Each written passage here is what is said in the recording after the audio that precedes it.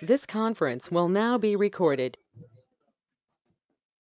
Okay, so we're here for the Thursday, June 15th, regular session of the Common Council for the City of Port Orford. Thank you all for coming. I think we know why you're here. We'll do a quick roll call.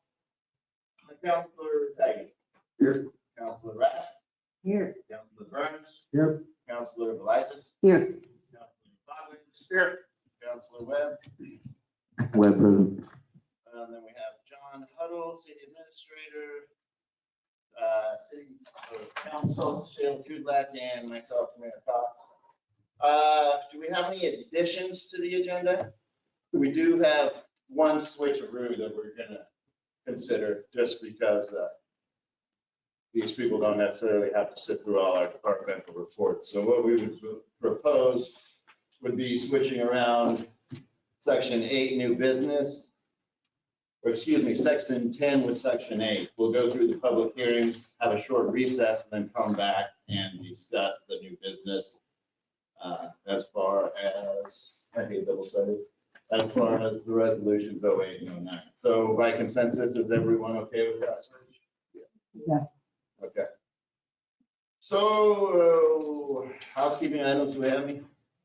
Not from admin. Okay, I don't see it on here, but we have to all rise for the pledge of allegiance. Pledge of allegiance to the flag of the United States, to the republic which stands one nation, indivisible. Thank you. That's nice when there's a bunch of people. No presentation today. All right, so we have a huge consent calendar, 2 sets of minutes, and a bunch of OLCC renewals. I move to approve the item A, or are we going to do the whole consent calendar? Yeah. You think that's going to work? Second. Okay. Any discussion on that, or did anybody see anything we need to pull out of there, problems with the minutes? I looked over all the OLCC applications, and they look pretty Same. standard. Yeah, I would ask that you don't bring any more minutes to us until we get our January minutes. Well, staff can. We Follow need up to on get that. that done. I think there's even some maybe earlier. Well, I was there for that one, so I don't know, it's these are nice. Just need to definitely do. But we can't do anything about that right now, so. No, I just No, mentioned, I'm not I'm saying. gonna do it every single time until it comes to. All right, so hearing no discussion on that, I will call for the vote. Councilor Velisis. Yes. Councilor Bass. Yes. Councilor Burns. Yes. Councilor Patty. Yes. Councilor Webb. Web, yes. And Councilor Fox. Tim, yes.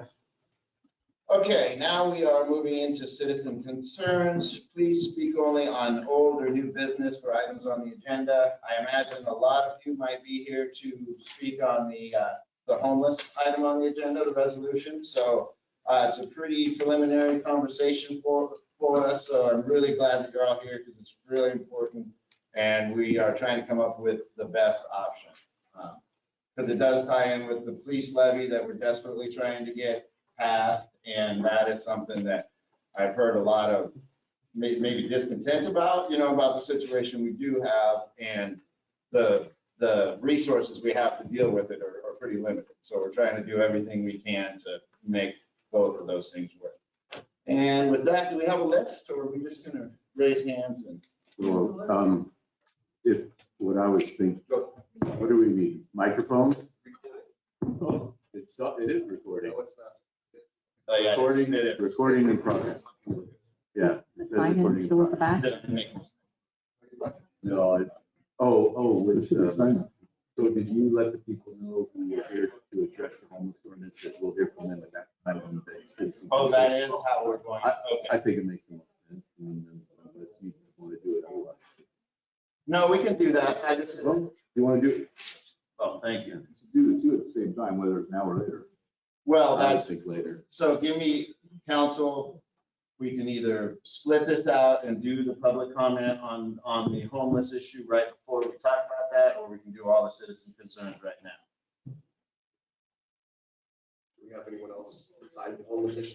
comment? Is there anyone that has comments on the agenda outside of the resolution 2023-09, the reasonable regulation on camping? Is there any other comments? Mr. Thompson, come on up. Subject.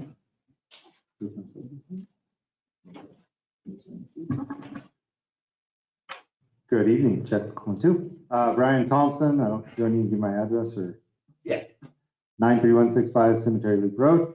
And I actually want to give a happy report. I know I've come frustrated in regard to Parks Commission and just want to give a solid attaboy to our new city administrator, John Huddle, and just the new energy that is in Parks, and very excited for the direction that we're going. So thank you all.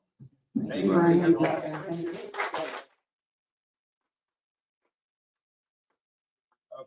so council, do we want to hold off until we get through and have public comment right before we tackle this issue? I would defer to the public, ask the public. I mean, we're here to serve. If we do it now, then people could leave if they wanted to. If people want to stay, then there might be a little bit of time to get through some of the stuff we have to talk about first. That sounds like a Okay. motion to. And I don't know if it'd be appropriate if everybody knew that the program wasn't a consideration, so that's their. Well, maybe, it's, what I'm hearing, Mr. Mayor, is there was a motion to amend the agenda to take item number 8A now, roughly? Yeah, Yeah. yeah, okay, so, To do it. Now he's asking, should we do it now or should we do it later? And if we, or break it up, I just think that you should have comment right before that.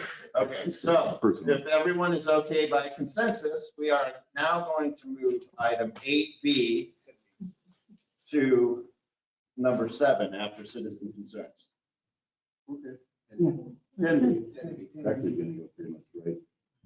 Yeah. Yeah. Right there. Right. Yeah, right now. Oh, you guys are right, 10 feet. It's at 8. Okay, then. Now, sorry about the delay there. We will take public comment on this issue, and the list starts with Sarah Lovendahl. Mr. Mayor, could I give a brief staff report? Sure, on yeah, the item? actually, absolutely. Good Thank you. idea. Thank you. So for everybody, I'm John Huddle. I'm the city administrator, and I'm the person who, can you hear me okay? So I'm John Huddle. I'm the city administrator. You're welcome. Dr. Howell gave me the old hand to the ear there. So John Huddle, I'm the city administrator, and I wrote the draft ordinance after reading the League of Oregon Cities literature and looking at some other cities. With the homeless issue, the way it's kind of shaken down is that the court cases say that if you don't have a place for them to go, you can't really regulate them anywhere else. So I don't know Port Orford as well as everybody else, so I asked somebody else. I said, what might be a good place? And somebody suggested the 12th Street boat ramp. So I put that in there. And then on my way out to the 12th Street boat ramp, I met the two folks back there. I forget their names. And I said, yeah, come on down to the city council. And then some of you all were very helpful and notified the Oregon State Parks, who also came and let me know by email that the state parks would not allow the city to have that be a place for overnight camping and whatnot. So the bottom line from a city staff point of view, so then some of you may have seen this. This is from the county's GIS, and it's a map, and all the little red lines are all the lots that the city owns in Port Orford. And so I did kind of a survey of all the city lots in Port Orford that are possible. And I don't know if you have this, but there were kind of 4 locations. And again, this is only from staff, and we're going to hear from all you all. But we came up with about 4 locations that might possibly work, and for different various reasons. But one of them was a few of the city lots that are up on Deedy Street. Another is the kind of, I don't want to call it an existing location because it's not an official location, but it would be some city property north of Rays. And then another one would be across from the old auto, or behind the old auto parts store, in some right of way and stuff. And then another possible one was, it's a place right here, and our public works department called it, it's the last page on the city council, but if anyone wants to see this, they called it the Pipe Yard, and it's across from the horse ranch on Buffington. But you know, again, these were just possibilities, and that's only from the staff time we've had to put this together, but those are kind of the 4 different options. But again, I don't know town as well as everybody else, so if anyone, and that's why we're having this meeting, so people can have their voices be heard. So if the council has any questions, I know everyone's hopefully had a chance to read the ordinance. The ordinance talks about reasonable time, place, and manner. So the time, and this is based out of the court cases. The court cases have said that if someone is homeless, you can't really arrest them if they're sleeping during sleeping hours. So some old cases out of California, the most recent was the Boise case, typically said from like 10 p.m. at night to 8 a.m. in the morning, you can't really, you know, arrest a homeless person just for sleeping. And then a Grants Pass case said that if you don't have a place for them to go, you can't tell them they can't be where they're at. In other words, if you're going to tell them they can't be there, they have to, they're going to say, well, where can I be? And if the answer is nowhere, then they can be there. So that's why we had to come up with a place, and that's where the time limitations come in. And then the manner, so time, place, and manner. And then so the manner idea was, you know, there's a concept called visual blight or something like that, where some things just, you know, aren't attractive to the eye. Some places regulate billboards. Oregon's got a billboard law, for instance. We don't have a lot of billboards on our highways because they like our views and stuff. So the idea of the idea of the manner then was that that the campers, the people sleeping, would then have to break camp in the morning, pick up their stuff, and they also couldn't store their stuff on city property. So that was kind of the manner we were going for. So those were it wasn't a really super complicated ordinance, and the concepts we were doing weren't super complicated, but you know, we're a city of limited resources, and so that's what we came up with. So really, if you want to talk about it, I think talking about the time we would regulate it and the place and the manner is appropriate for a conversation. And that's all I had, Mr. Mayor, unless the council had questions of me before we take public comment. Oh, but by the way, of the 4 options, so the 12th Street boat ramp is at least from a staff's point of view, I would draw that recommendation. And so unless the council really felt strongly they wanted to talk about that tonight, I have a feeling that the suggestion from staff, if it's my doing, I would draw that recommendation. I would recommend the council look at the other 4 options that I've presented to them, since getting feedback and trying to be responsive. Is the Northwood Rays where the current little encampment is that a right of way that's there? It's both, I believe. If I'm reading the photographs right, I believe it is both a lot and some right of way. And the lot. So the right of way is this strip, and then there's that lot that looks like Oklahoma backwards, maybe, or Nebraska. Yep. But anyway, that I believe is actually a lot, and that lot has a wetlands walkway, and it's a lot of wetlands, and it's part of our park. But the other part, I believe, is a right of way. But lot 3100 is an actual residence. Yeah, there's a residence. Well, yeah, that says 3100. It's not the clearest, but yeah, there is a home there as well. And I don't know if those people are here or not, but it's just a right of way that they're currently in. It's not. Well, I don't really have a handle on exactly who is where around there, right. but I bet we'll learn. I hope we learn. Again, I don't know. But that's all I have, Mr. Mayor and Council, and Okay. Folks out there. And council, we will have time for questions, obviously, all right after that. So we will move on to the public comment here. Sarah Levendahl.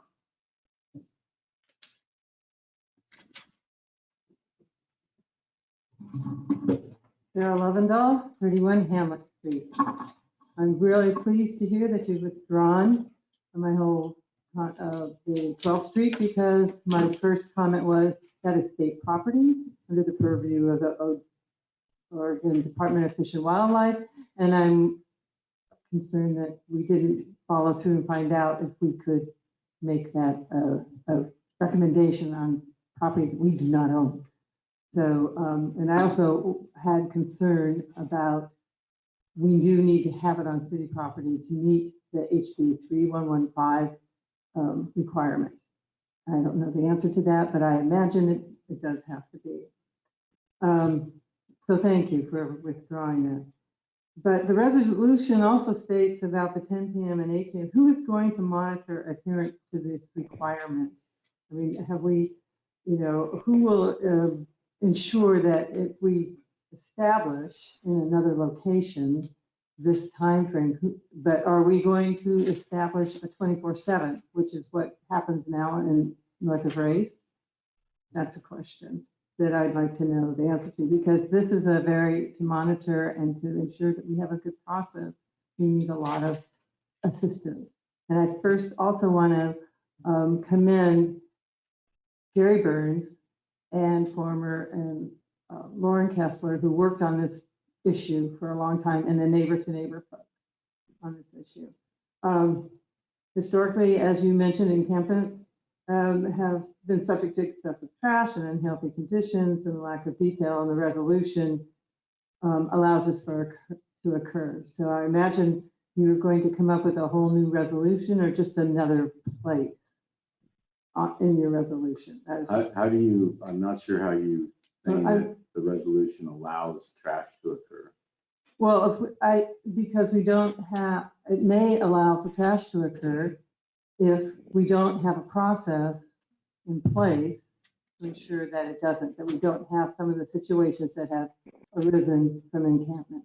But I'm just making my comments. Thank you. I'm trying to answer.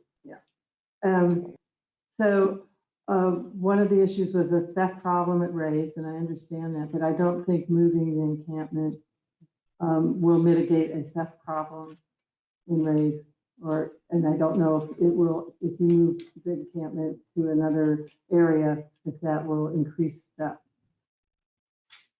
And also, I want to support the keeping it in where they're at, or until you find something better, because moving individuals and from a tent area and making them take their tent, moving them a mile away and making them put down their shelter, go into town for a mile for services, coming back at night at 10 o'clock at night, set up in an area, is not a humane alternative, I think, to what we're trying to resolve. This is a complex problem, and I know we have some citizens here that have been working on it. And I will thank you, and thank you again for your time and your commitment. Counselors, you have a tough job, and I just want to, get you, believe me. So I just hope that we will have some serious thought into our new, resolution on what we're going to do with this really serious problem. Thank you. Thank you. Lauren Kessler.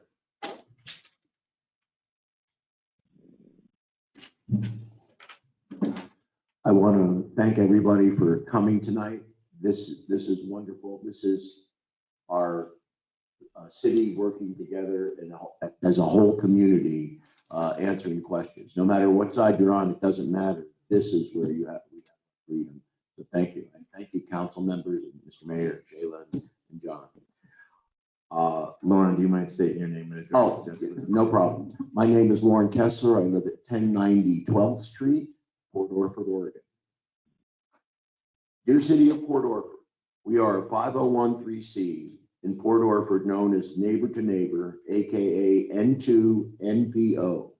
Our mission is the mission of Neighbor to Neighbor Port Orford N2 NPO is to support affordable housing, transitional housing, and other options to assist those experiencing homelessness and those threatened with homelessness in the Port Orford area.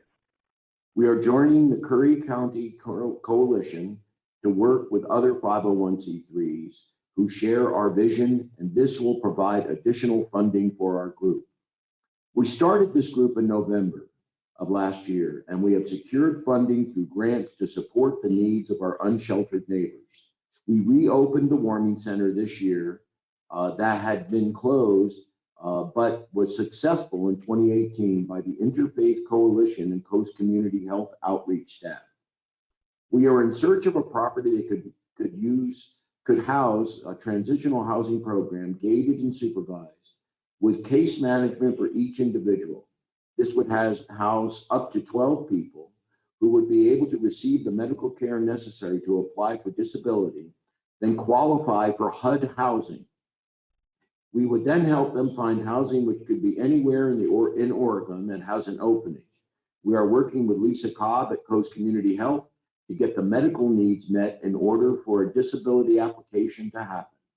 We will also connect the individual with a facility for substance misuse treatment.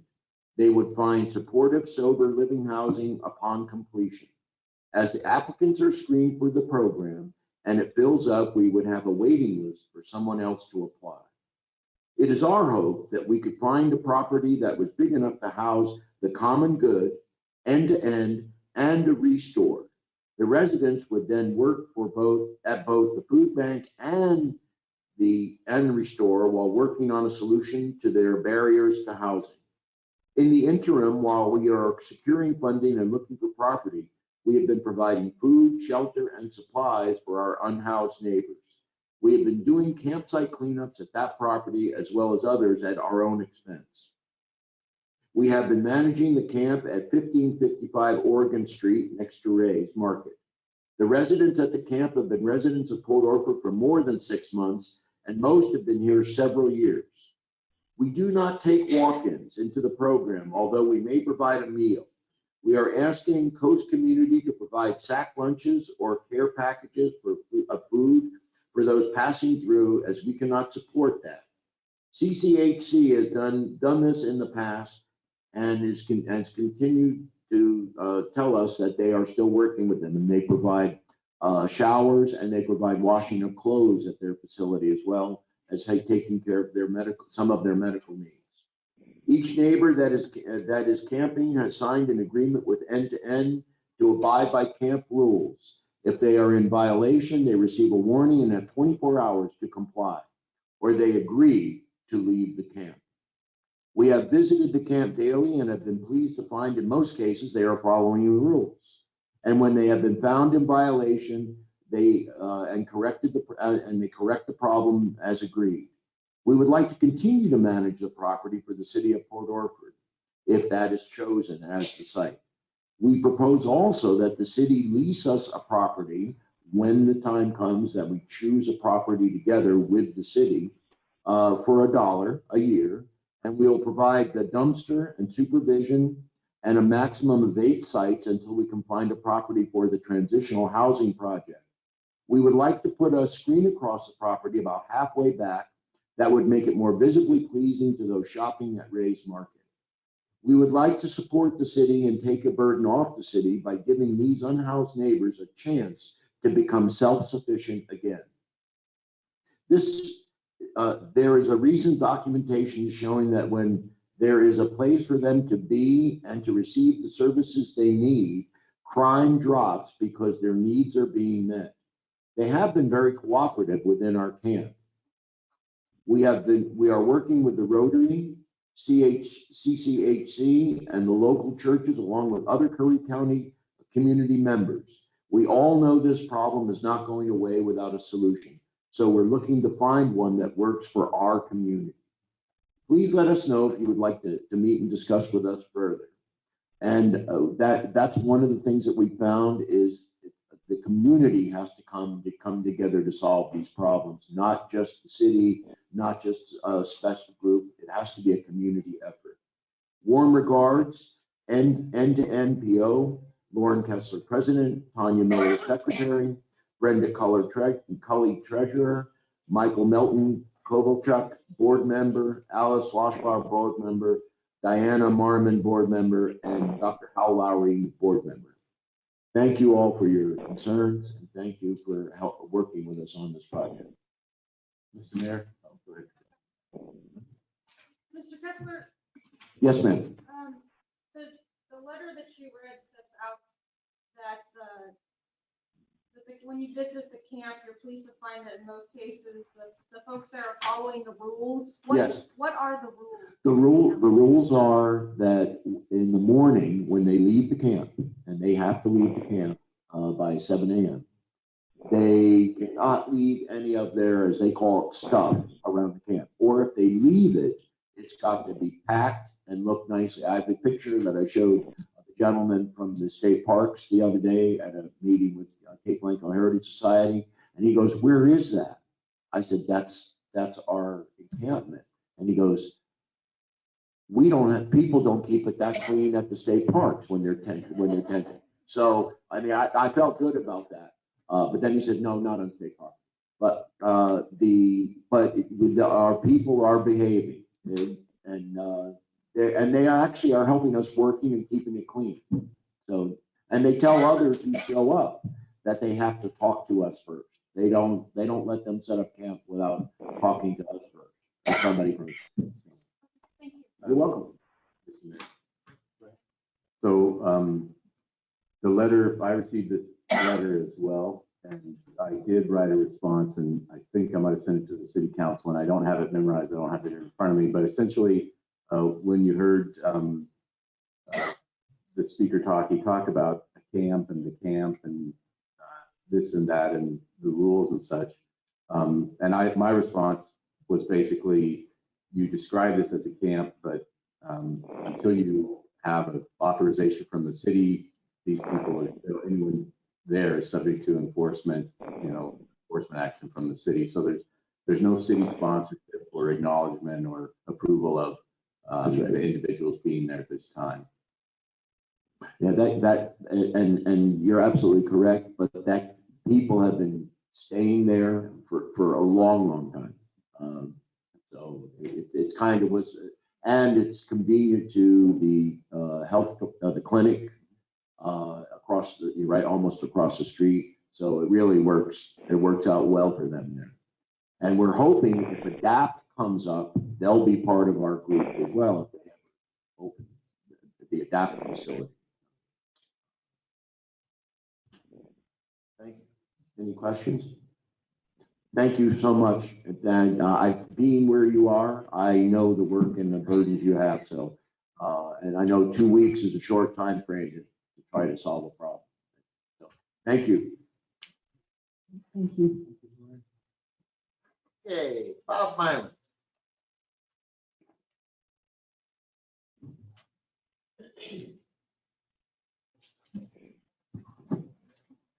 Good afternoon. Bob Mylan, 92584 Silver Butte. I still have a business association with companies that have businesses in Portland and Seattle both. I've seen what the homeless do in those locations. It's just in Portland along I think it's the Maritime Avenue. There's almost a mile of these blue tent structures that these people have moved into, and then they expand them, they make them full-time living quarters. Nobody wants to go down there. There are burned out cars. It's just not a nice thing. There's a lot of well-intentioned, Portland's poured a lot of money into a lot of well-intentioned things. None of them seem to be working. If you establish a place that has got a time frame so that they have a place to sleep at night, that's fine, but you really need to make sure that they fold their stuff up and leave the next morning, because otherwise it's slowly going to turn to a permanent camp, and you're going to have to deal with that. I was kind of perusing this from the end-to-end thing here, and I'll tell you that they're talking about wanting to do transitional housing, case management for each individual house, 12 people. You're talking about a magnet that's going to pull more and more mentally unstable people with addiction problems, drug issues. It's just a magnet that's going to pull more and more people into the community and make this a not very nice place to live. Question? Thank you. Thank you.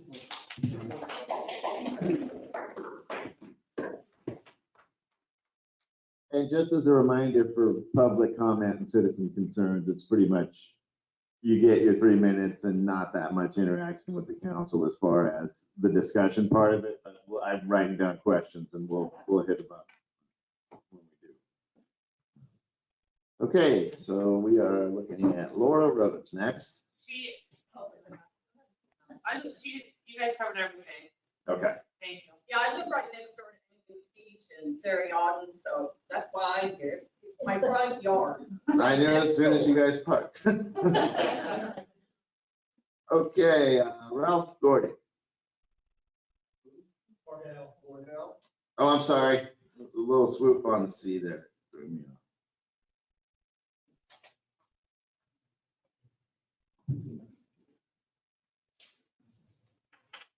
I'm Ralph Cordell, wife Ann.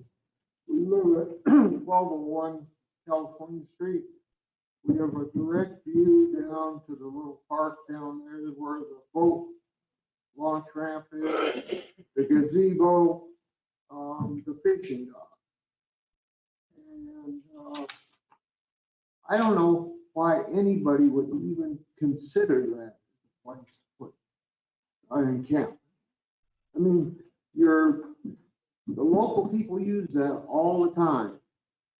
I started, when I found out on June 9th from Laura that this was happening, I started writing down when I view it, because I'm the only one in this room who has a view of that dock area. Our second floor is, we can see down there. And kids swim there every day, some early in the morning, some late at night. There's a lot of activity goes down there, and Buffington Park's another place you can't put something like this. These are for the residents here who pay the taxes here. And you've got to find someplace else, or I still don't understand, why do you have a problem here? Does Gold Beach have a problem? No. Do they? As bad as ours? Worse, really? How about everything is? And just as a reminder, sir, that the boat ramp area is off the table. Right, I understand that now. Yes, I understand that. But even Buffington Park area the kids use that, and these are kids whose parents live here and they have nowhere else to go in the summertime, really. So it's something to consider. That's all I have to say. Thank you. Thank you. Thank you. Holly White. John, you got the letter. You got the letter. Thank you. Oh, thank you.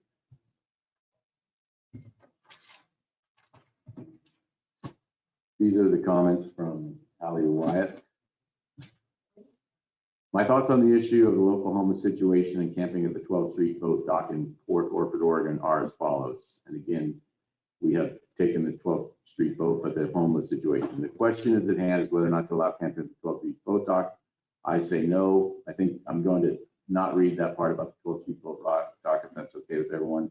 She does have thoughts on other places for camping. I thought the Elk River Campground is a place where surfers park near Fur Road, Hubbard Creek, the large grassy area on Arizona Road near the dump.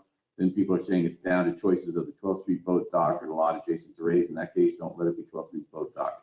If it has to be the lot near Ray's, and put up a fence that's not see-through, but also withstands local winds, it surrounds the entire lot and has a gate. That way, whoever wishes to camp in there can come and go. Whatever rules and regulations you want to put on that as a designated camping area are up to you.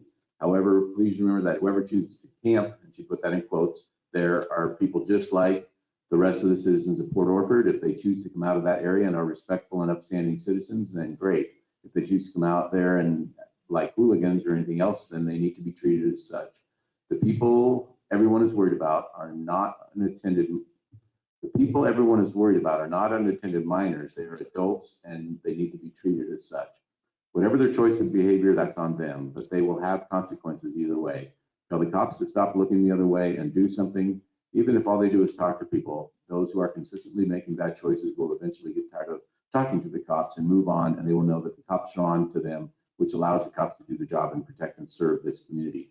My overall suggestion is that because the word camping is so vague and we don't know who may or may not want to camp at whatever location you decide, follow the registered sex offender guidelines as to where and where they are not allowed to live. That way, both now and in the future, whoever decides to camp at a location will be in a safe location for both the camper and the surrounding area.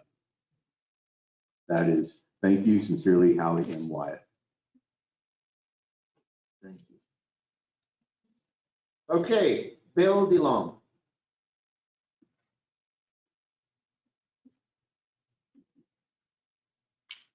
Hi, thank you for giving me this opportunity. It's the first time I've ever spoken in front of city council before.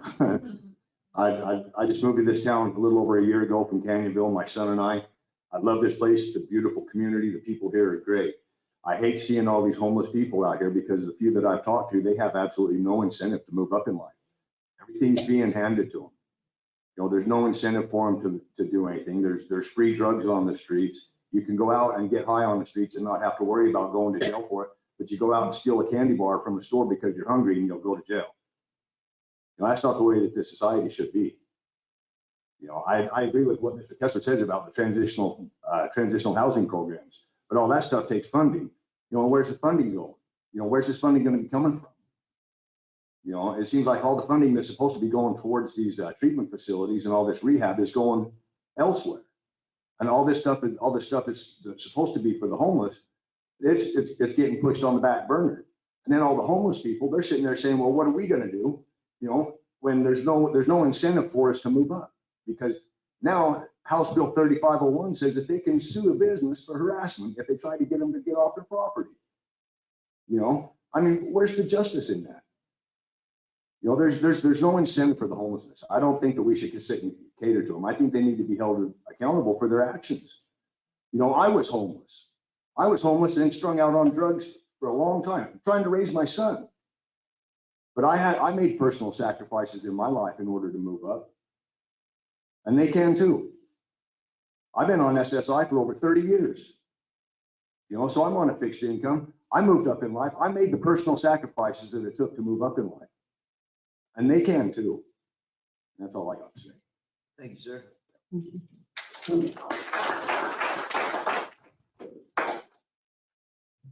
Well, that concludes the list. Is there anyone that didn't have a chance to put their name on the list that would like to, Mr. Sparks? Been a long time since I've been in these. I was just thinking that it's been a while since I've seen you in Denver. Tim Sparks, 1 Hamlet Place, Port Orford. I have been a resident of this town for 65 years. I sat in that position for 9.5 years. Volunteered with the ambulance for 35 years. What else have I done? Just gone on the cemetery board. Yeah, thank you. I guess my biggest problem is I have lived in my house for 46 years. And you're talking about putting this right on my doorstep. I'd hoped, you know, maybe to retire in peace. But, and this property is also just across the street from Buckingham Park. So I would just suggest that you don't put anything close to a residential area. So that's all I've got to say. Thank you. I used to sneak through your backyard to get to the park for my place.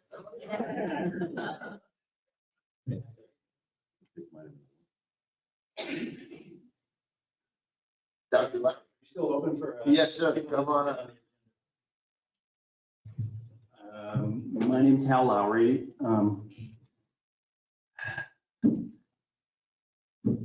Homelessness has gone back since the beginning of time. It's mentioned in the Bible. It's nothing new. It's international, certainly national. It's not just our problem, as we all know.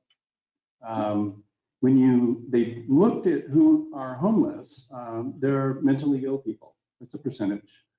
There are people who are just evicted more and more lately because of a housing shortage beyond our control. There are people who are strung out on drugs. There are criminals. There are people who just hobos that just would rather not be, would rather be free. We need to, we're here, I think most of us are here, some of us are here to try to come to some kind of a solution. Not to tell us what we can't do, but maybe to try to figure out what we can do to help with this problem. Everybody in this state says, not in my backyard, then we haven't solved the problem, have we? If every little town says, okay, we're going to take care of the folks here, I don't believe, and I think there's some data behind this, that it's going to attract people from Seattle, from Portland, even from Gold Beach. If every town does their job and tries to take care of these people, they're human beings. Most of them don't want to be homeless. Some of them do. It's a motley crew. But I think we need to come to a solution. And I think if we say, not in my backyard, I don't want it near me, they need to be way out in Timbuktu so we don't see them, that's wrong. And the problem is not going to go away, as you know, and it's no one's fault here. It's a lot of it's due to factors beyond our control. Dear President John F. Kennedy started the whole ball of wax when he voted to close state hospitals back in the 60s. And then Reagan closed down more state hospitals, and they dumped out thousands of mental health patients who were in these state hospitals, and with the concept that they would fund neighborhood treatment centers, which never happened. Back on the funding, so a lot of these people, now granted, that was a long time ago, they're not are homeless now, but we do not have good mental health services in this country. We have no place to put people with mental health problems. We don't have much in the way of services or for addiction. So I just want to say it's not their fault, and we need to take care of, be our brother's keepers to some degree. By the way, in terms of funding, correct me if I'm wrong, there has been just this past year millions of dollars of funding for this purpose, for this state, and I had heard that some towns have already applied for these grants, and Medford got $8 million, and we're due for at least 50,000, which would be a start. So there is money available earmarked by our state government for this. So anyway, that's my 2 cents. Thank you.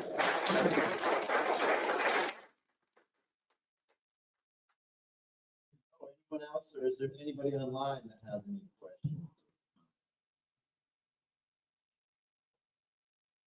John, were you gonna read Gail's letter in the record? I can. If you hand it to me, I can. Oh. I sent it to you. Yep, no, yep, I remember that. You could probably miss the whole first paragraph about the 12-3 program. Okay, and I suppose, Joseph, would someone online who did want to address us know how would we know if they wanted to? Yeah, they don't mute themselves and speak up. Okay, very good. Thank you. So this is a letter that was also received that was requested to be read in the record by Gail Wilcox. And she strongly objects to using any part of the 12th Street boat ramp. And then after that, it says, ask Public Works and Law Enforcement what city-owned property they would suggest as a site for an encampment. They will be the most impacted in terms of work, cleanup, and response policing. Those agencies and employees are already overworked and underpaid, so it is essential to keep their additional workload as safe and minimal as possible. and then ensure that the potential site will not impact any residential area of renters or owners, and quality of life of our residents is essential to all of us, as well as property value. It is our responsibility to maintain the quiet small town and safe way of life we all value for all residents. The city relies on tax income for financial support of our services. If properties and neighborhoods are devalued due to non-paying encampments, is a losing proposition for all of us. Thank you for your time. Respectfully, Gail Wilcox. Anyone else? Hey, Pat. 1 second, John. I got one person coming up and then I'll get you. Go ahead. Linda Hauk, and it's 230 Mather Drive is where I live. And I am so grateful that the boat ramp is off the table. And the next thing is I'm one to know about 4, grew up with 10 children, and know many people that I've helped out through our churches. And I'm a big promoter in our church. I live in Minnesota also back and forth. This is my residence. And I really don't like the idea of us having our backyards a camp yard. I mean, I don't think that's what we need. What we really need is what many of the people here said. We need mental health help. We also need jobs. These people are traveling on 101. What jobs we have here are fishermen and food. We have 8 restaurants here at least in town. Yeah. So if you're in the food business or fishermen, so maybe we could get them jobs or send them to cities that do have jobs. And I'm all for helping them. I'm just really wondering about other land. I can't wait to hear more about that. If there are other lands, I was pretty interested in your map that you had. I thought that was pretty good. But just wanted to thank you that the boat ramp is off the block. Thank you very much. And hope our community stays wonderful. And when all you guys are talking about Gold Beach and the other areas, I hope we don't get that far, okay? Let's keep it where it is and get it under control, and hopefully we find some land that can help the people. Thank you. Go ahead, John. Okay, as a citizen, John Isdor, Port Orford Loop Road. I'd have to agree with the boat ramp, obviously, but I think that my inclination of watching it for the last year, that the Rays area is working. It's accessible by PD and visible for problems that may occur. I think maybe privacy fencing the area to protect the resident and the business owner there would be appropriate, maybe through a grant, through neighbor to neighbor or something. As speaking from public works side, I would make sure that we understand that there will be a cost at some point, because even if they're made to leave, they're still going to leave trash behind and whatever may be left, needles, so on and so on. We see it at 12th Street Boat Ramp now. We've had a lot of graffiti and damage done to the bathrooms lately, and now the gazebo's got the skylight all bashed in. So I don't think it's the homeless that's causing that issue. I think that's a different group of kids that are running wild. But I think my input would be leave it as it is until we find a better location. Me and Mr. Huddle looked at the city map and all the properties, and there's really not one that has like a perfect location. What we do own is clustered in residential neighborhoods and around treatment facilities or Buffington. So that's my 2 cents. Thank you. Anyone else online or in the room?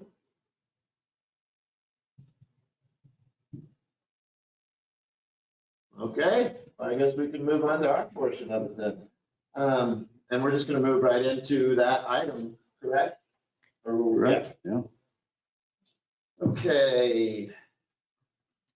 council, let's pull out our resolution.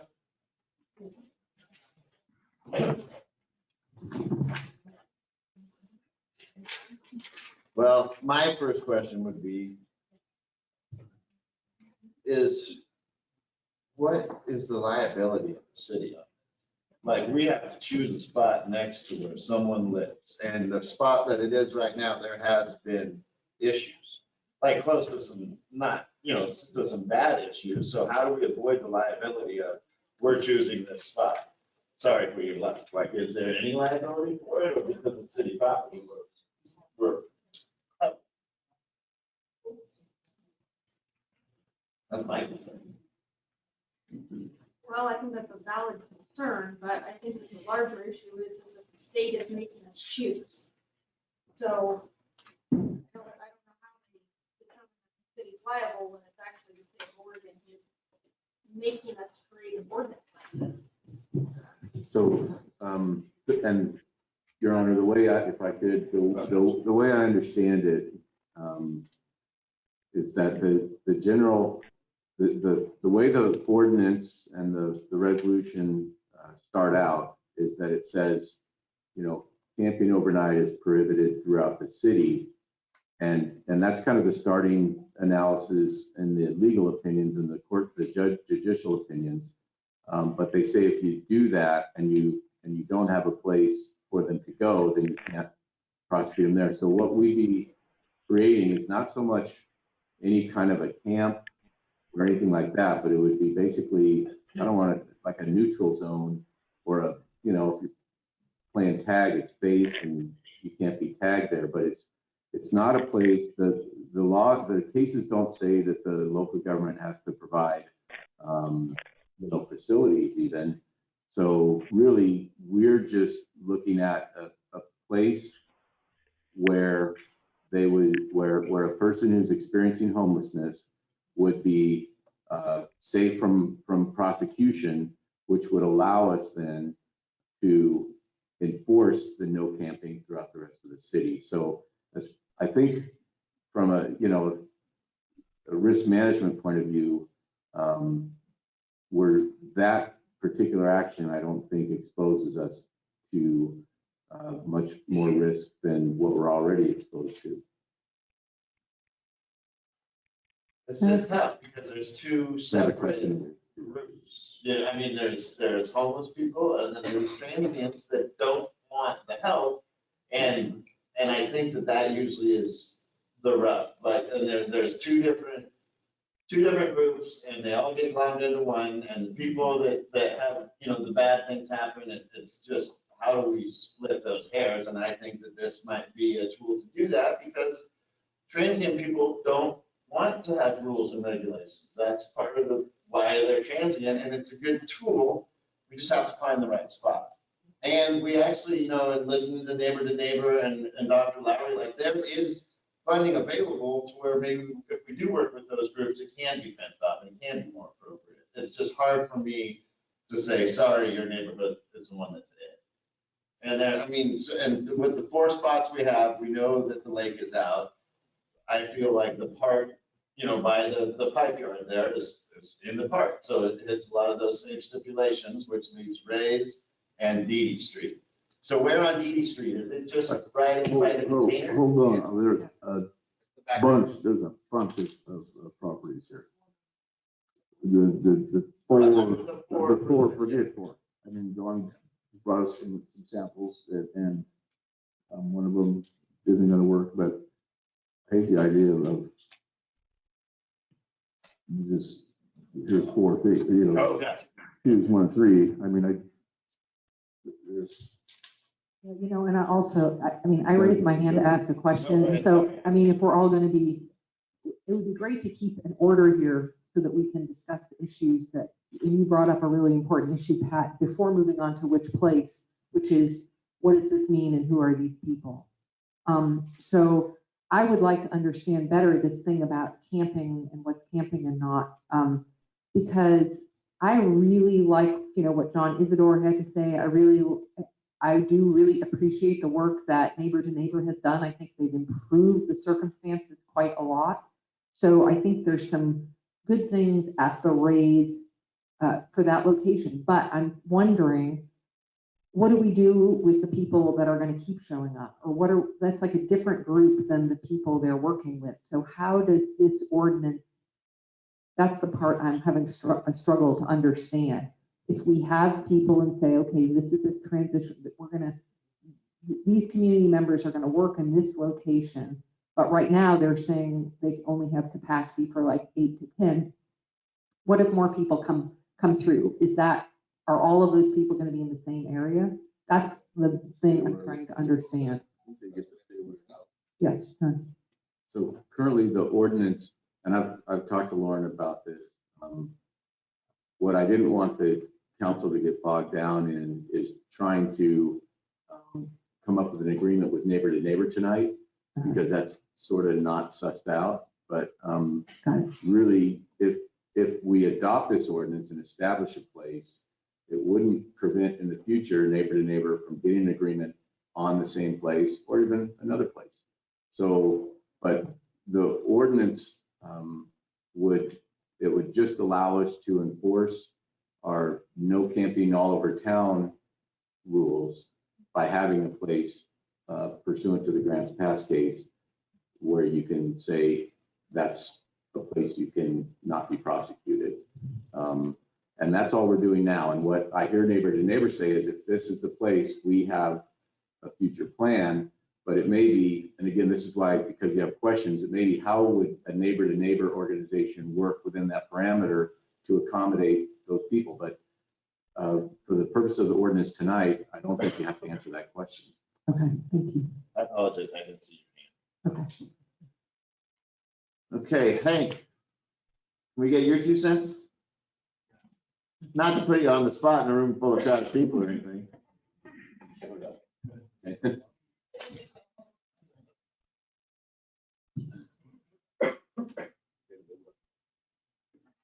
I recall kind of giving my 2 cents some months ago in a council meeting, and it hasn't changed.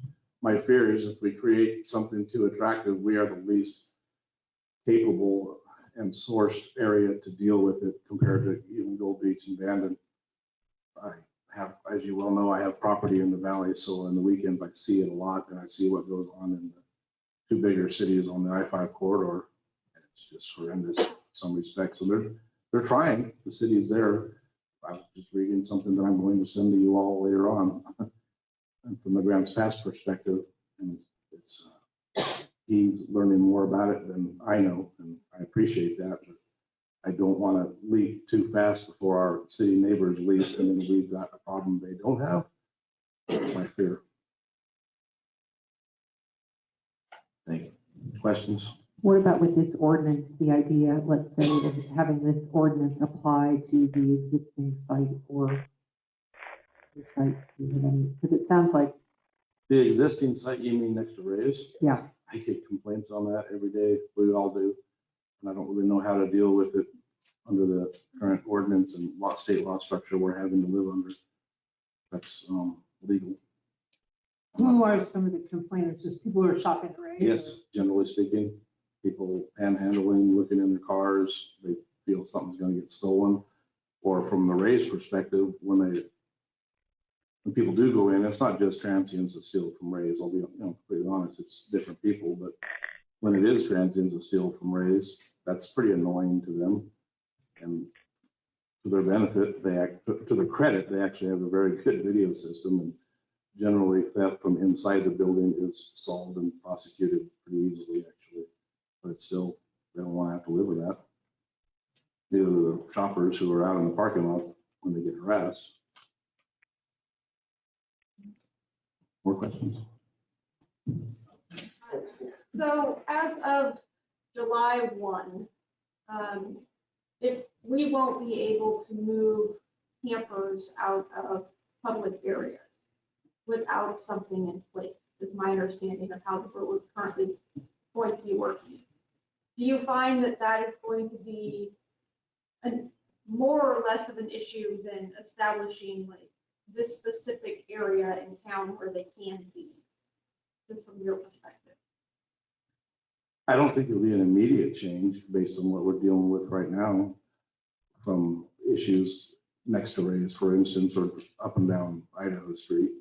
But I believe it's going to come to a head. It's gonna, if we make the wrong move and attract more issues, I think it'll be more of a problem in the future. Do you currently remove folks from? I think I'm the only one that's actually cited someone when we tried to deal with this about 7, 8 months ago. I won't mention his name, but I did warn him. I warned him another day, and then I cited him on a third day. And I don't know the outcome. It was through our court on one of our ordinance citations, based on the precedent that was being set from Boise Grants past decisions. I'm trying to remember off the top of my head, like 7:30 in the morning to 6 in the evening or something like that. I don't remember the exact times, but he was there the third time when I cited him. And he's not there now, but plenty of others are. So, I don't know if that answers your question or not. Do you feel that things have gotten better since there's been intervention with community groups to trying to lessen those problems in the past 6 From what I months? see in the city of Grants Pastians, I'm there on weekends often in that area. They built Foundry Village, and I think it's full now. And then what they had to do in the big city park, which is Riverside Park, is completely shut it down so they could thoroughly clean it, and then hold boat neck festivities there in the park. I meant in our area. And that translates to us if we make the wrong decision by having people in a park that's accessible by the general taxpaying public. You're going to have the issues that we have at Ray's wherever we set it up. Tell me again, what was the premise of your question again? Well, we've had this informal situation at Ray's. It has been problematic, but since it seems like from what we've heard from community members over the past 5 months, there's been community volunteers going and doing intervention and trying to help people and trying to keep things, they've stepped into the gap. And I'm asking, do you perceive that that has helped the situation compared to what it was, let's say, last I haven't summer? given any thought to actual caseload coming out of Ray's there, but I did just listen to what the community member were saying about that. That's really good. I couldn't sit here and give you stats on it right now on whether things have gone down. Our caseload is crazy in other perspectives, and I just hit the high spots some days. That's what we do. Yeah. Okay. Do we know how the people, the property owners next to the existing Ray's property feel about this? They came and helped clean up the last time we did a cleanup, and we cut down a bunch of vegetation. Are they okay with it remaining there, at least in the interim? They have gone along with it, and I don't know that we've had any complaints. We've had one complaint on the placement of the rent-a-can, attracting people to that area. One formal written complaint to the city of Port Orford. I've heard some complaints, but I know it's more of the neighborhood than the direct neighbors. And you never know, but like, for instance, yesterday I heard that someone followed a lady home and wanted to live, said, I'm gonna live with you now.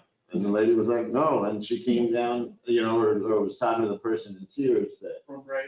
Yeah, from there. And it might not be, it could have just been passed someone by, but that's where we have to split the hair. Because we have those stories of people that need help, and nobody here, I believe, doesn't want to help the people that want the help. It's just that. I have personally had 3 complaints from women that have contacted me that are credible, that say they're scared to shop at Ray's.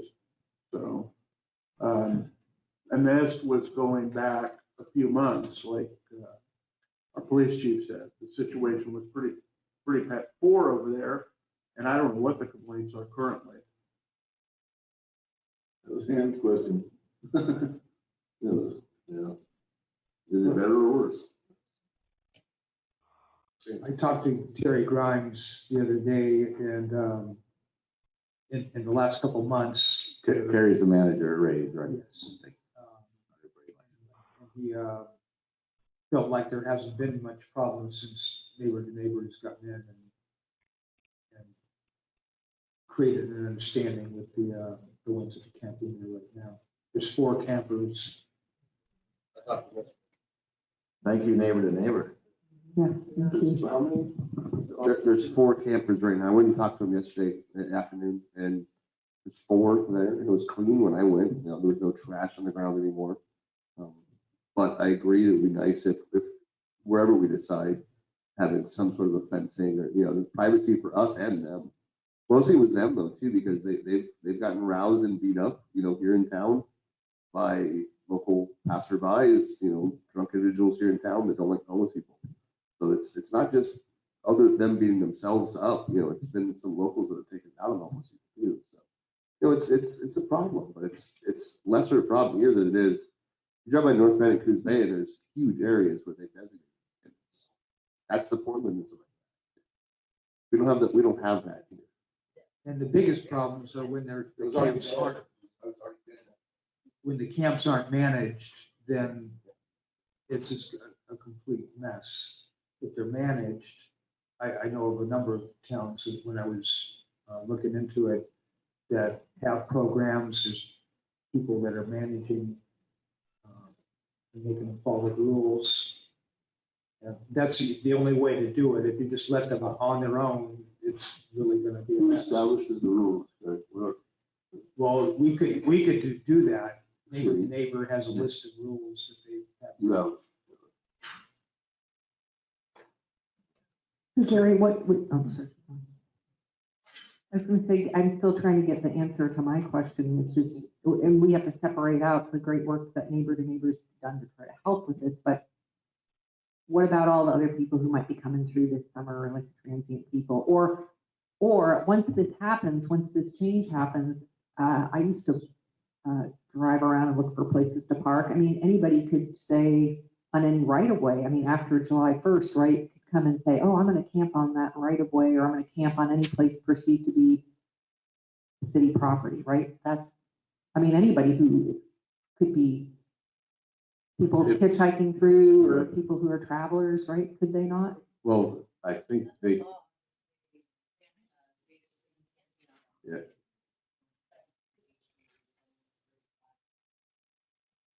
I didn't quite understand. You'd have to come up to the microphone.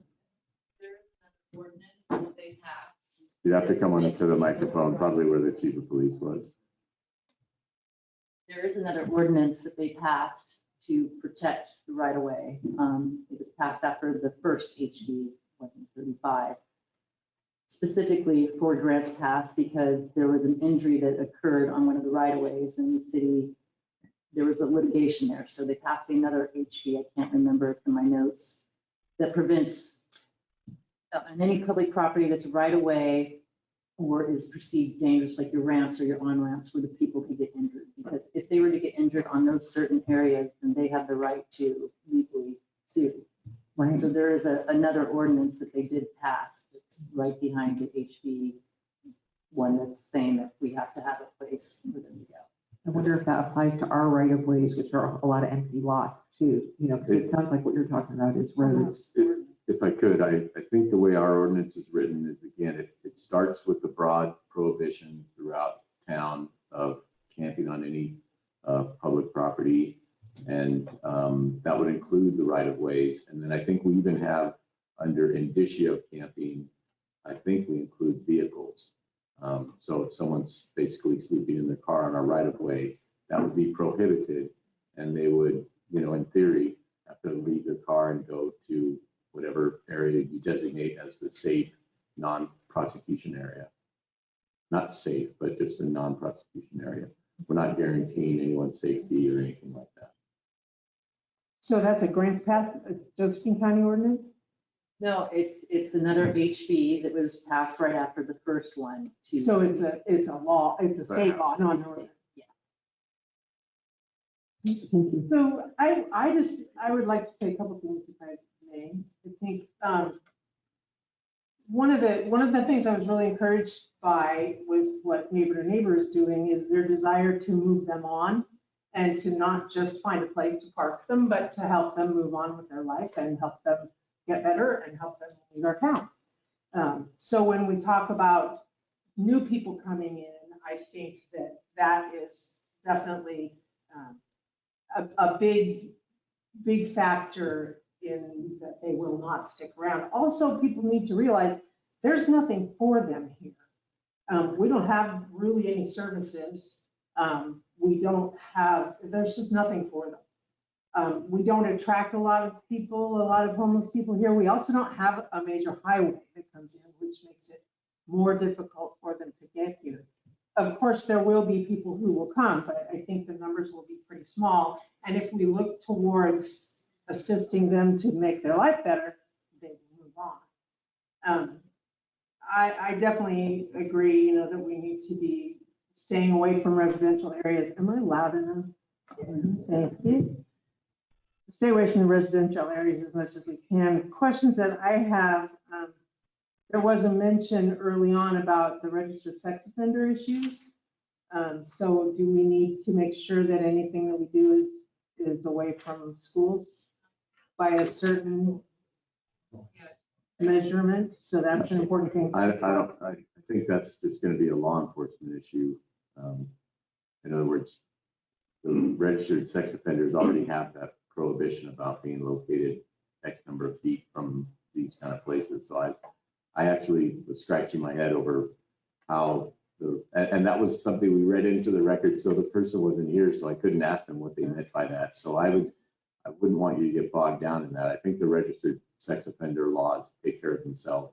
I'd be concerned about liability though if something happened if a registered sex offender was camping in a city place that we approved and they did something and I don't know, would there be any liabilities there? There's a loophole in the sex offender.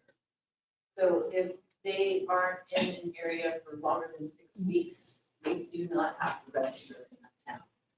There's actually a sex offender that some of you already know drives the van with the wood paneling, who purposely doesn't stay in this town longer than 6 weeks, so he doesn't have to register with the town. Well, they're registered with the state. I've really got to say the sex offender registry is kind of an apples and oranges thing here. I don't want you to get sidetracked by that. Okay. So my last comment is, what about bathrooms? the law does not require us to provide any service. But the neighbor group would put a porta potty. And if it was raised. Sorry. But this is kind of like the conditional use permit. We are deciding if. It's not. Well, I just need. Sorry. Okay, so let me think of a different example here. This is one of those situations where we're talking about, if we want to enable this area or not, and then it's a different conversation, about what kind of facilities are going to be there. So that's all I was saying is just to kind of reel us back to, because it's hard not to get into these details because it is a part of the conversation, but we're on this resolution and we need to take a location. Well, I mean, I'm just trying to steer us back in because there's so many facets to this. I'm surprised there's not some sort of a cap or an equation for, you have 1,000 people, so you need to provide for 10 people. Or, or something that's proportionate, but I don't think that that's the case. Can we do that now? If you set up for 10 people and 11 comes, 11 camps wherever you want. Yeah, right. So you run into the There's same. really no.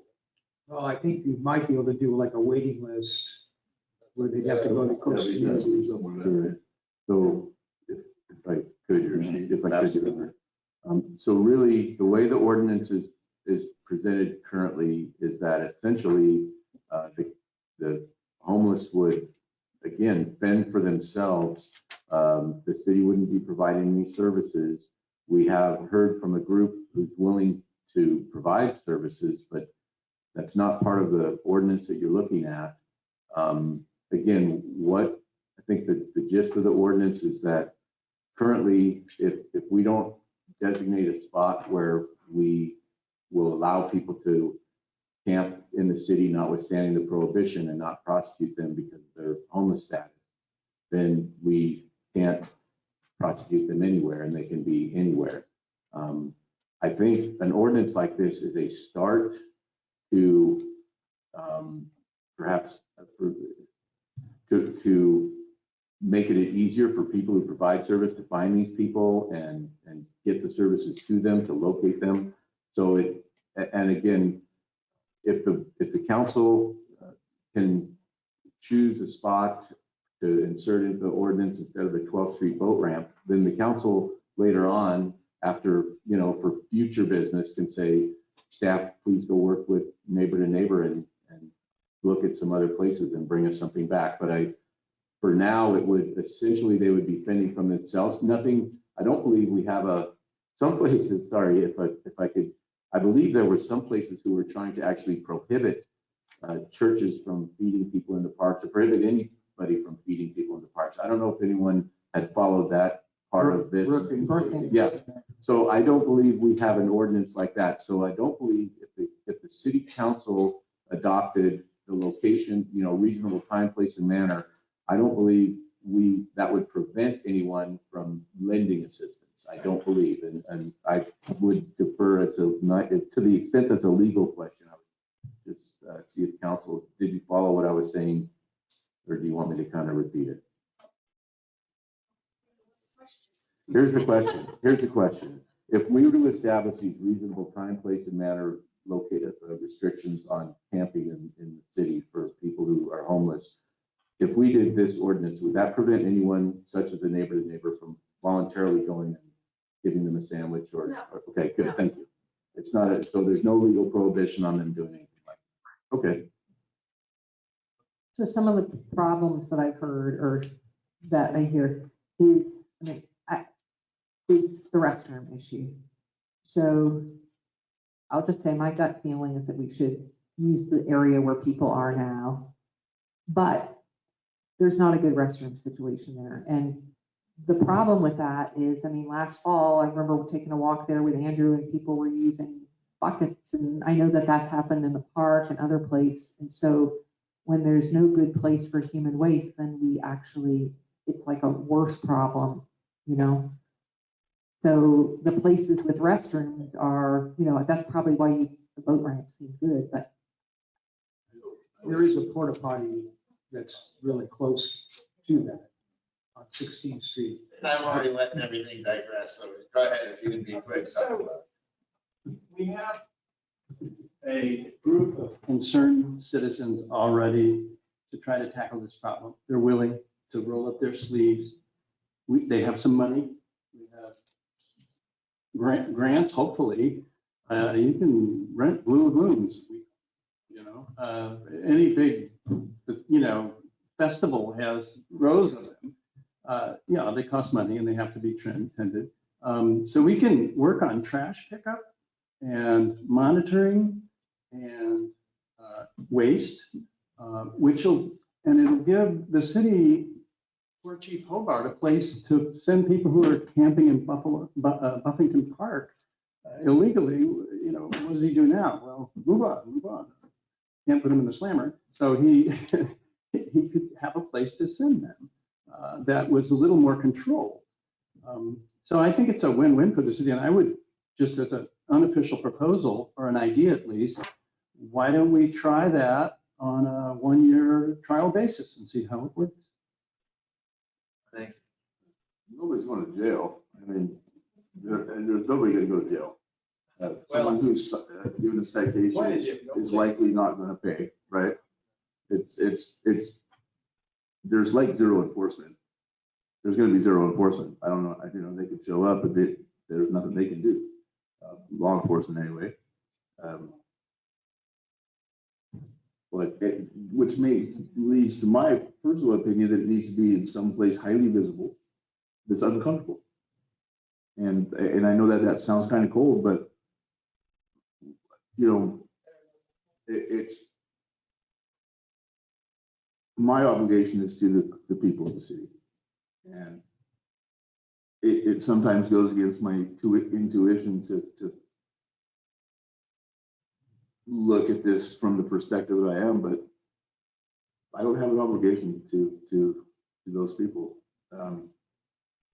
I know that the state law has mandated what is mandated, but a comfortable, cool, chill place, I don't think that helps, especially given the lack of enforcement. It's going to occur. There's 35 beds and 34 are full. There's no one's going to jail. So I think that needs to be definitely part of this discussion, that there will be no enforcement.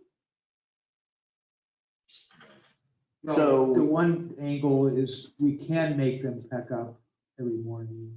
If we create a place like next to Ray's, there's a fence between the camp and the street. They can't hang out outside of that fence in the bottle recycling area. Where will they hang out? Who's gonna enforce that? Well, they hang out where they hang out. We can't stop them from hanging out. Just a question though, you're saying they have to pack up all their goods and leave, who's gonna enforce that part of it? That would be something they would have to do if they weren't abiding by the rules that were set forth. So the police department would then have to make them pack up. And as Hobart was saying, he has a hard enough time right now keeping track of that, so this just seems like it's adding to his list. So if we don't have the camp, then they have to go around all over the town trying to find these people and make them pack up. I don't think the camp's a bad idea.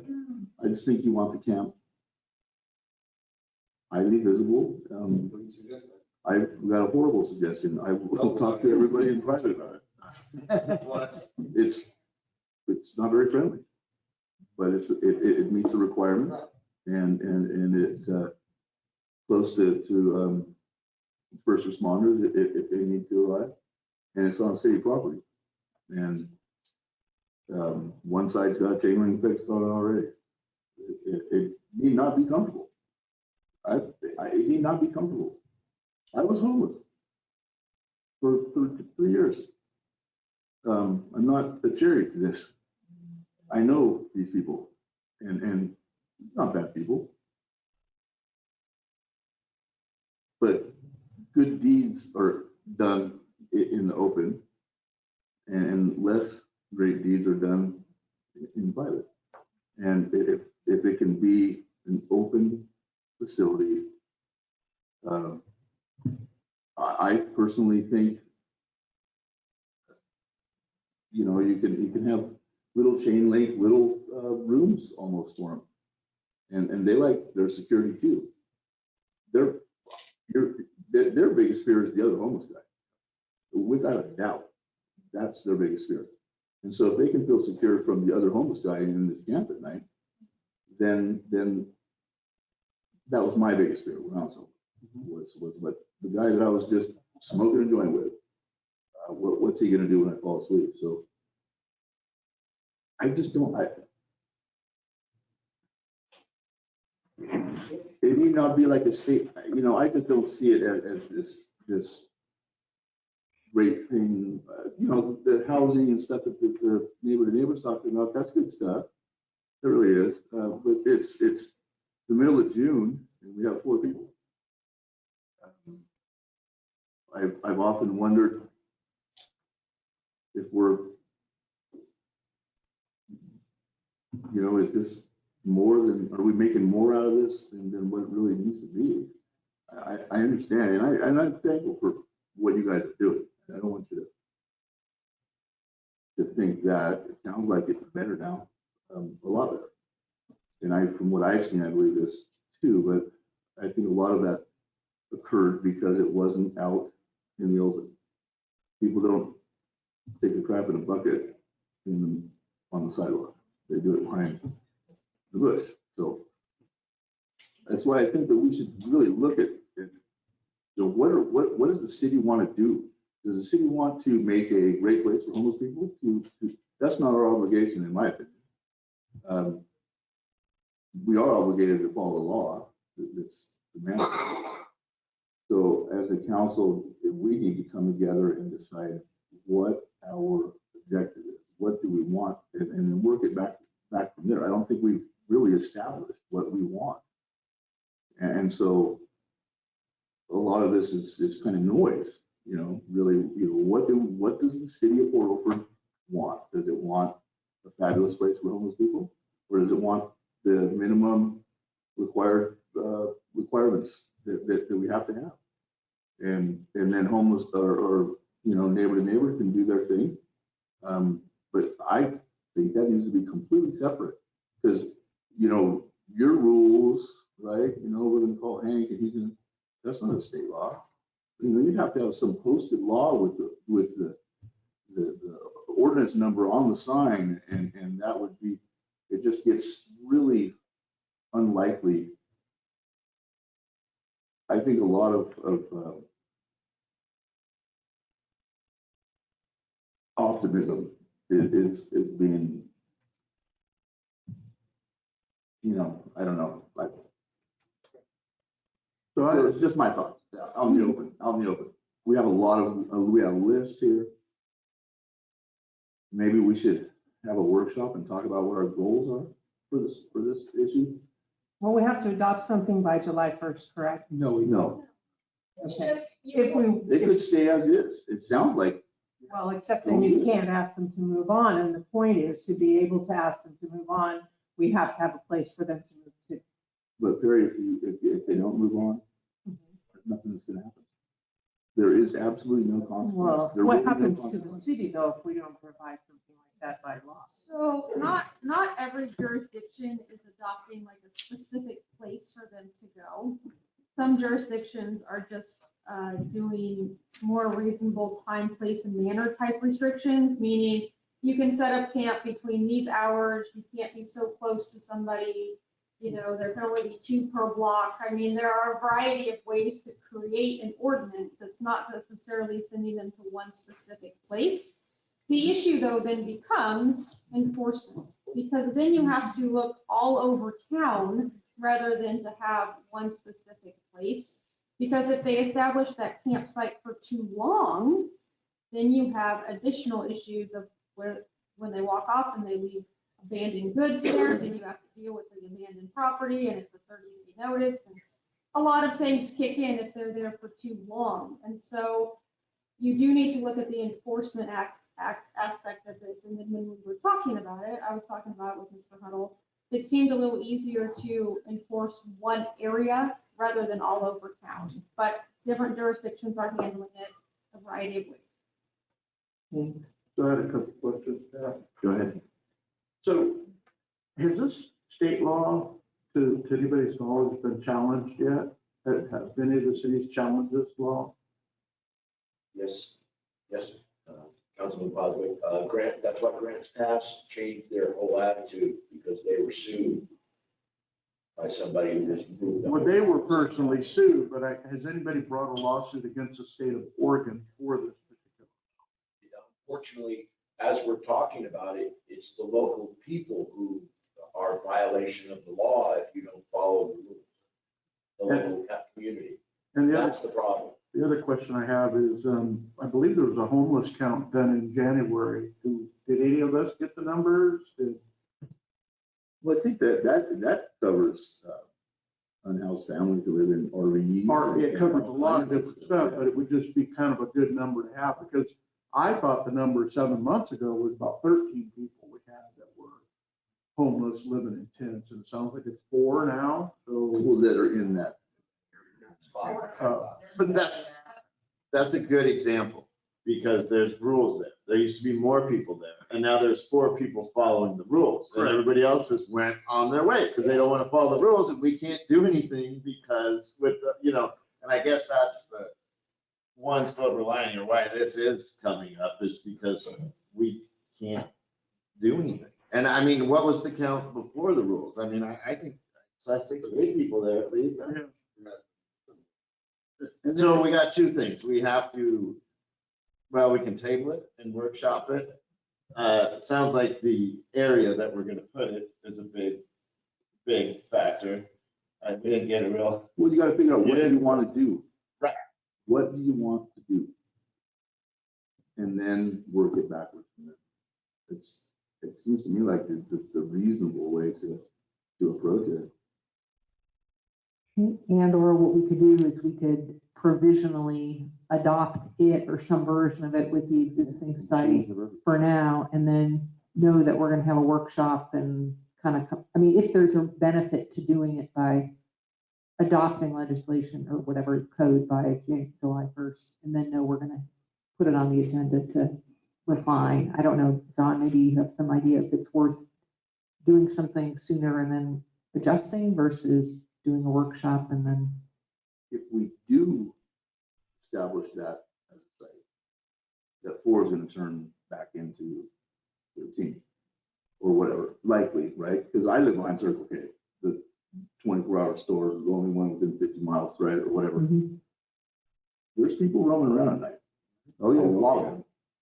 And like, it's not to say they're homeless. I don't know what they're doing. I don't ask. But I see them and I hear them. And I don't know. I don't think that you keep somebody, even if you have the greatest place set up, you're not going to keep that guy from walking around all night, because that's not a question. The guy that, you know, is living in your car and stuff, or whoever, and they're not all sex offenders or drug addicts or thieves, or that narrative sucks. But they're out there all night, and if you establish that, there will probably be more, but it's not going to stop. So I had one other question too, Brad, right on to that. Earlier, somebody brought up liability. If we do provide a place and there's a problem there, I mean, anybody could sue the city at any time for anything. So I guess it doesn't really matter. Recreational immunity cover that? Is that what we're? I don't know if recreational immunity. No, Shay was saying. No. If it's in a park, I mean. I don't think it has to be a park. No, city property, you're right. Yeah, it's city property. Look, I don't think that all these issues have been fleshed out.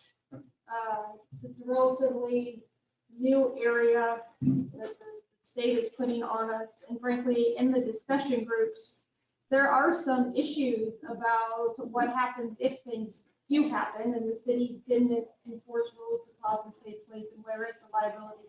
But that is not a question that has been answered. It has an issue that has been raised. It is not a question that has been answered. In 10 years before we know what these things will look like. But I mean, I have the same worries you do about, like you said, you know, sleeping next to the guy that's awake past you. I mean, a lot of these facilities that people, and we're getting out of the concept, but a lot of these facilities separate men and women out because of these kinds of sex crimes and stuff that happen in these facilities and happen elsewhere in society. But I guess that's an issue we'd have to work on if we went with the neighbor plan down the road. It's nice to have those people, but we need to establish what we want to do. We need to establish, in my opinion, the minimum standard, and then we're covered by state law. Mr. Mayor. Go ahead. So I'm the city administrator, and it's my job to see that the ordinances and contracts that you guys have adopted and awarded and such and so forth are enforced. And so we do have no camping in the parks already on our books, but because of the court cases, I really can't enforce those because we haven't established this safe, not like a safe space, but I'm using this term called safe harbor. We're not establishing it as a, you know, clean, quiet, safe place. We're just saying you will not be prosecuted here, which would allow enforcement to go on throughout the city, and it would help me. And again, we have limited resources to enforce, but it would help me to enforce the things that are going on. So from a staff point of view, just having the and Councilmember Webb, you said, what are we doing? Honestly, I was looking at a minimalist approach. In other words, the one case said it was okay if you limited the camping hours to these, whatever it was, the hours in this one case. So I said, okay, let's pick those hours. I didn't try to overcook this thing. And then the other one was, you know, the manner. And it's like, well, just make sure. And I did not know that Neighbor to Neighbor was also saying you have to kind of break camp every day and not leave a trace, more or less. And that was kind of one of the other things. So because one of the things is, again, there's this concept called blight, and there's visual blight is an old doctrine, but anyhow, So I was, and so these were some of the bare minimum. And kind of sort of hopefully a bright line rules that would be easy to enforce as well. Hey, you have, stuff here, you can't have stuff here, et cetera. And then, these are the hours and this is the place. And then all the other places it would be easier if we see any camping going on anywhere else around town, it would make enforcing it that much easier, again, in our discretion and in our limited resources to enforce. Right, so I'm trying to envision how this works, how the enforcement works. So we call Hank, there's somebody camping over here, you're not allowed to camp there. So Hank goes over there and they tell Hank, beat it. Right, so here's What's Hank do? thank you. I think at that point, again, I guess we would ask Hank, what do you do okay, Chief, could you please come on up to the hot seat?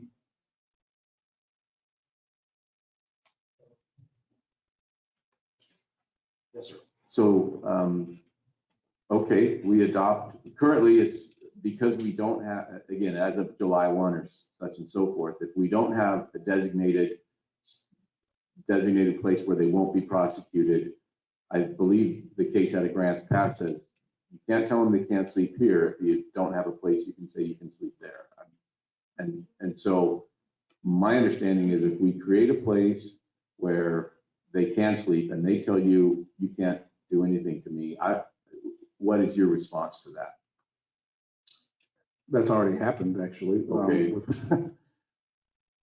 My response is, I like your approach, honestly, as far as trying to corral a problem into one specific area, but the contention, it seems to be from the people who talk to my officers and I, is not in my backyard.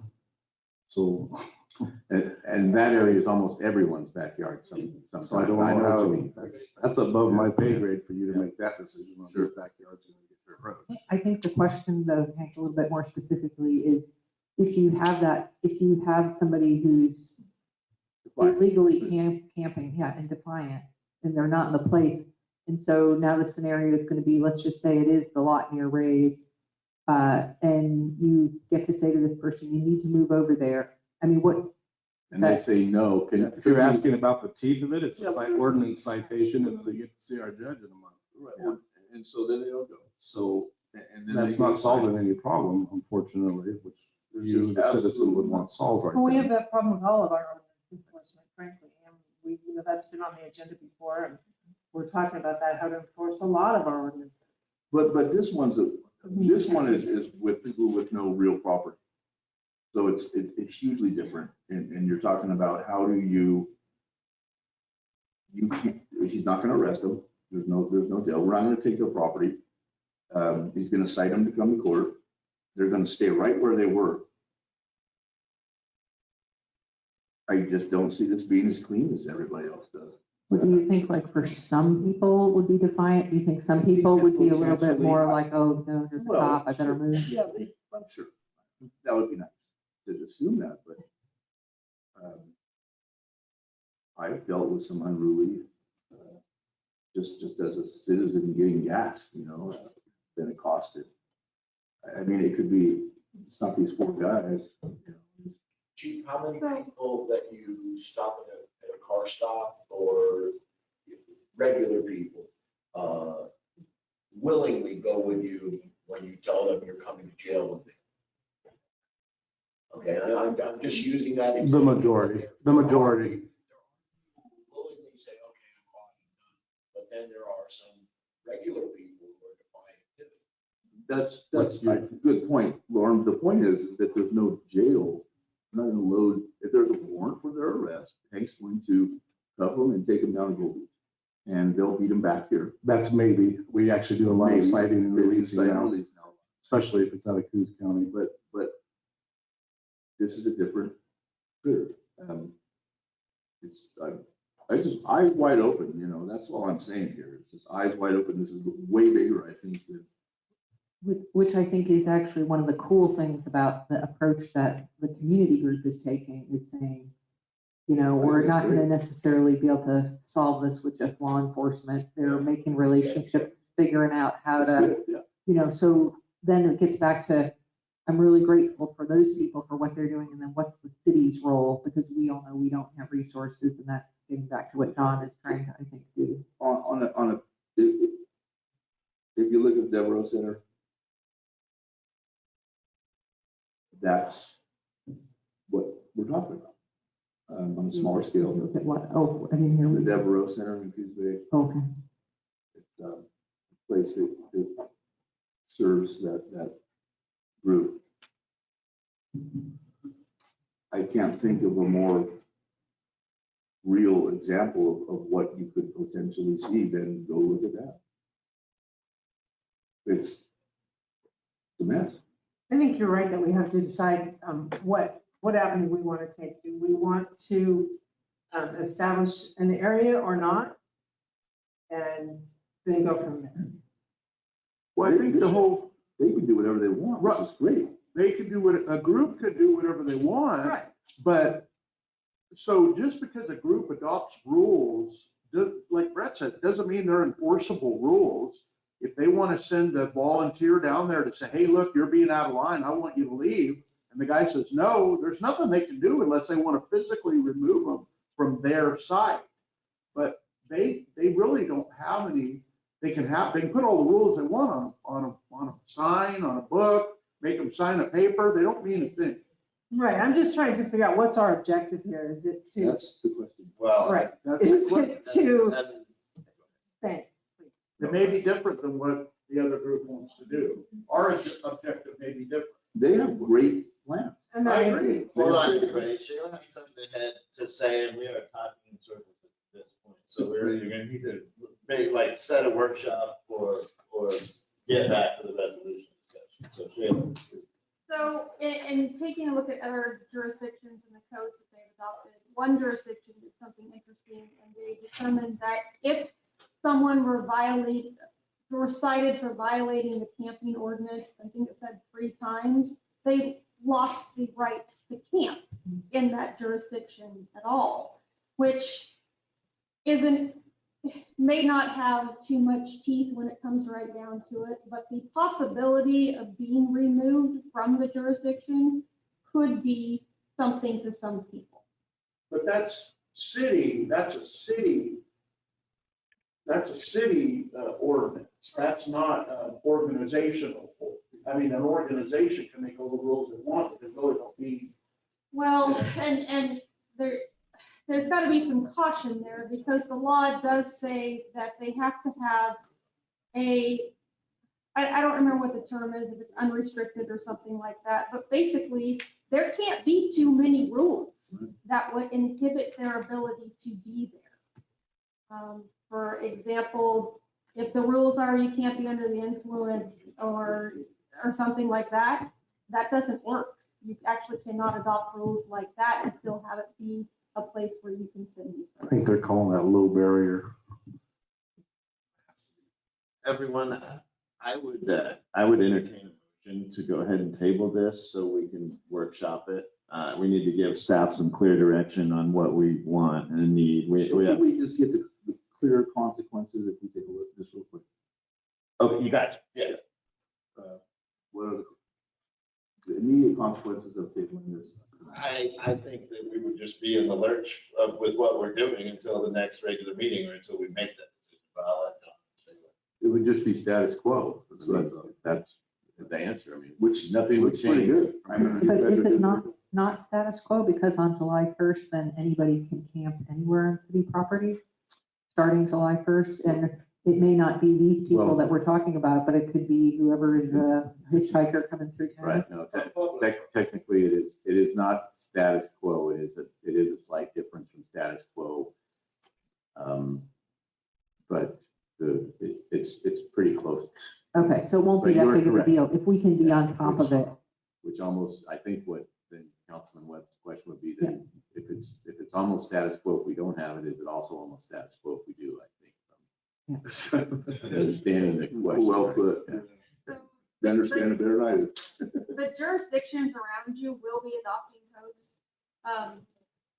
codes relatively quickly, as of July 1. So I don't know what exactly that might mean for Port Orford if we don't have anything on the books, but that's just something to be aware of. Yeah, I would say there's very little harm to adopting this ordinance tonight, and there's some harm if we don't. That's all. I mean, And the ordinance doesn't establish a camp, it just simply says we recognize these. Gives them an things, address. establish- it gives them a constitutionally protected place to bed down. We don't have to say what place that is. It would be best if we did, because then we can have them not bed down. Currently, they have a constitutional right to bed down almost anywhere if we don't provide them with a place. The case says you can't say it's illegal to camp here if it's illegal to camp everywhere. Right. So we have to say where there's a constitutionally protected camping place, more or less.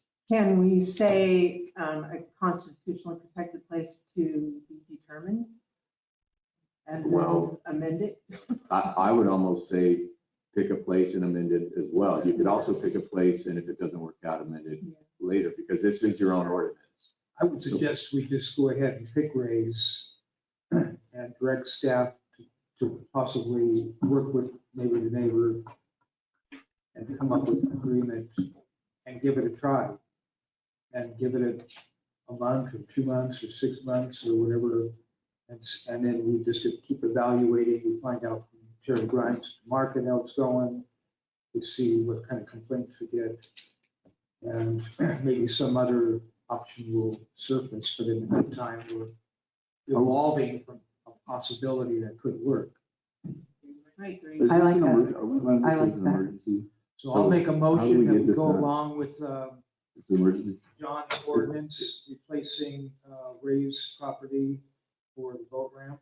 And if I could ask for a friendly amendment to that. The ordinance that's drafted in your pack did not have the emergency adopted language, and I did prepare a revision that I did not hand out to you this evening, but it would also be declaring an emergency so that it's effective upon adoption. And I believe an ordinance like that can be, this is where I have to ask Shayla for the emergency, is declared an emergency allow a ordinance to become effective and adopted in a single, usually is it a 2 readings or at least 2 weeks apart, or can you go through that? Usually it's 2 readings at 2 separate meetings. If it is an emergency, you can adopt it in 1 meeting and it becomes effective immediately. So that would be the friendly amendment I would suggest, so that we just have it on the books when we're done tonight, and then move forward with experiential data afterwards. So move.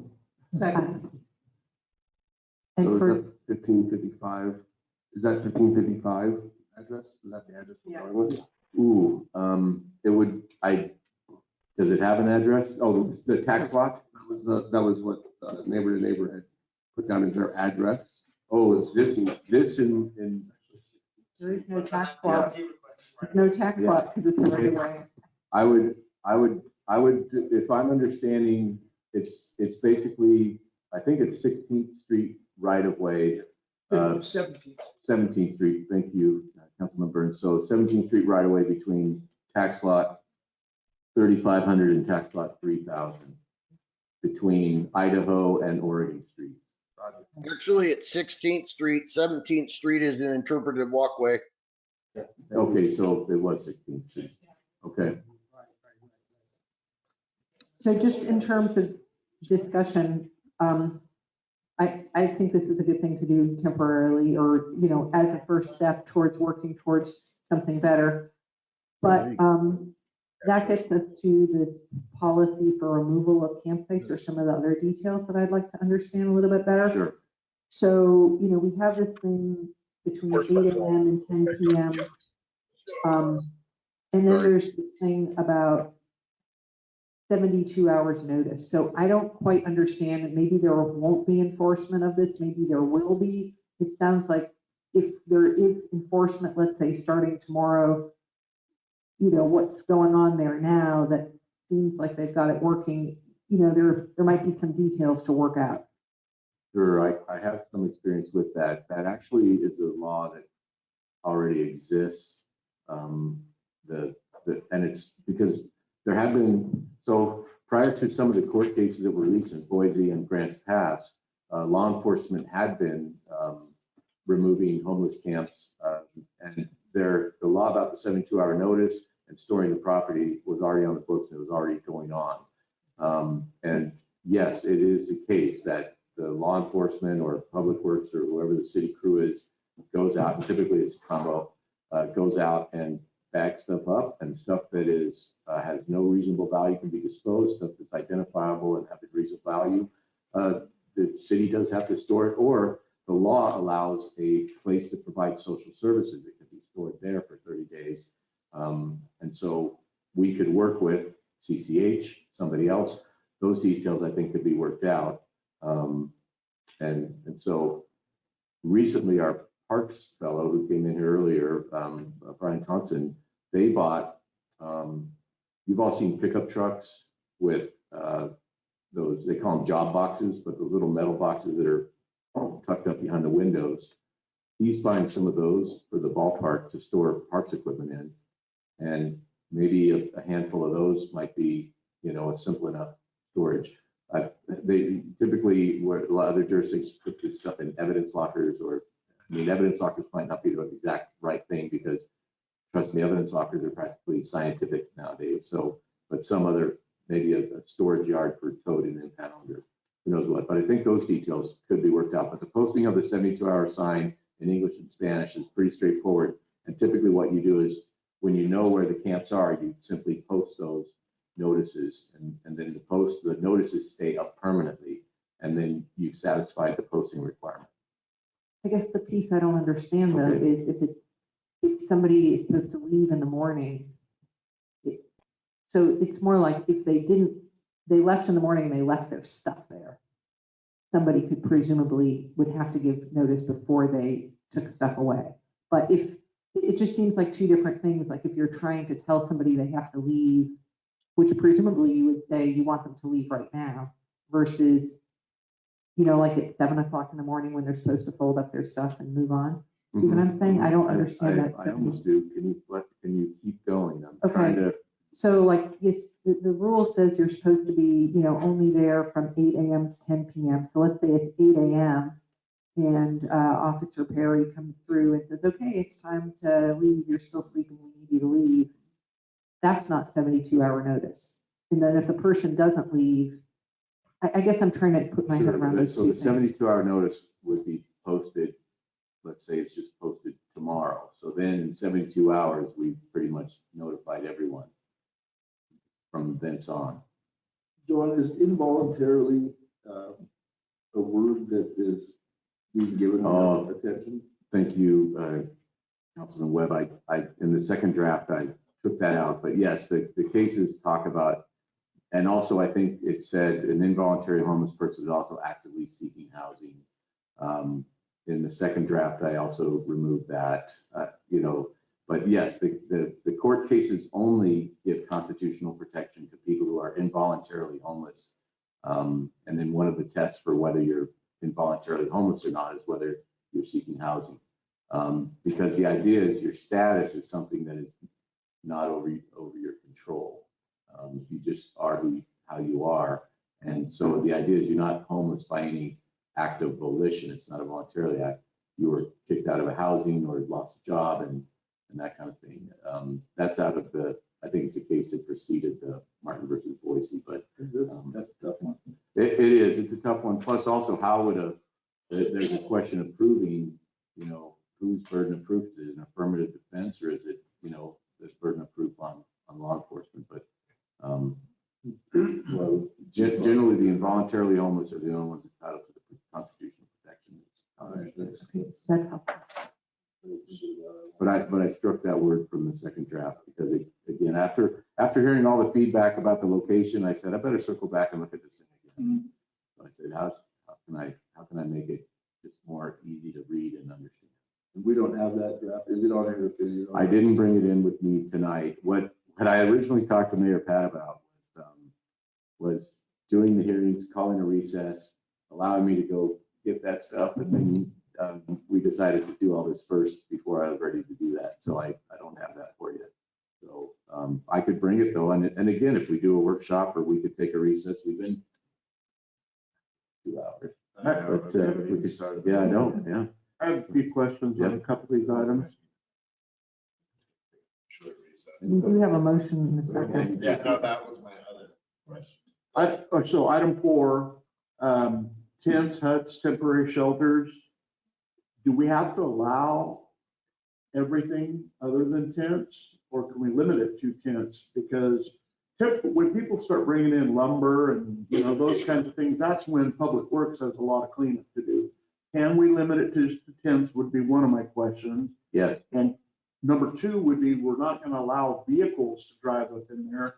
So would we strike vehicles as well, or would they park out on the right of way in front of this site? Are you looking at the definition in indicia of camping? I am. Good. So the reason we have that vehicles included in indicia of camping, and the reason we have those kind of physical, because remember, this is a ordinance that prohibits camping anywhere in the city. So, Okay. so I understand. good. See where that's going, but that doesn't mean those would be allowed in the area. And then 2 other items. It already says they can't use fire or flame, but if we're gonna do this, I wanna see signs over there that says no ground fire. I mean, seriously, a fire gets loose over there and it's going to definitely burn down a residence over there. There's no doubt in my mind with this north wind. So I would like to see signs over there. And then under number 7, personal property, apparent value. That means something different to every person sitting around this table. So how do we determine the apparent value? Basically, everything has a value, and we basically have to store it for 30 days. So, right, it's kind of a reasonableness test. And reasonableness tests have been around in a lot of different laws and rules and regulations. But I would like to say what might make sense, I would like to be able to go and print out the revised one. I could actually include the locational criteria that is on the motion, and then see if the amendments we talk about would be friendly amendments to the motion maker in the second, and then you could work off that. But maybe taking a brief recess would allow me to do that. So, One, before we do that, the motion was unclear. And do we want to, I just need that motion reiterated because Jerry started and then you finished it. So I want to clarify that. I would either want to clarify that motion, or we'll withdraw those, and when we come back. Start over with. Okay, so who was that? Your second. Okay, so those are withdrawn, clean slate, 10-minute recess. Finish this out. Community. And then we'll get on to the meeting portion. Wow. I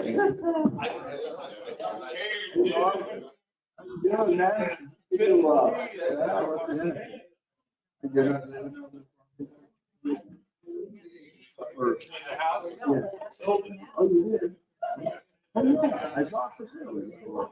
You have no knowledge.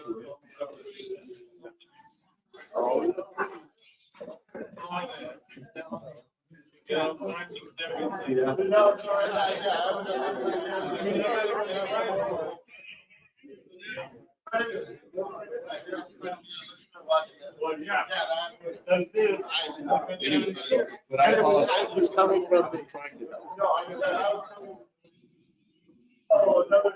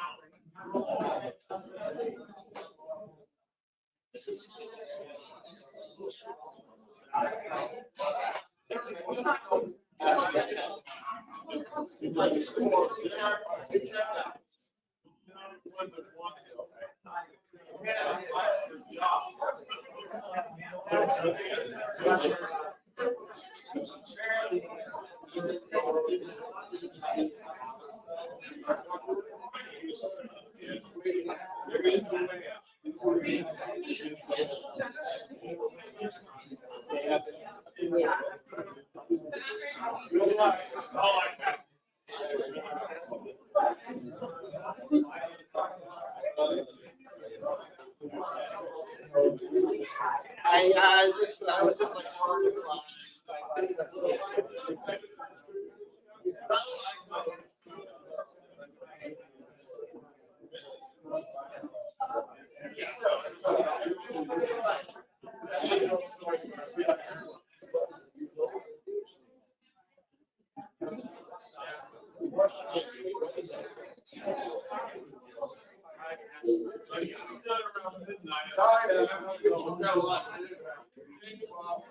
yeah, no, I agree.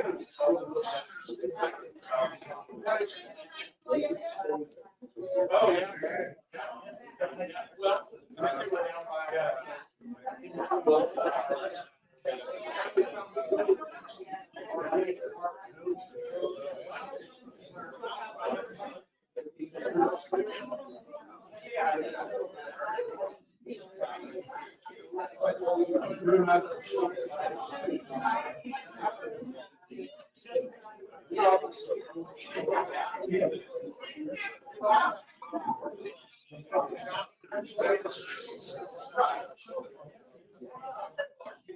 yeah.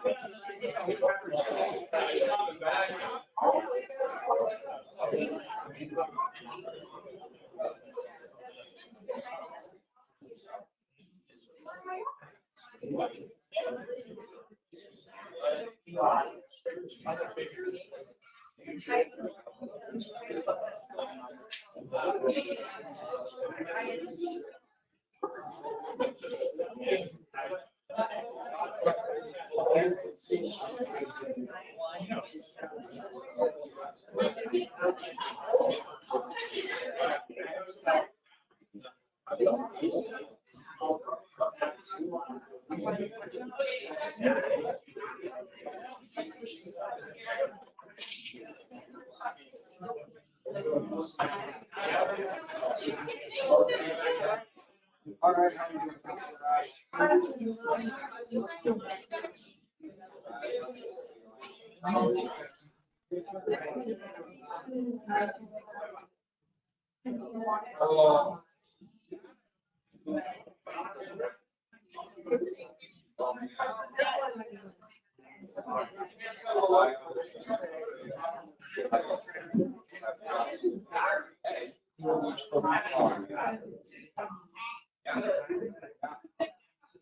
And then when are you doing your TED Talk? So I'm sorry for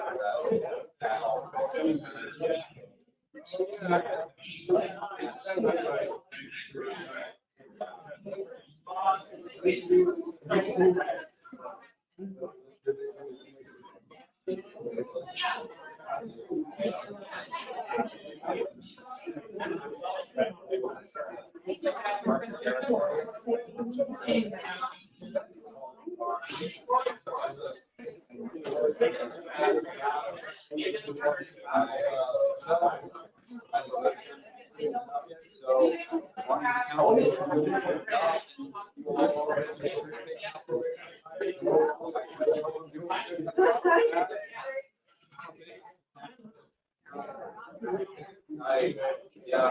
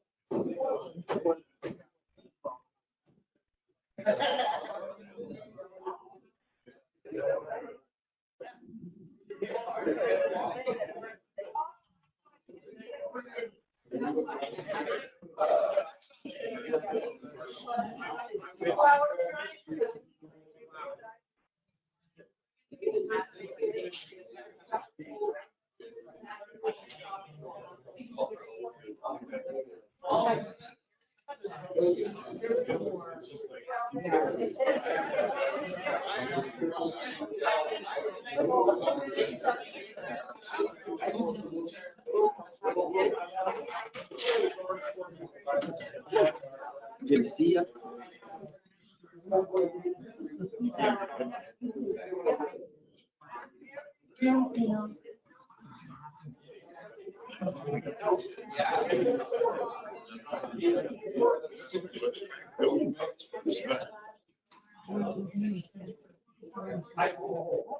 No, I know.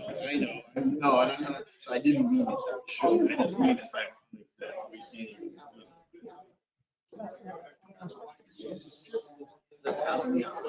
Yeah, and it's like, you can see, well, nothing at all. Yeah, yeah, that's, yeah, really bad people. So criminals that knew the law as good as lawyers. You're not fighting.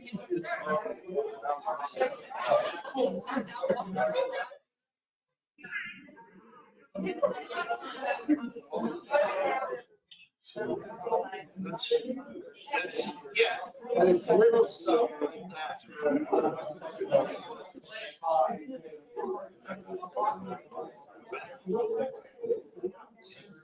For these conversations, that's why I love when there's more people because you can act.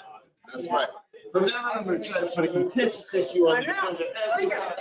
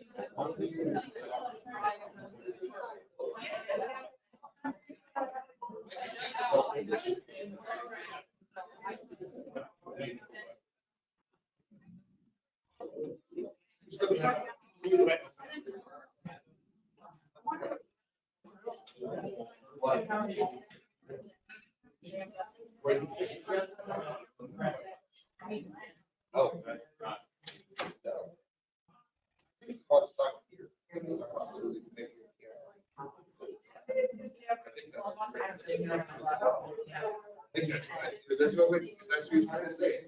There's a grassy area right here.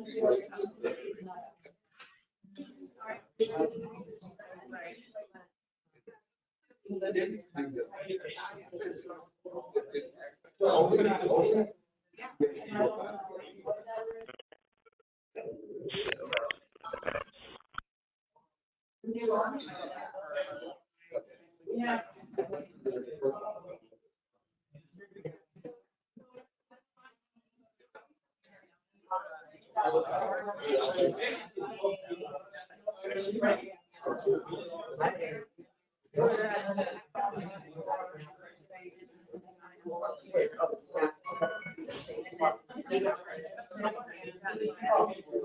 You guys get cold water.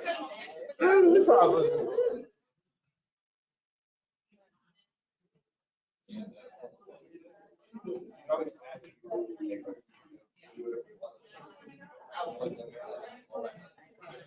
It's kind of, I mean, it is nice to, this 10 minutes, hopefully.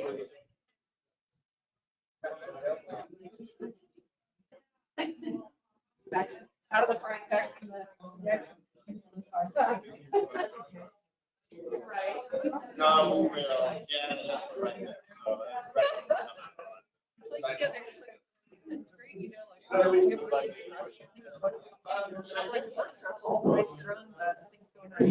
Yeah. Yeah, no kidding. I hate it when I do this. Yeah, and then I just get, like, you know.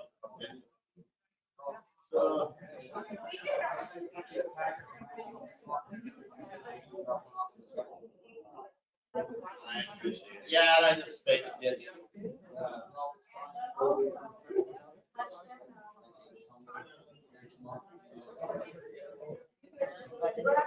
Okay, perfect. And it's just, it's impossible. to have, like, with this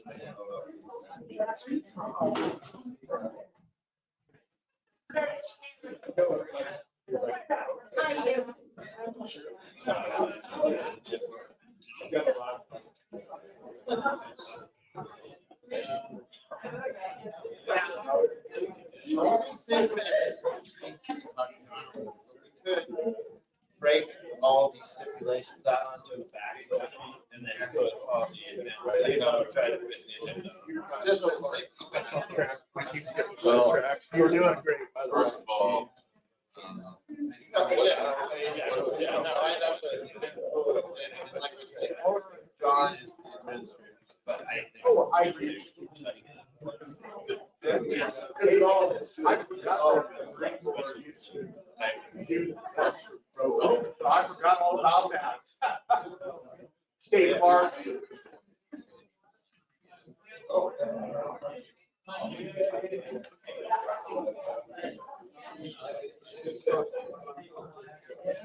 Okay, we will be reading this twice. We'll be reading this twice. No, we go in a meeting. No, we've done it one time. Okay.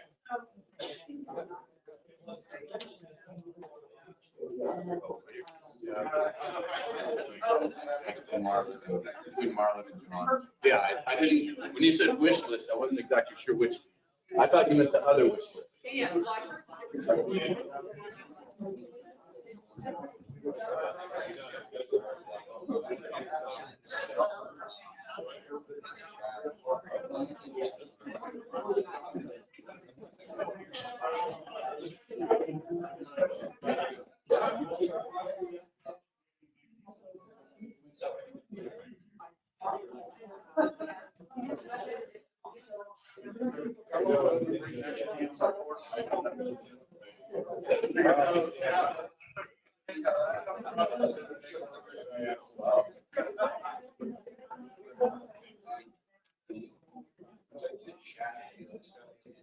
A long time ago, all right. Yeah, what's this? 10 years ago? Yeah, 10 years ago. Okay, everybody, let's, really try not to give it a spot.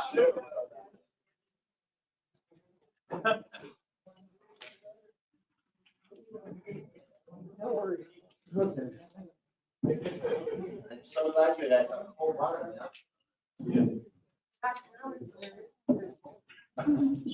Yeah, pretty cool. No, I didn't want to get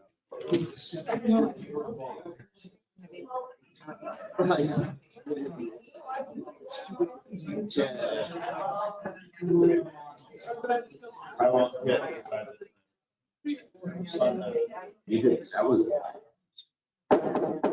Okay, I did not note when we went into recess, but we are coming out of it at 10 to 8.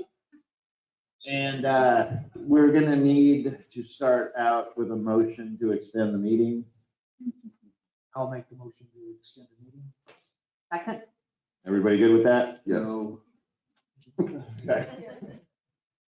Okay, so we are back to resolution, would this still be 2309? I believe it is. Is that the number we have on it? Yes. Okay. Okay. Now, my concern is the 72-hour thing. It's kind of confusing.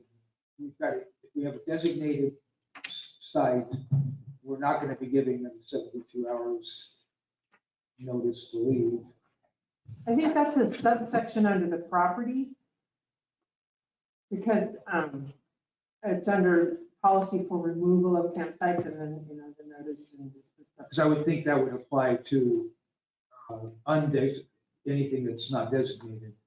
So you come on a camp in the park, you're gonna have to move, you've got 72 hours to move, and then we go through that process. But if it's in, say we pick the race camp site, that doesn't apply to that. I think it still might because again, even if we establish, again, so we're gonna, it's reasonable time, place and manner. And so and one of the manner regulations is very similar to what we heard from neighbor to neighbor, which was, break camp and then reestablish camp. So if that manner regulation is being broken, then in theory, we could get into that. In theory. You see, but certainly it would also apply if we came across a camp elsewhere in town, we would still have to post a 72-hour notice before removing property. And that gives is that 3 days roughly for somebody to kind of get it going, get together, get their stuff together? Sure. Yes, so, right, we could say you have to, again, this is all assuming they would have to leave immediately, or you heard about the chief or what have if they don't comply. So this is a way for us to say, you don't have to leave, but we'll take your stuff. It's carrots and sticks, yes. So presently, we're not they're tidying up their camp and they're leaving. Hence, then when they come back, then, so they're not having to pack their stuff out of the race. Well, our ordinance says that they would not store their things on city property. Because that's going to be the enforcement problem. That is, that. And we have to determine whether we want to enforce that or only enforce it from anywhere other than the designated camp. I think you are reading it correctly. It's a decision that you would have to make. So the time, place and manner restrictions, the time is they can, sleep in a tent and whatnot in their camping stuff within those hours. And then when, the morning comes, I would anticipate it would be, someone coming through saying rise and shine. And then the way it's currently written would anticipate breaking camp more or less, and then also not storing their things on city property. So it really is analogous, and I don't know if it's a real close analogy, but to like backpacking somewhat, where you got all your stuff, you carry it with you, and then you camp, and then you break and carry it around and camp again. I'm looking at, as a council, we can decide, are we gonna be humane? Are we gonna make people storming out, the wind's blowing, it's raining? They have to leave at 7 in the morning with all their stuff, it's wet, and they gotta hang out with all their wet stuff all day. Then they have to wait until 10 o'clock at night in the dark to take their wet stuff and to make camp. That's pretty inhumane. That's the council's decision. So what I'm saying is if we designate a site, they follow the rules, at least to try to let them leave their property there so they don't have to have a whole thing. This is what I feel we have to decide. Are we gonna just make it impossible for them? They're already in a pretty impossible situation. We can make it really gruesome. Question, so what if they do leave their stuff there during the day where no one can go in the spot zone? What happens if somebody does go in there and remove their goods? Who's reliable for their tent that just got removed? If they're leaving their stuff there, I would say we're not responsible for it. No, it would, there's two kinds of property. There's yours and someone else's. And if you take someone else's property, then you're looking at trouble. It's a different enforcement issue. Because they could choose to take it with them. Yeah, we are not, again, this ordinance doesn't really, we're not representing that this place is any better than any other place they're at. Or we're not, it's no more secure than anything else. The cases don't say that we have to provide any services or any of those things. So the ordinance doesn't include that. But yes, the ordinance does. And again, I borrowed these, the language from other ordinances that I was looking at, and they have this concept of, again, breaking camp. And I believe that's to address the visual blight. I mean, again, it doesn't just apply to, some mobile home parks say you can't put a blue tarp on your trailer. They're just, visual blight is a legitimate concern of many societies, whether large, small, private, public, all that stuff. Yeah. Hey, are you saying I'm walking visual blight? Is that what you said, Lauren? Anyway. I think that to follow up on your point was that like going to bed at 10 o'clock, 7 to 10 o'clock at night at this time of year is no big deal, but in the winter with rain or that, so we might, for the humanity part of things, we may have to make some adjustments. Or we could adopt this and see how it goes and then know that we're going to adjust it later. But I agree with you. I think that if this is just a boilerplate, especially if we're going to think about trying to build on what the neighbor to neighbor people have done or are succeeding in doing, then it would be, I would almost be in favor of, adopting this, but directing staff to come to work with that group, because I think you only got the thing they're proposing today. Maybe that's a workshop. Uh-huh. Like coming up with more, I don't, perhaps seasonal time, place, and manner, some kind of yeah, good idea. So, but maybe coming up with, we could, again, I can leave the room and we can put that in this one, or We can actually just Make a motion with. make a motion and then scrap it and write it in, but I mean. Hour before it's done. Yeah, because at 8 o'clock in the winter, you're still 4 hours after dark. I mean. But it should be like an hour before dusk till 8 o'clock or something, because it does get light pretty early, Let's say an hour after dawn. I know. We're trying to be reasonable, but it's not the building. No, but that's what we're worried about these stipulations, but we're telling people that they can't stay here. You need to go under this fenced up area over there. As far as human conditions or whatever, that bugs me just as much as what you can do. So with he your goes property. over and sets up at the park. and takes it. I think it's manageable. It makes it easier for us to manage the. No, I know that, but I'm just saying that we're getting into these issues, and that's the thing that I can't wrap my head around, is fencing an area off and telling someone that they have to be there, and that being. Yeah, we're not anticipating. And that's it, I'm sorry, that's just how my brain works. What I'm trying to like figure out how we do is that these people have tried to work on solving a problem that's really intractable. And it sounds like they're making some headway. So what I would like us to figure out how to do is do what we need to do as a city, but see if we can be working together to build on what they're doing. So if we're going to pass this, and I mean, as Brett said, maybe nobody's going to actually enforce it anyway, but if they are going to enforce it, then is that going to, you know, not be conducive to working with our potential partners? We partner up though, and they are controlling it, then they can say, if you don't follow our rules, then you can't. Well, I mean, it seems like they're, no. That doesn't affect the constitutional right. Yeah. Thank God too, you know? My opinion.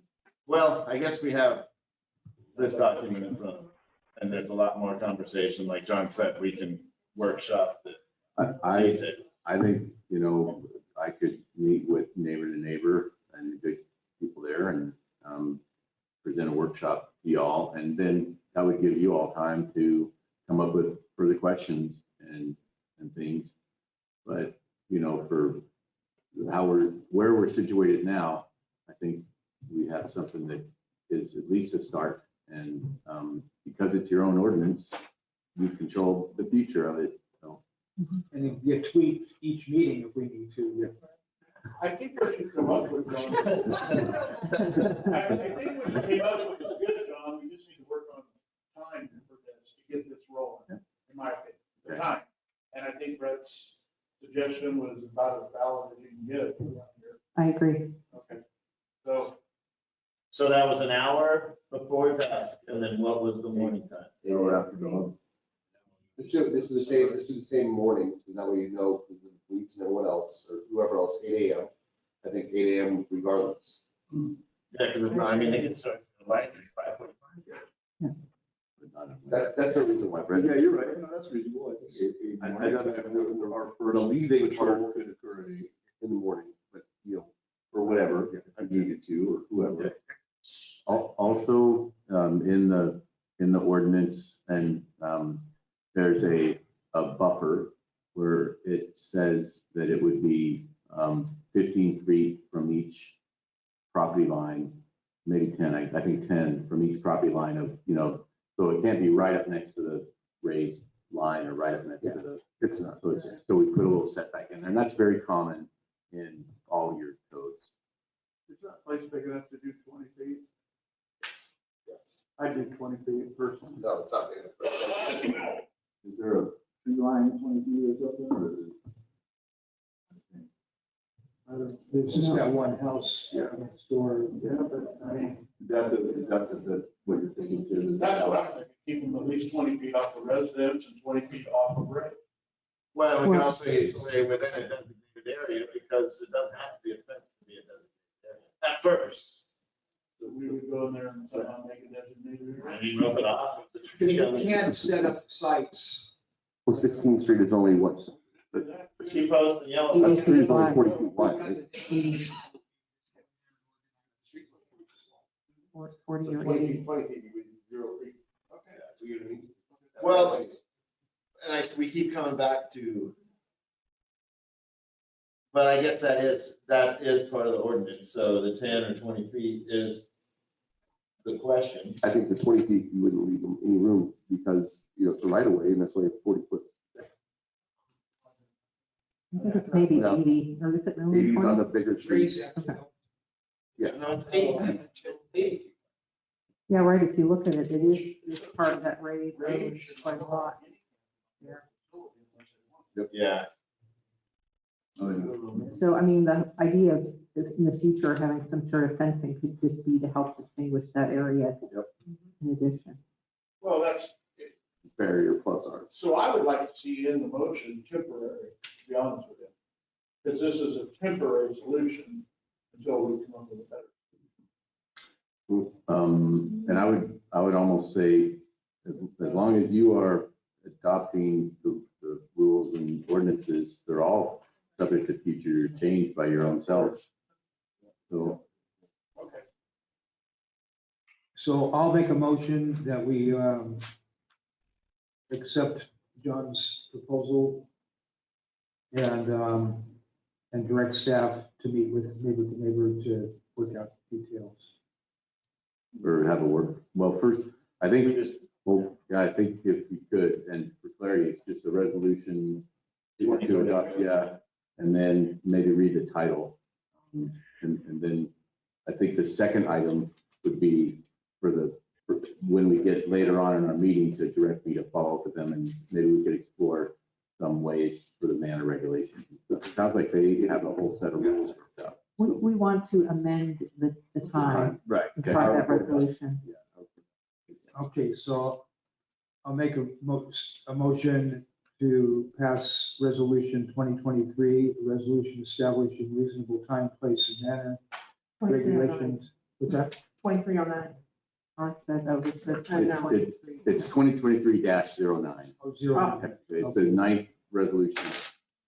Okay, so a motion to adopt resolution 2023-09, a resolution establishing reasonable time, place, and manner regulation, camping on property open to the public in the city of Port Orford, allowing for humane removal of campsite property, declaring an emergency with the exception of adding that they would leave at 8 a.m. and can set up camp an hour before dusk. A second. Okay, we have a first and a second, any discussion? Yeah, we got, so just quickly, definitions. Homeless or experiencing homelessness means those persons experiencing involuntary homelessness. Oh, I left involuntary in there. Yeah, I think Okay. that's a pretty significant word there. It's the homeless that the court cases constitutionally protect. Right. Um, And so understanding that, Yes. that creates criteria. Are we gonna enforce that criteria or is it, and how do you do that? Just strike that word involuntary? If that's a friendly amendment to the motion, you do Well, a second. just discuss it, why is like. I don't understand what your problem is. I think it's kind of good because then that's the problem where what if somebody just is driving through and they really want a campsite? It's subjective. Okay.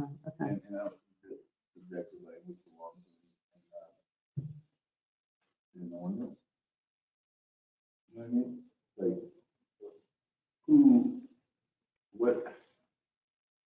what's involuntary? I mean, if there's a guy who said, yeah, I've been homeless for 3 years, you let him in? I'm just saying, it seems like fluff. It doesn't, it complicates things, is all I'm saying.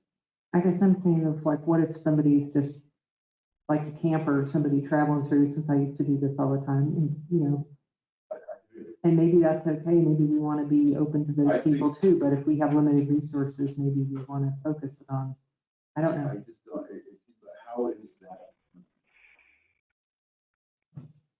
How is this, how do you determine that? It's in our ordinance, every word matters, right?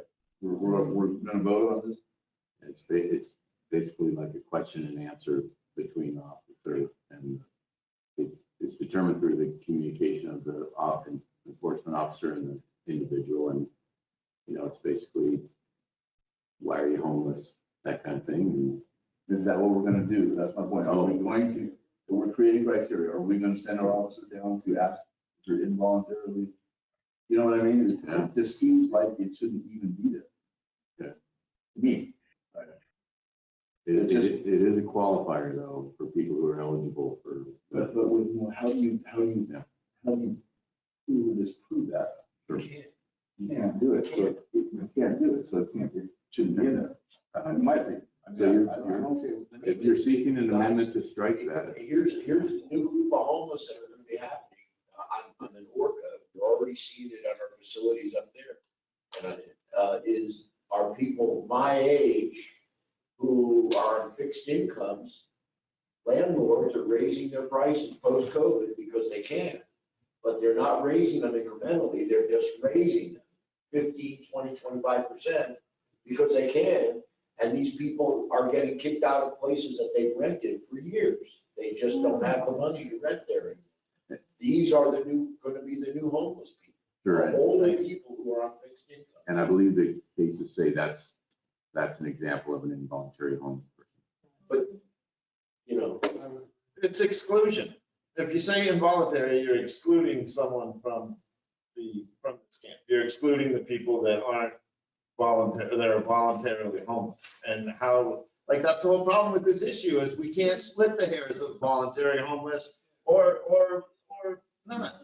And so why in this one sentence are we trying to delineate that difference? Well, it's from the cases, but. Right, no, I'm just, Here's what I will say though, if Commissioner Webb is making a friendly amendment to strike that, you need a second, and then you move on with the discussion. I am making a friendly. Second. Thanks. All right, to strike involuntary from the definition. Okay, so it's struck. Okay, so the first motion was to accept 2023-09 with the stipulation of changing the hours from an hour before dusk and 8 o'clock. And then the second motion was to strike the word involuntary from the document. Is that something I can do with one vote, or do we have to do two separate votes? We can do it, move to approve with. Move to approve with amendments. Good, yeah, we haven't voted on it. We go through discussion and we. No, I'm just trying to keep it clean. It doesn't matter what it goes. So we amended to All right, well, is there any other discussion on this? I think we still have this question of, is tomorrow morning, are those people going to be asked to move their tents? And is that a problem for what's happening with neighbor to neighbor right now? And could there be some leniency in the time between when we adopt this and when we figure out what a better long-term solution is going to be? Or is this going to be, we don't even know if this is going to be enforced to the letter. Yeah. Really, we don't have to change it, or we could post date it to July 1, I guess, if that's gonna make anybody, if that's gonna make a difference. I don't think it's gonna make a difference. Okay, I'm just telling you, that's a concern. Deal with the issues. Either way. Right, like we don't necessarily need to turn the screws, but we will have the tools to. Okay. But I mean, that is a good point. And it is. Well, That's a bad way to do ordinance. That's like saying, we have a dark sky ordinance, but you really don't have to comply with it. Right. Yeah. I mean, it's the same thing. Yeah. That's. Or, you could apply to almost any ordinance. Yeah. That's a different conversation. I know. You're not supposed to pass a rule that is intended to be broken or bad. Not, but an awful lot of times in a jurisdiction like ours, enforcement is done based upon complaints. And so this allows you a tool in your toolbox to address any complaints that could come forward. I think we are complaint driven enforcement completely.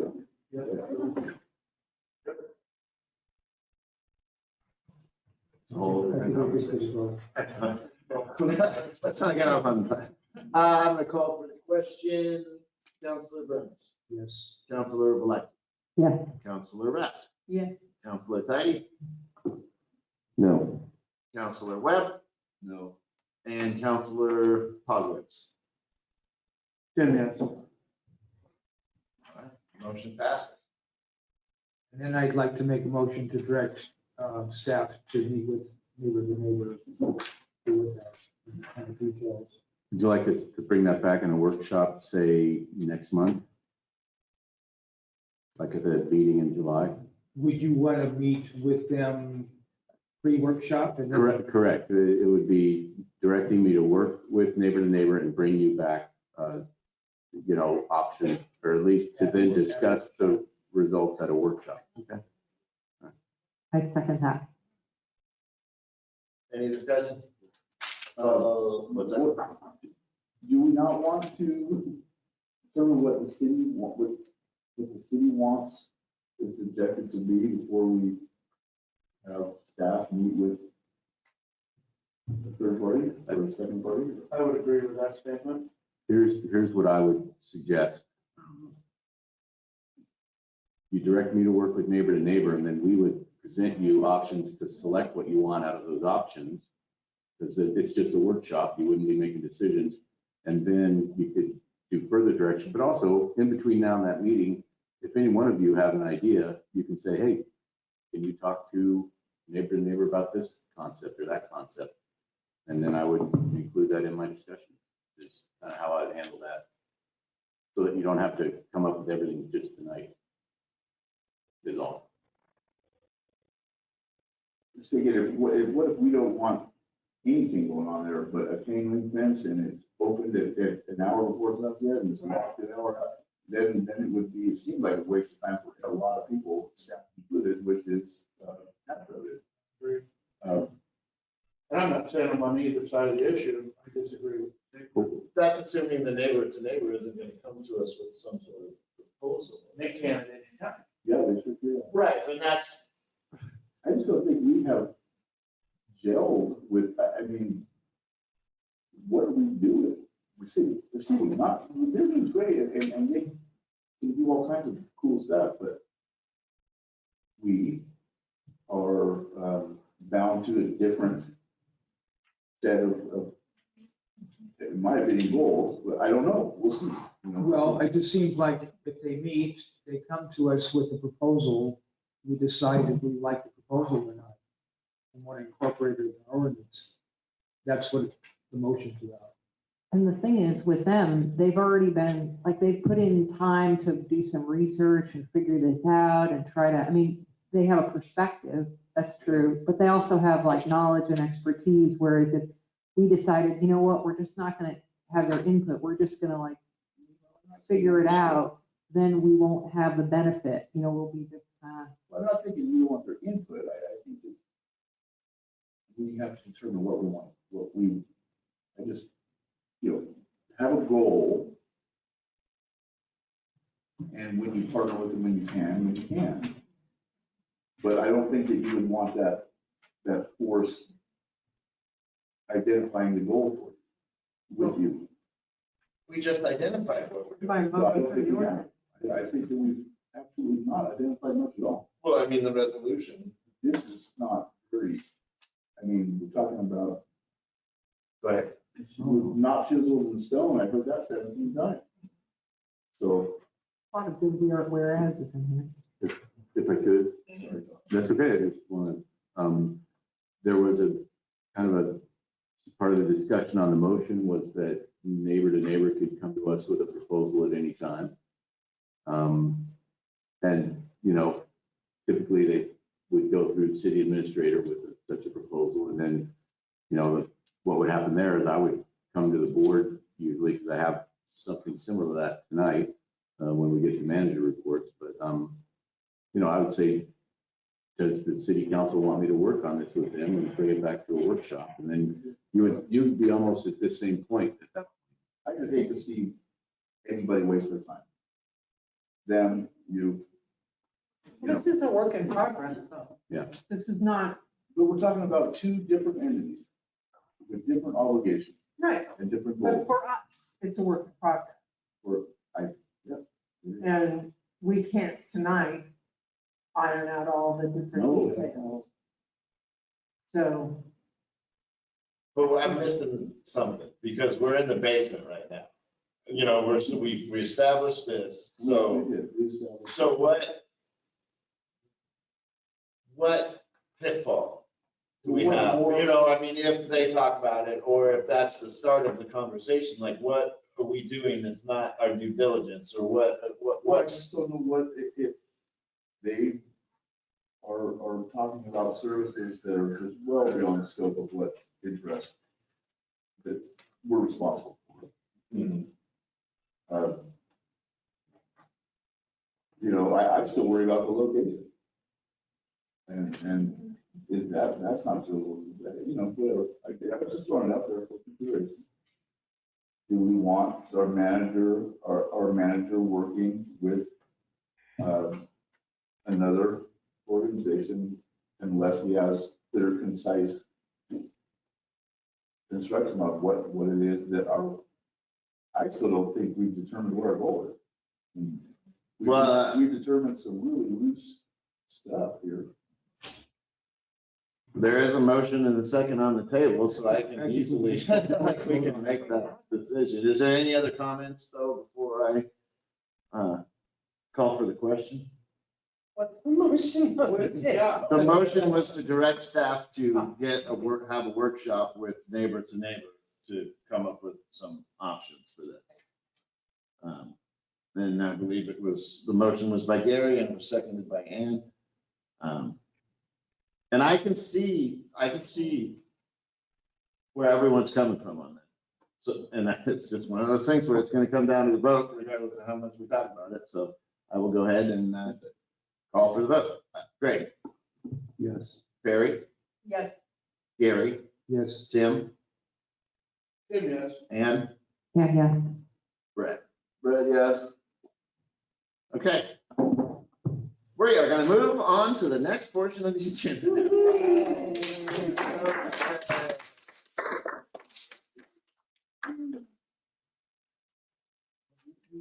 Where are we? We are right after citizen concerns, 7A. Believe me, it was 8 months almost of us meeting before we even decided our first thing to do. You're absolutely right, Councilor Webb. This is complicated. There's stuff, and we're still testing and trying ideas. So don't beat yourselves up that, you know, where do we start? Because 8 months into it, we still hadn't organized to the point where we were a real group. So please, thank you so much for your effort.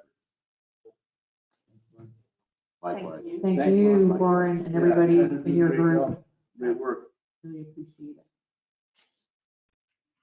It's quite noble, Zach. Okay, so we're going to move on to public hearings. Hearing. Oh, it might be at the bottom of the agenda.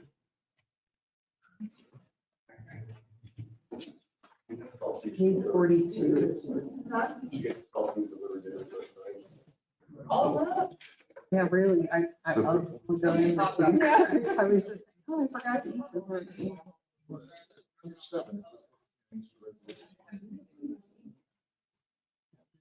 That land?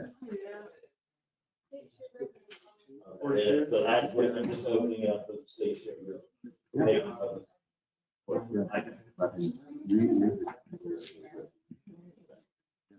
Gotcha. Okay, at this point, we're going to open up a hearing to discuss resolution 2023-06 to participate in state shared revenue. So is there any public comment on state shared revenue? Hearing no public comment, we are going to close this public hearing for resolution 2023-06 to participate in state shared revenue. Now I would entertain a motion. Or no, I would ask for a motion. I recommend that we adopt resolution 2023-06, declaring the city's election to receive state revenue. Okay, we have a first, second, any discussion on that? Hearing none, Councilor Webb. Yes. Councilor Rath. Yes. Councilor Cuddy. Yes. Councilor Velisis. Yes. Councilor Prince. Yes, Tim, yes. And Councilor Burns. Yes. Okay, so now we're going to move on to 7B, resolution adopting the 2023-24 budget, imposing permanent tax rate, and imposing the local option for public safety and categorizing tax. I would make a motion to approve resolution 2023-07. And that's okay, and this is also a public hearing to take public comment on that resolution, so you might open it up to public comment. I apologize. That's That not was okay. just for the state revenue. Okay. Every one of them. Every one of them. All hearings. Oh, okay. Well, I'm going to open up the public hearing on resolution 2023. Yeah, I think this is the budget. No, I know, but resolution 2023-07. Okay. Okay, so I'm going to open up the public hearing on resolution 2023-07, adopting the 2023-24 budget, imposing permanent tax rate, imposing local option for public safety, and categorizing the tax. Yeah, and then I would just like to give a little staff report on that, because you have, if that's okay. Absolutely. Good. Do you do that in the hearing though, or do you do that after public comment? I'll, either way, so I guess you could close the hearing and I could give the staff report, so. If you don't mind. Sure, thank you. Is there any public comment on the hearing? Okay, we're going to close this hearing. And I would just like to, Get our I would like to call David Johnson to the podium. David, just gonna have you come up to the podium up here, just in case you need to jump in after I start talking. But essentially what you have here is the budget that was approved by the budget committee. The adjustments that were made after the budget committee, and Greg Tidy, you have two budgets. You have a stapled one and you have one in the binder. And the one in the binder is the one we are proposing that the city council adopt. David Johnson prepared the two as alternatives, and the one in the book reflects, after the budget committee approved the budget, they recommended that we increase a line item of a revenue source for citations. And then they also recommended that we put 15,000 in for the Jubilee. Since that time, I believe staff, and that would be me as the budget officer, we heard from the Parks Committee, and I want to just show you something. It's, if you look at your packs here, you see these graphics, and they have, these are, so if you remember when we did the budget, there was a wish list we talked about that had the different roof projects and the different projects.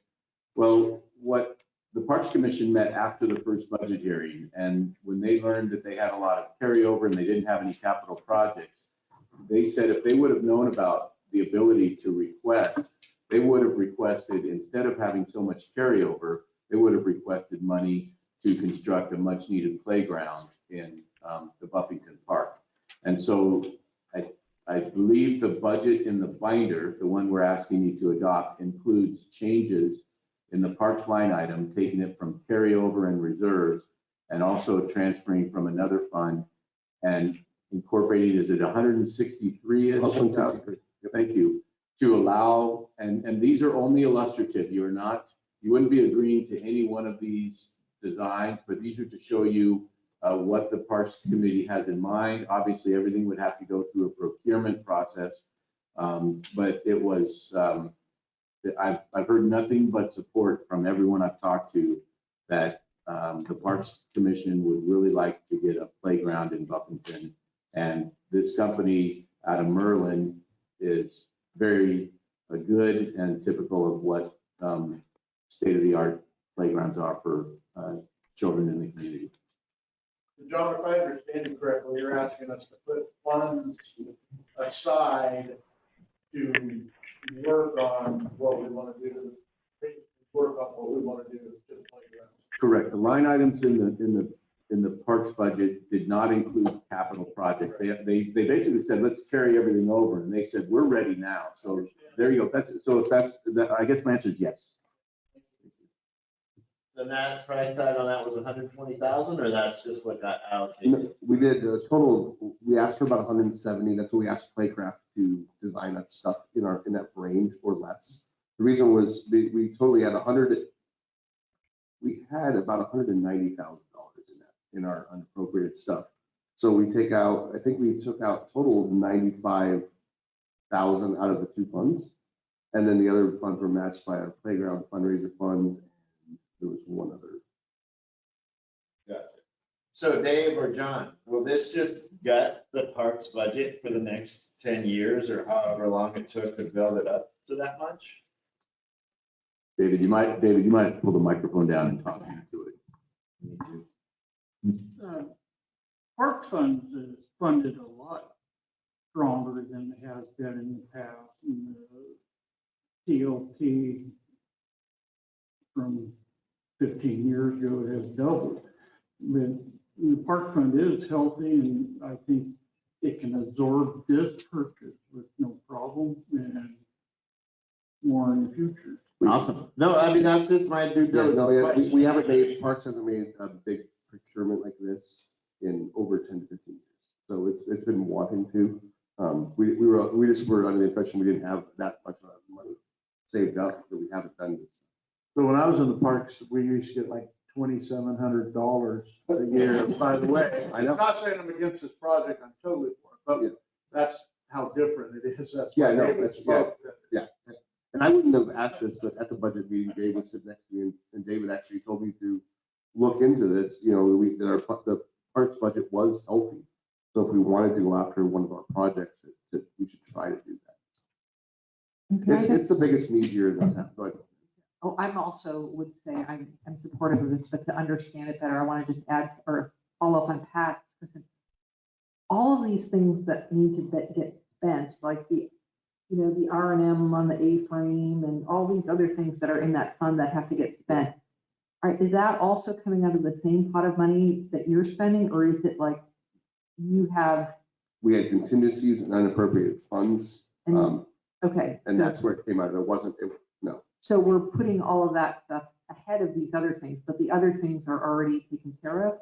No, we have that line item for repair and maintenance when it comes up throughout the year. Okay. To finish that stuff. So we're all these other things we're not taking with. No, if you can look at them from the years previous, they're all very much in line with what we've always had.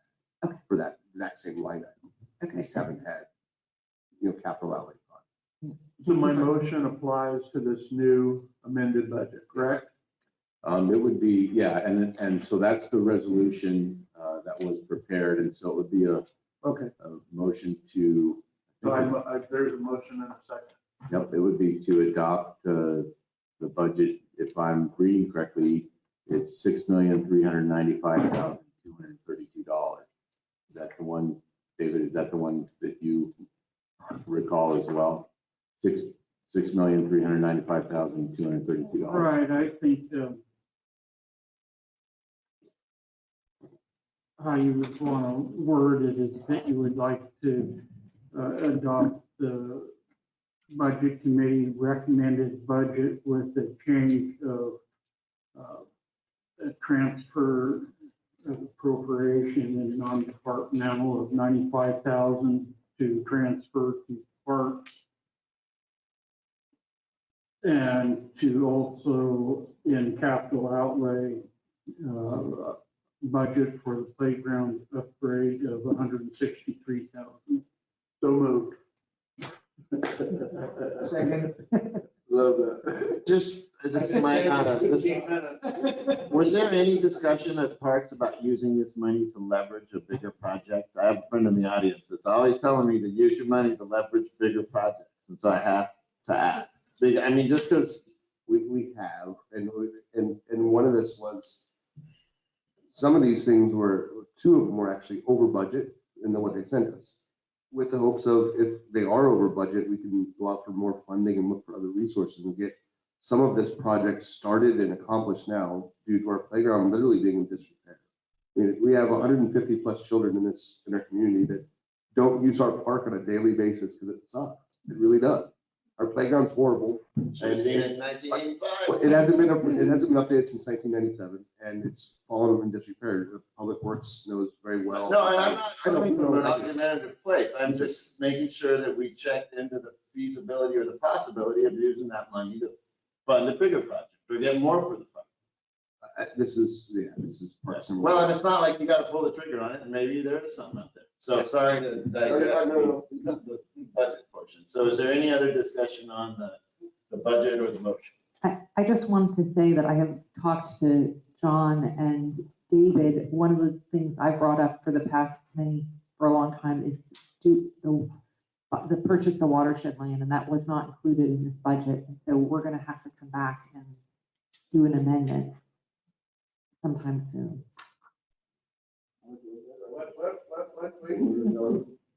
Repeat that, please? As you know, we've all been working hard to get this loan to buy the watershed land. That was not accounted for in this budget. I'm really sorry I missed the meeting. I happened to have 1 hour when I had a commitment I couldn't change. So we're gonna have to, we have that money that is due to arrive. And so we're gonna have to adjust the budget to deal with that subsequent to this. Is it not the Hubbard No. Creek watershed grant? You'll see it's zeroed out, yeah. And we have not signed so that's gonna be in my manager's report. Okay, So- sorry, I just felt like Okay. we should mention it now because we're adopting the budget and we've talked about this issue for months and months, and I wanted to just make sure everybody was aware of that. I mean, because it was authorized. Where did that 500, was 500,000 or what was that in? How much was it? It was like 490. What page do you want? But it's kind of, it got all screwed up, so we have to have David help us sort it out. difficult budget season. I believe. So we just would bring that up at one of our next meeting or. Are those funds available though? That's the question. Yes, we can amend our budget, but is the money in there? We don't need money, the money's coming. Okay. We are going to get a loan. And then we have to set up the budget so that we can, I should be letting David say this, but so that we can get the money in and get it out and have it all in the right funds and have it all neatened up so that it makes sense. Is that a good way? I think so.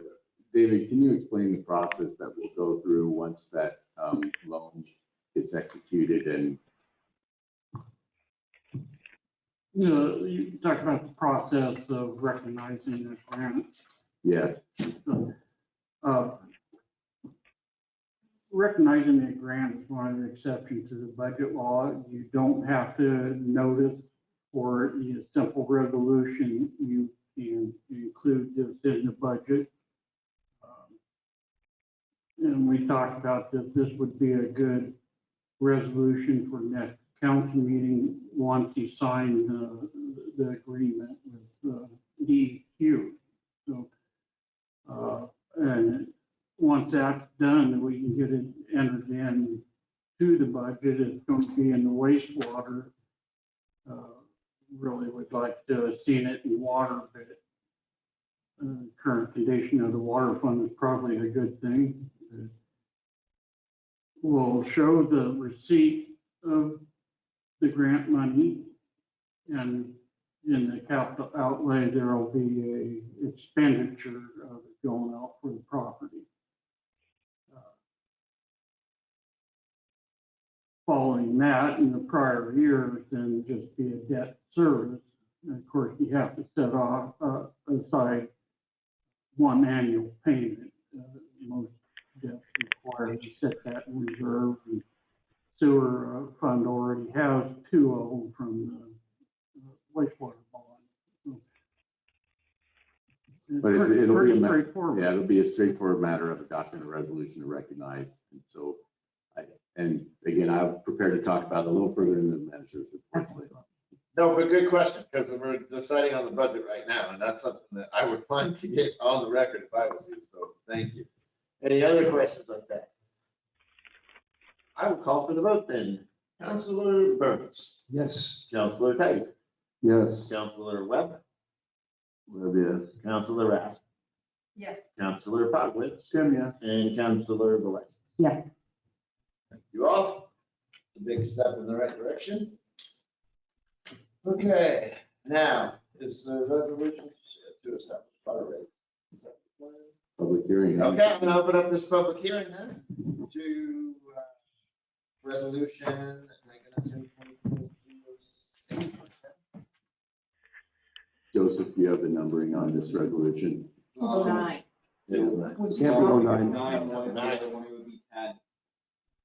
2023. 2023-10. For the establishing the water rates. Okay, we're gonna open And this. DLT grants would be 2023-11.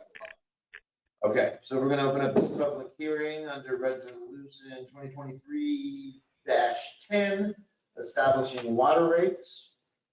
Is there any public comment on our water rate?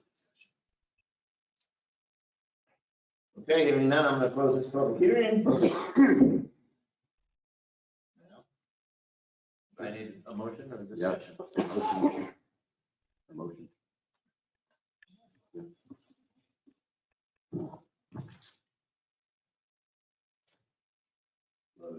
I make a motion to adopt this, but I do want to discuss it. Second, so we can discuss. Okay, so we have a first and a second to accept resolution 2023-10. What do you have for discussion? So I'm confused because my resolution says 2023-09.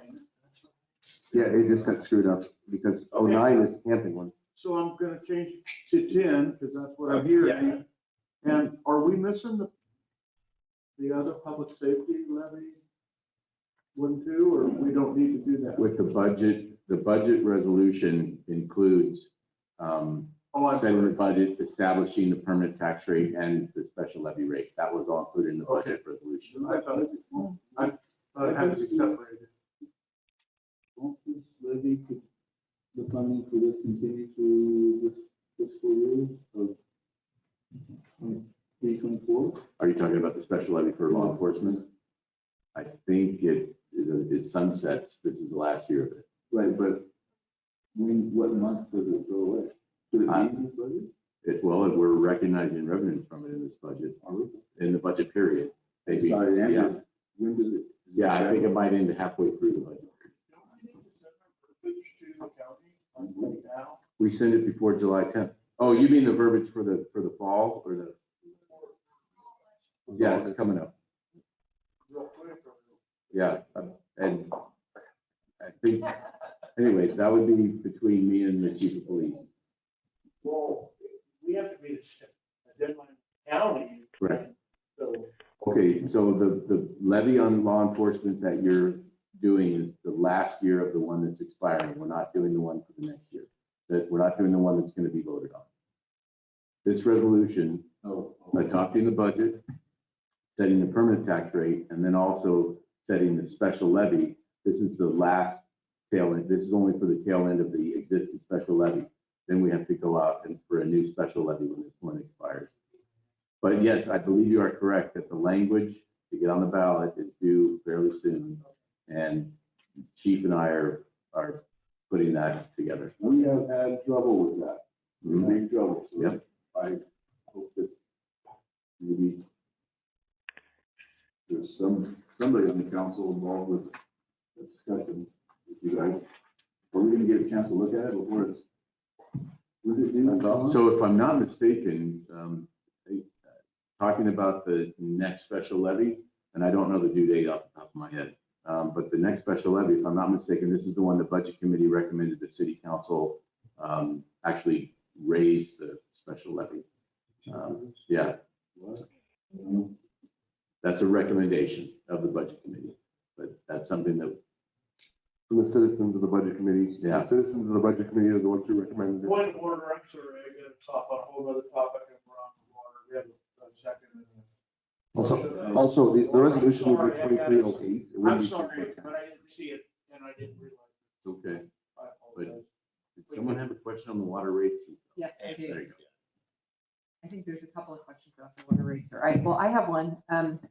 So at the budget meeting, which I didn't attend, but I was listening to, which is a really good thing to do to catch up, is I overheard, or I heard it discussed that we have now we got rid of the curtailment, which was the asking people to pay if they use more.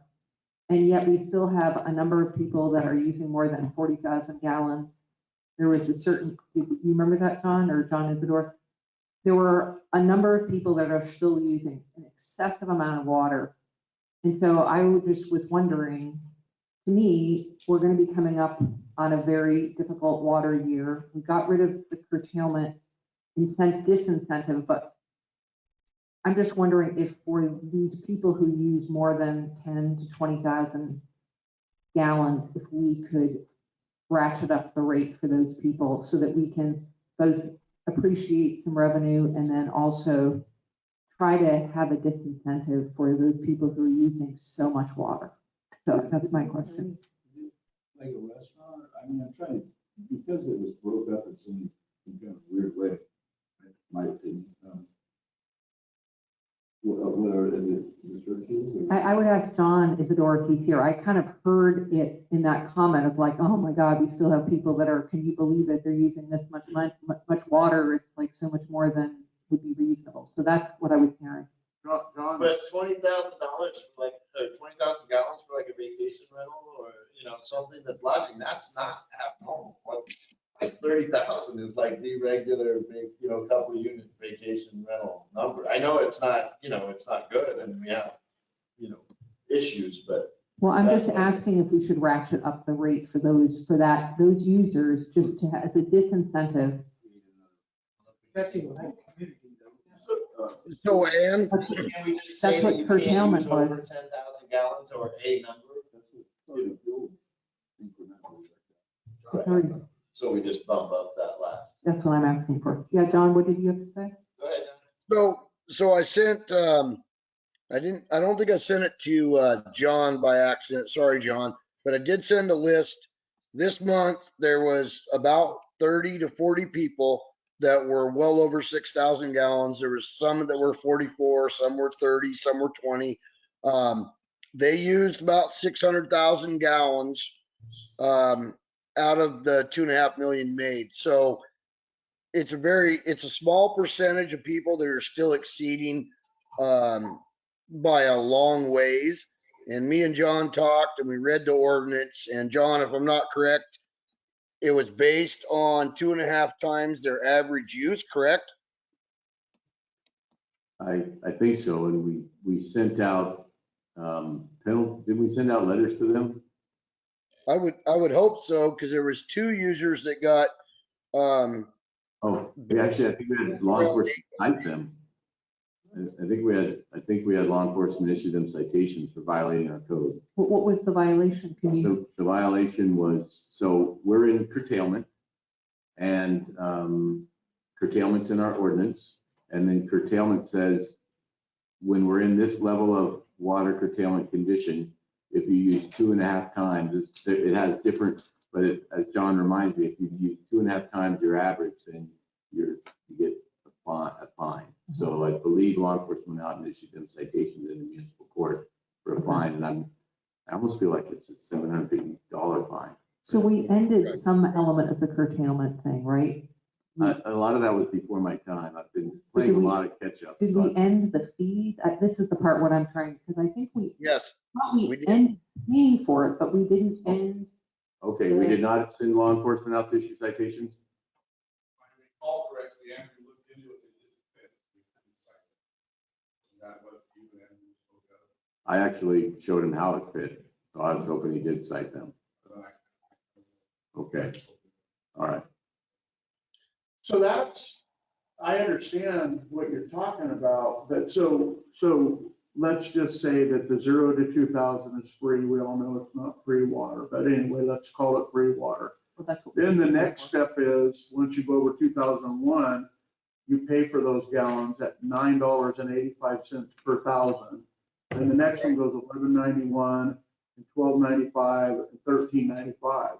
So those folks are paying a pretty large amount more, which would qualify motels, hotels, RV parks, restaurants.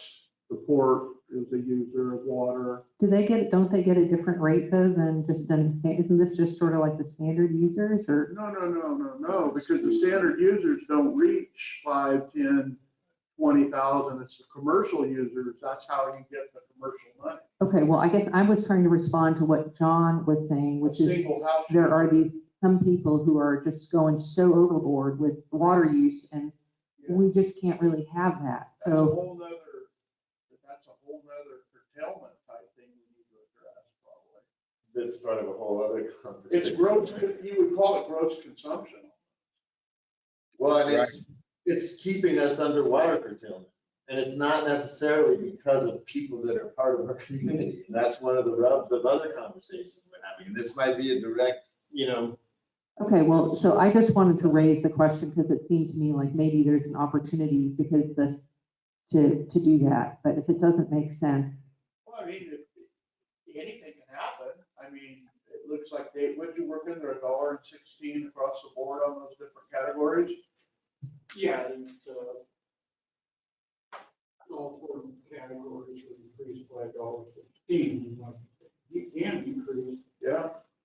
So, I mean, if you want to increase it, you can increase it. I mean.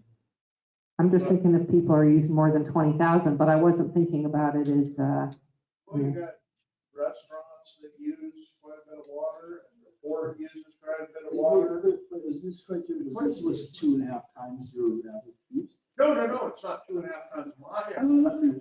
But once you add it to this, it adds it to every commercial entity, and it picks up those few violators that you have. Right. Everybody gets to pay into it. My question was, is what we're working towards is based on 2.5 times your average consumption, which is only a handful of people. Right.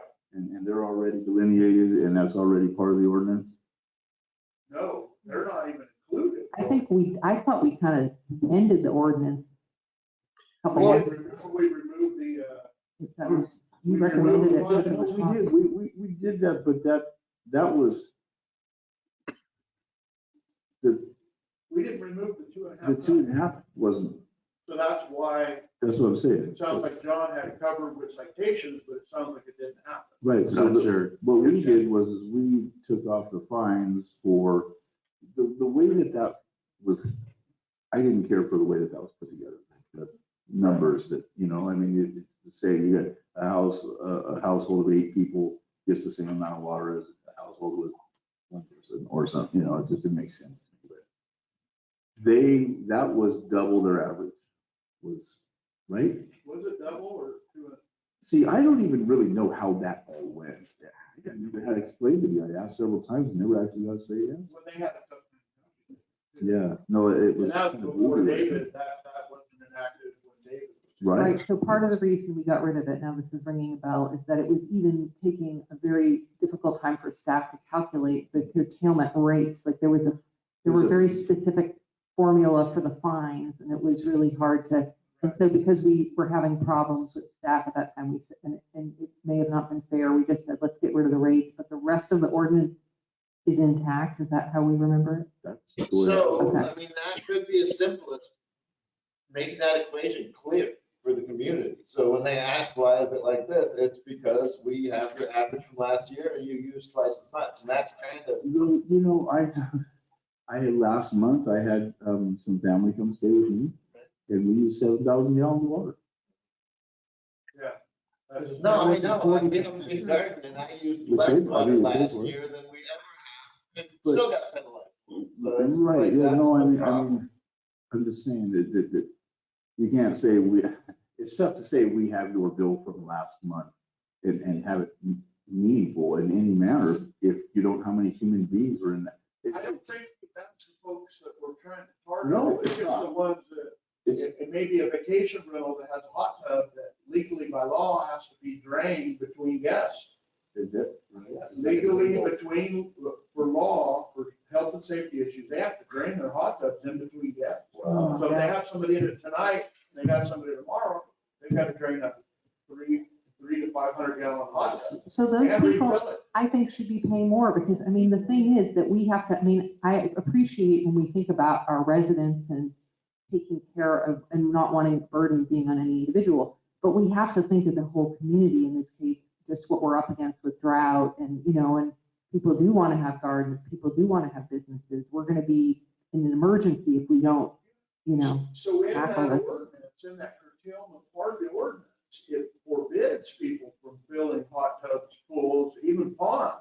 Right. So it's an enforcement issue. We really, Once again, yeah. it's an enforcement issue. We're gonna have to enforce that. You can't fill a pool, and you can't fill a hot tub every time you have a guest leave. I mean, they have to according to the law, so what they'll have to do is get rid of the hot tub. Right, and when we're under curtailment. Yeah. So what we ought to do is probably sit down and have a tabletop work session about this, because the curtailment has specific directions of how you calculate the fee, which me and John went through a couple of times. I think we ought to sit down and talk about it, because it's a very small portion of the community. We're talking 40 some people out of 600 and something, 680 or 710 connections. So 90% of the communities falling within the average use. And the way it's written is over a year, and it also depended on what zone they were in, which I don't know why. But, an average 2-bedroom, 3-bedroom, 2-bath home is about 3,500 gallons a month. Well, when you see that same home use 17 or 15,000 gallons month after month, well, that tells me that there's either leaky toilets or faucets, or they're just running the sink all the time. So there's areas that we could talk about with low flow toilets and low flow shower heads and all that other stuff. But to beat this up all night would be ridiculous. So, but I would say it's a small portion of the community. Out of the 40 people, it was almost 600,000 gallons between those 40 people. So it's definitely something that we should discuss, and then we should look at the way that rate is calculated for the fine. And maybe there's a better way to do it. I don't know, but it definitely needs to be discussed. Because as soon as we stop doing the curtailment fees, the water usage spiked. So Nobody watered their plants for. We also took the containment fees off right before summertime too. And when the faucets come on, the faucets come on, right? Like when the sun comes out, so. That's right. We might be talking about two different things, but maybe not. I don't know how the curtailment program fit into our regular water rate structure. David, isn't what you, because I think you're the one who formulated the rate increase on the water rates, and you built that into the budget revenues for this next fiscal, correct? That's correct. Okay, so so the budget that we just adopted is predicated upon adopting these water rates, and that again does not preclude you. The only rules that I'm aware of on a local government adopting a new fee or increasing a fee is to have a public hearing on it, which is what we opened today, and nobody came after advertising and stuff. So it would be consistent with the budget that you just adopted to approve this. And then if what John Isidore, what I heard him say is we should, there was so much complicated stuff, we may want to look at that again. And that would benefit me greatly. Yeah. Is water usage public record? Like if we had a list at City Hall of the top 50 water users, is that something that we could post? It's proprietary. I know, that's why I'm asking, because that might go a long way towards. I agree with you. They're, so we are a public body of municipal utility, but again, so there's the public record law, all of our records are public, and then there's a list of, 47 exceptions? Yeah, so that's just a question. We'd have to look at the exceptions, and some utility customer information is among the list, among the categories of exceptions they have, but I don't know how fine tuned it is. I think somewhere in the water plan, I read that, you could, as an incentive, reward people for being those who conserve water. And so you'd have to make it, I think that was even in our water plan as an idea, but. I think there are grants available for low flow shower heads, low flow aerators, and low flow toilets. That's The problem with, go ahead, John, sorry. I said that's true, Tim, you're right. And those kinds of items would go a long way in helping our community. There's some toilets, so old toilets flush it between 5 and 7 gallons. I think we got some here in City Hall, 5 to 7 gallons of flush. The current federal standard is 1.28 gallons per flush. Correct. Say 5 gallons, 5.5, 6 gallons of flush. You can put a couple 2-liter bottles full of sand in the back. That's true. That's the They were easiest, very cheapest cheap. bricks. So this- So kind of a point of order here. Sorry, Yeah. yeah. One thing that I'm concerned about is we're talking about this, but money isn't going to make the people, money isn't gonna make the big users stop using. They're gonna pay their fines, just like they did when we had the curtailment. It's like $750 fine each month? Well, I mean, that's a different story, but yeah, but maybe even if they got a $750 fine for certain entities, it's worth it At to least keep we the get line. $750. And that's another thing that bugs me. We could charge everybody $1,000 a month and it wouldn't touch our financial needs to get some of this. Yeah, stuff. but it might create some more, long-term rentals. But we have a motion on it. Yeah.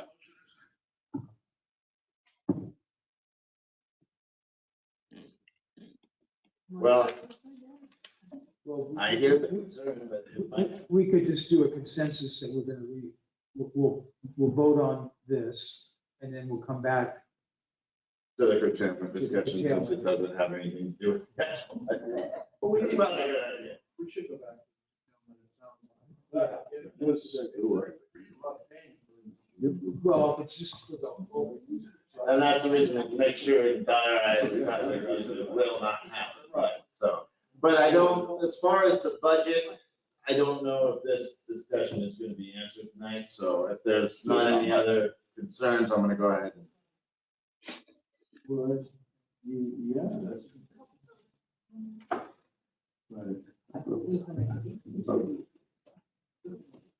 Okay, you're call for the vote?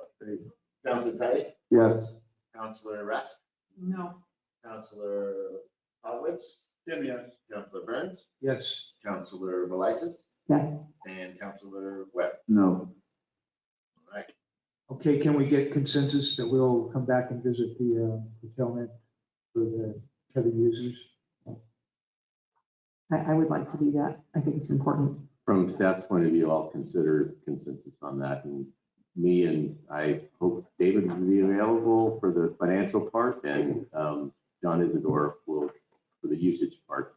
And then, you know, do we have a liaison on council for the water? Would it be I'll do water? it. Oh, okay. Yeah, that's right. All right. Good. Thank you. All right. So I mean, if that's okay with everybody else. Yeah. Can't be man enough and say, I'm gonna do this. That's what everybody's doing. Okay, so we are on to, I don't have to open up a public hearing for. Thank you, David. Oh, could I, while he is here, I would like to recognize David Johnson. This budget would not have been possible without his fantastic effort and just dedication and his love for the city of Port Orford. I think that's what really cares. Thank you so much.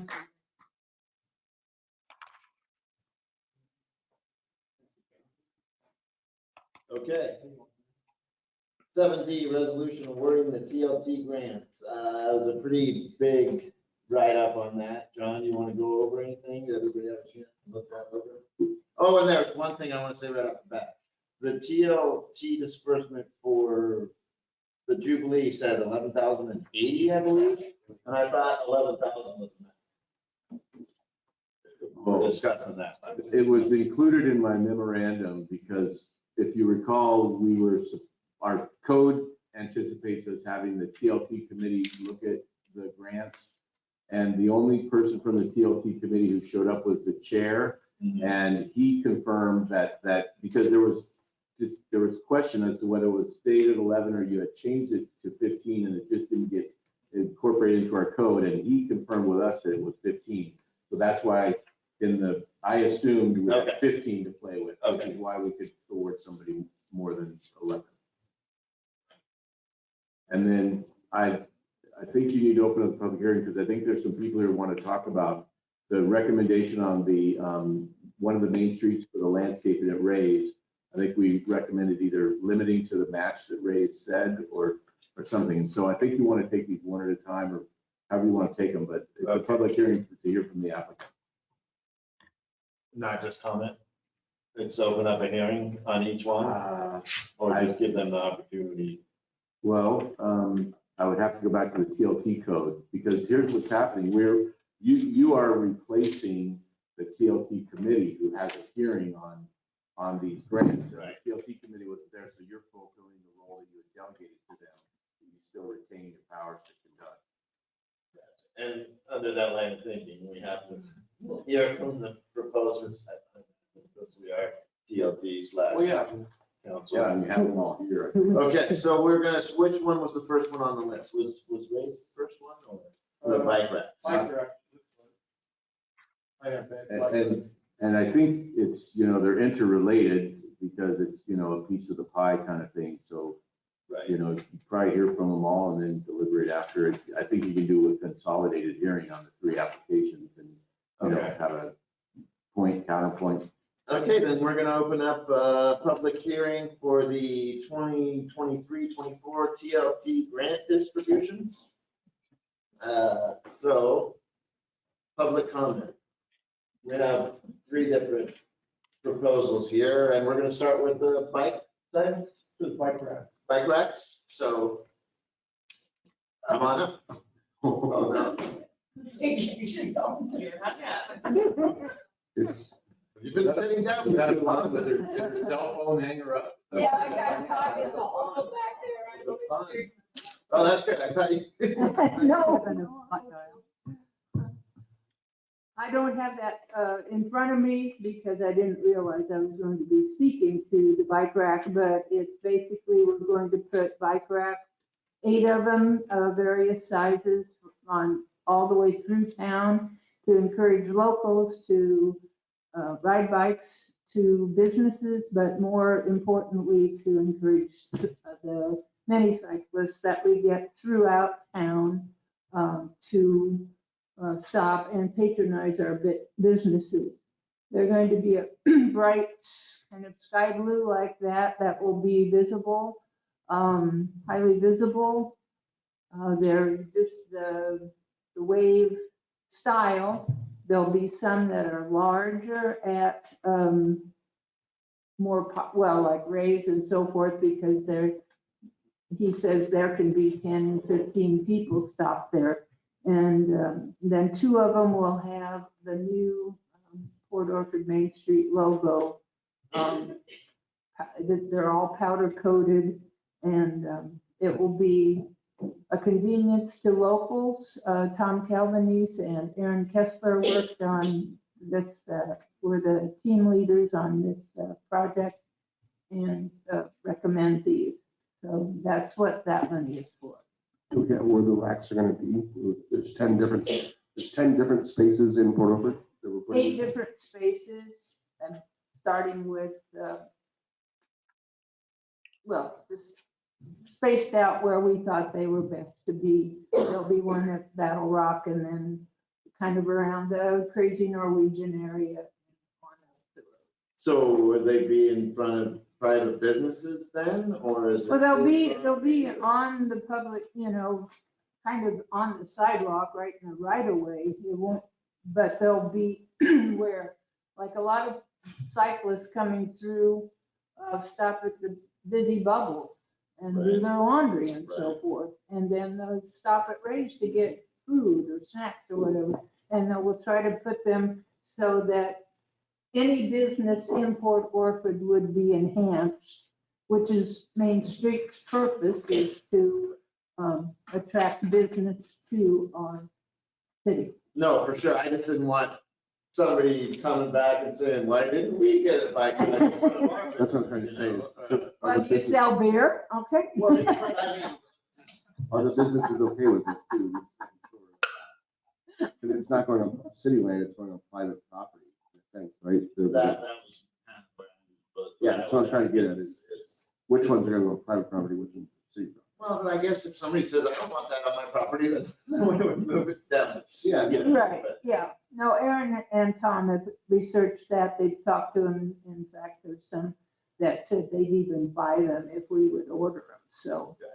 And please remember, everyone that's gonna come up, like, this is, like, we have not had a lot of time to look at this, so the questions aren't as negative. No, You know, a lot of that's quite times all questions sound negative. And I'm just- No, I understand that, for sure.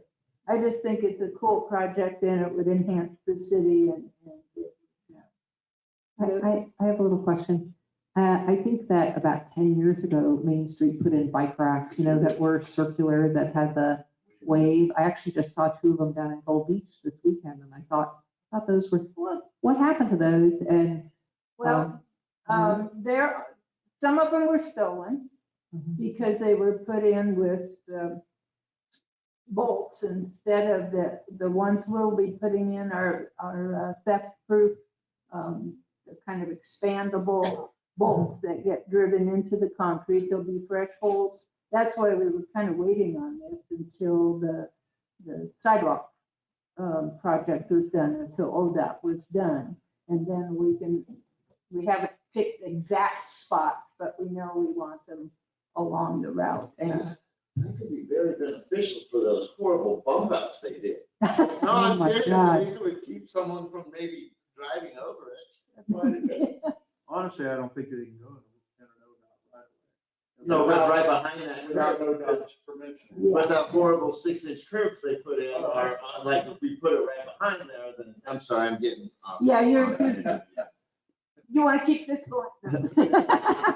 I mean, anyway. So that's the purpose of the bike racks. And we have a grant request into Wild Rivers Coast Alliance to cover part of the project too. They were very enthusiastic about it, although we have not heard back from them yet. I don't know when their granting is exactly. I think it was July or something. So if they didn't come through, Susan, I'm assuming you would do less of them there? We'd either do fewer of them or we would ask businesses to contribute for them. Just, are we supposed to demonstrate the ability to?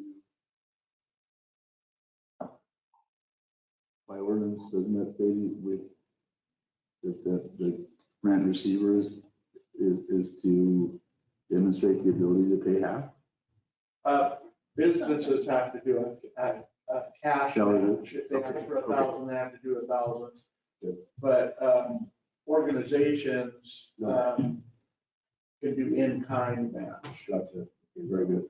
And so that's technically the rub on there were 3 grants, and one of them was through Main Street for landscaping and raise. And Yeah, I have that all I agree, prepared. staff's analysis was, that was actually a business request, and therefore staff recommended limiting it to the 960 match.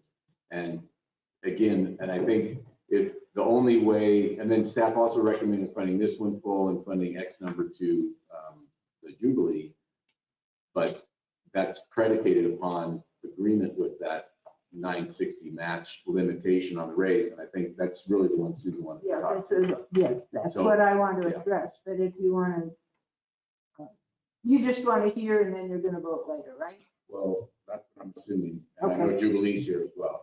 Right, okay. So the second, Yeah, I think. Yeah, I no, think but so. yeah, And then- and then we need to pull one out. Yeah, they're all sort of competing for a limited pie, so, Right, yeah, right. so I think having them all talk and then setting up the pie. So we're good on questions for the bike racks though? Any other questions? Okay.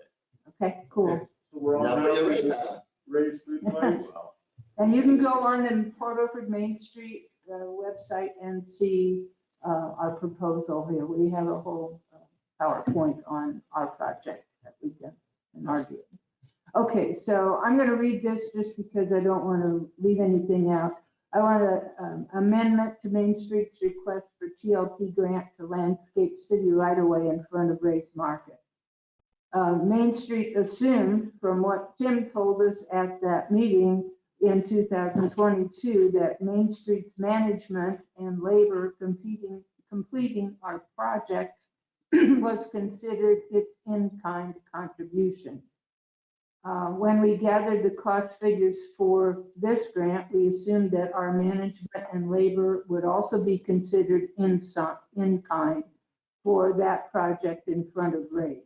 At the June 7th meeting with city officials, we were told that businesses had to match the TLT funds.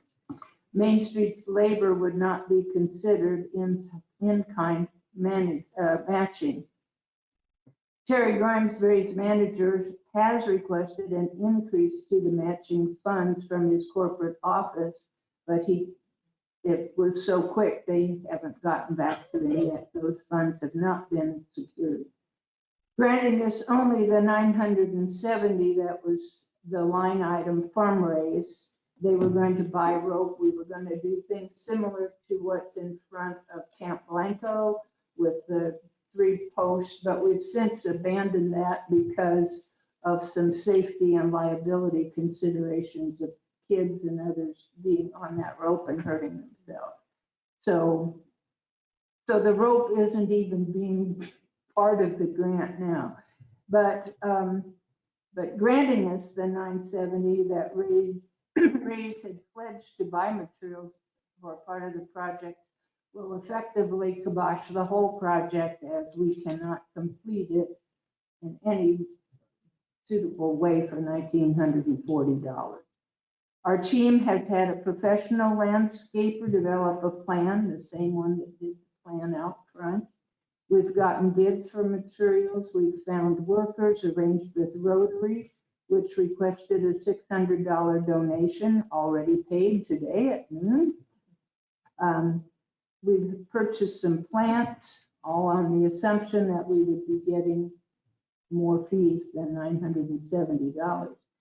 And it is, even though Ray's is at the back, it's not really right by their front. It's not enhancing their beauty, it's enhancing the beauty of the area in front of it, and more of a city right away than a Ray's enhancement. It's just to make that very bushy and unsafe area beautiful again, which is another Main Street purpose, is to enhance the beauty of the city, to attract people to stay. We feel the longevity of the effects of this project, lasting for years rather than days, justifies TLT fund investment. Main Street Board requests that our efforts be considered in kind for this project, and our grant request be honored as amended. And our Main Street directors are Kitty Million, Elaine Roman, Aaron Kessler, Terry Grimes, Kim Foster, Dennis Farrar, Janice Angelini, and myself. And we've amended the request to be a total expenditure of $47.50, and TLT funds would be $23.75, and we would match it in kind with our labor. Susan, that list of names that you just read, that was the Board of Directors of Main Street. 2375, Susan? $23.75. Okay, and what's the Ray's has asked for an increase to $1,875, but like I said, it's not secured. We can't say that we would get that. But we feel that the labor that Dennis is going to put in on landscaping that and everything is at least worth the $1,500 that we're requesting for our matching. Or Mr. Ray's? I don't believe so. Those bushes that were there had trunks on them this year. We went in on 101 cleanups and cleaned that area up several times, but we didn't use it in town money. And then, like in the past, like TLT committee sees the drawing plans, right? Like we would have seen pictures of the bike, you would have seen pictures of the bike rack, you would have seen the landscape. Typically, we get a little bit more detailed application, but with photos and stuff like that. I mean, you know, you're trying to get what you can get, so. No, that's what I mean. I didn't like, Well, I thought there wasn't would told be- that was what was needed tonight. I'm sorry. Oh, no, I could no, have brought- just historic question. Yeah. It's just basically you're selling yourself to get part of the fund, part of the, and I don't about the ordinance now or not, or move on and come back to it? Ordinance. The DOT ordinance, so they're asking to move forward without the full cash match from a business. And the way the ordinance was created, Karen Auburn and myself created it. We added, see, the businesses didn't used to be able to apply for DOT, called service groups. But we decided it would be beneficial at the time to add businesses, because there were some businesses who couldn't afford to even pay their front door. I mean, it was to help with beautification. So the businesses, we come up with a plan, the businesses just had to have a cash match rather than an in-kind match. So they're basically asking for forgiveness on this one because they didn't this current Main Street group didn't understand that. Well, they're figuring it's on the right of way. Well, every business is on the right of way. We give our argument back to that. But we do have a bus stop there, Yeah, but it's. which is a service. So we can argue it all you want. I mean, it Just throwing it out there. my suggestion would be if we decide to honor this, that we put Main Street on notice that this won't happen again next year, which they would probably be very happy with. Well, that. Yeah, because then they could plan ahead. Right, it was just a misinterpretation I because understand. Terry came to Main Street and said, I understand. we can't do this. Would Main Street take it on as a project? Yep. And I thought, well, that's city right away and it's beautification. It's a safety concern. Sure, we can probably make it happen as it's not a raised project. It's a Main Street project, just like you're right out there. The city didn't put in 1 cent for that. But the city shouldn't put monies in to improve its own buildings. That's not what TLT is designed for. Right, And the state will tell you that. okay, So that's why the city did not put it. right. But I'm just saying that It's different. But if we agree to do right away, then any business in town could come and ask not. Still only so many dollars and we get to divvy it up. I feel it's all right. The right of way is on Main Street. And if it's gonna be improving the look of the town. Okay. But it's also improving the look of rates, and they should have just not just said, oh, cool, we'll give you that money because we're getting it half for free. So And there was huge business in town. That's my thinking. So That's my hard thinking. to beat. My thinking is we were more than fair when we created the ordinance, giving the business half. I mean, because any business could come and ask for $5,000 and then they would have to match it. So I guess the real question is, could we do this if we wanted to?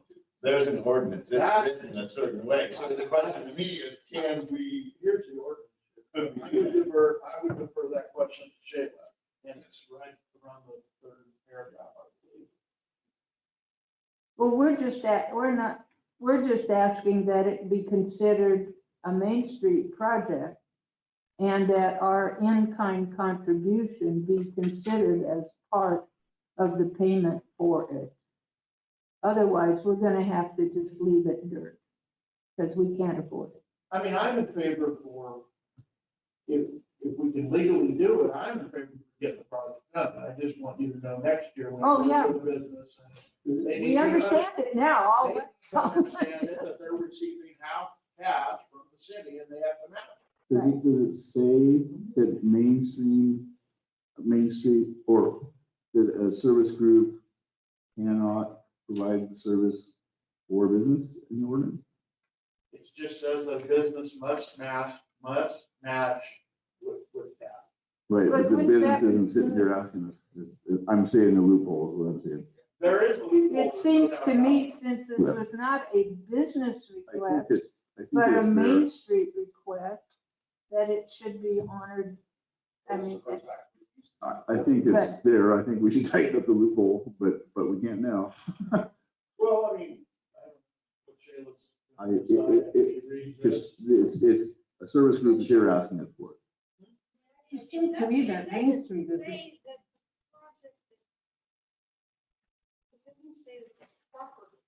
Right. It doesn't differentiate between an organization providing something to a commercial company. Right. It's just And the we do request that for. for all our businesses. I mean,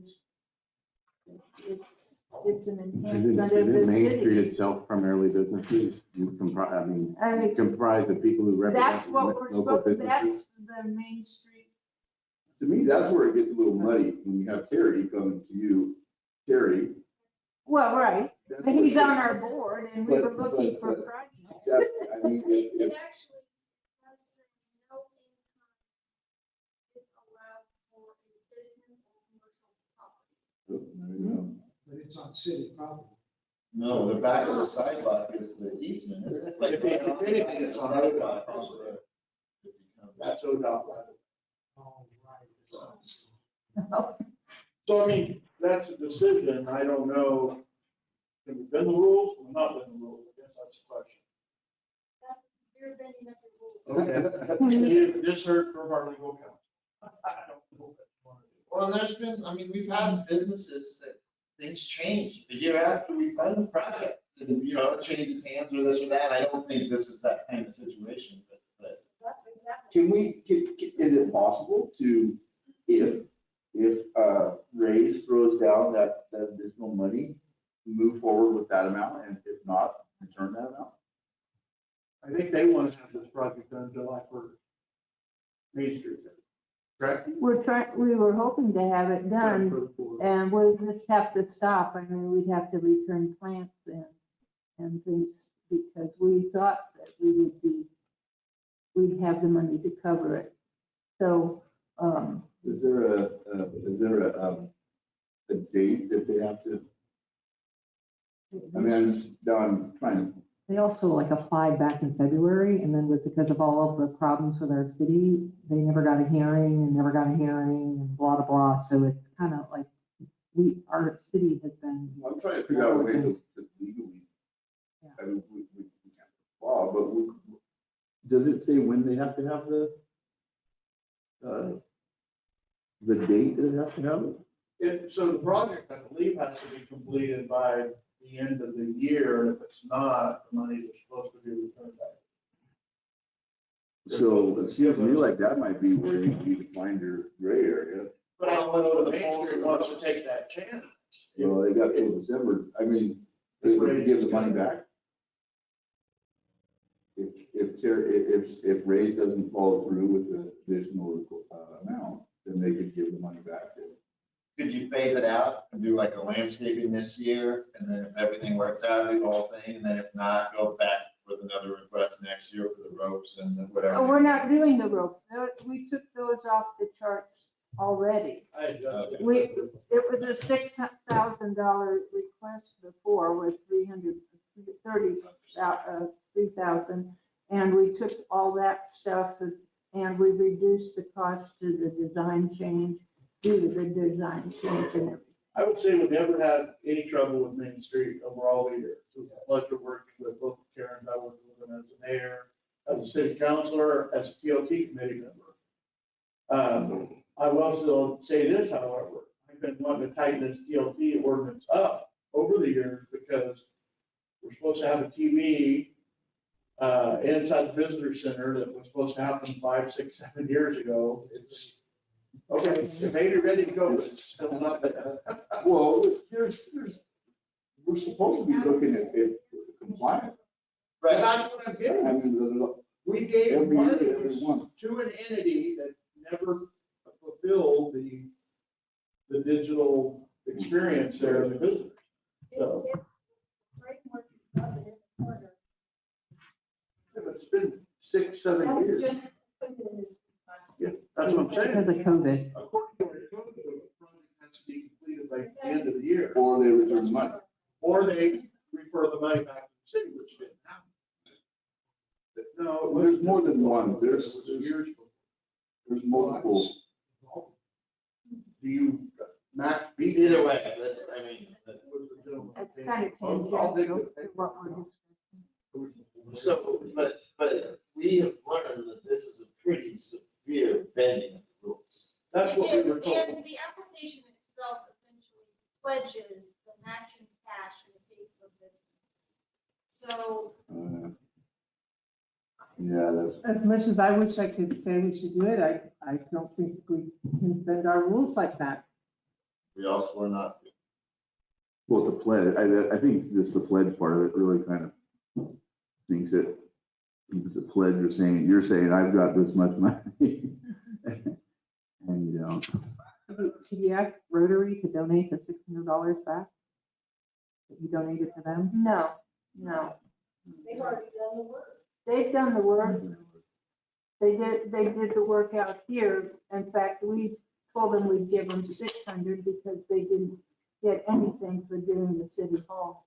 So we said, he was gonna say 300, and I said, no, make it 600 because you did the city hall. Well, I'm just thinking that they're a voluntary organization that likes to help contribute to our city. What can we approve it with? Like, yeah, but when's the last time you talked to Terry? Pardon me? When's the last time you talked to Terry about that additional money? 2 days, he had less than 2 days, his boss was on vacation, so he couldn't even get. So could we accept it contingent That's what I'm on? saying, contingent on that money. That's gonna push the project off on the floor, that's the only bad thing, but I mean, that just might be part of the deal. I guess that's your choices. Yeah. Well, Contingent but upon- then at least Terry can call tomorrow and say, hey, boss, they're gonna accept this if we can, you know, if you allocate these. funds." It seems like a So, no-brainer. phone call at least. I don't think they can sell plants that long, really, they're not How long do you want to let water in?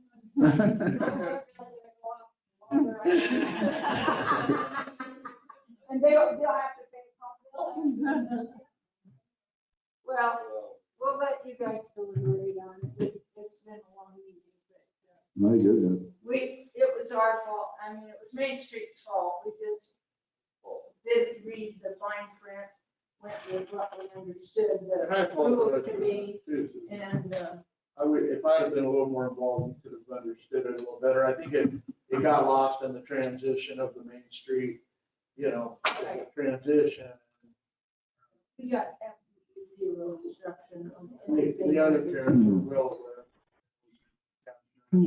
And with our city dropping the ball on the meetings and everything, it's unfortunate that we're all at the end here. Well, yeah, because I started in January asking to get this stuff rolling, knowing it's coming up and we have to get it taken care of. Are we ready for a motion? No, we have, I think, to hear from the third. We have the Jubilee. Yeah, we have Jubilee. Good night. Thank you very much. Thank you so much.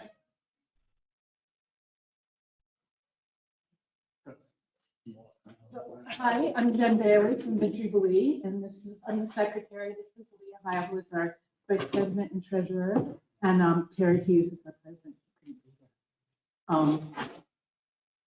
We came to the city council meeting last month and pretty much asked for $15,000 for this year and for next year. And thank you so much for getting us in the budget going forward. That will be a huge help. For this year, I just wanted to clarify that we had asked for 15 total, and I thought that we had left it, that you would give us as much TLT money as was available, and then figure out something else to make up the balance.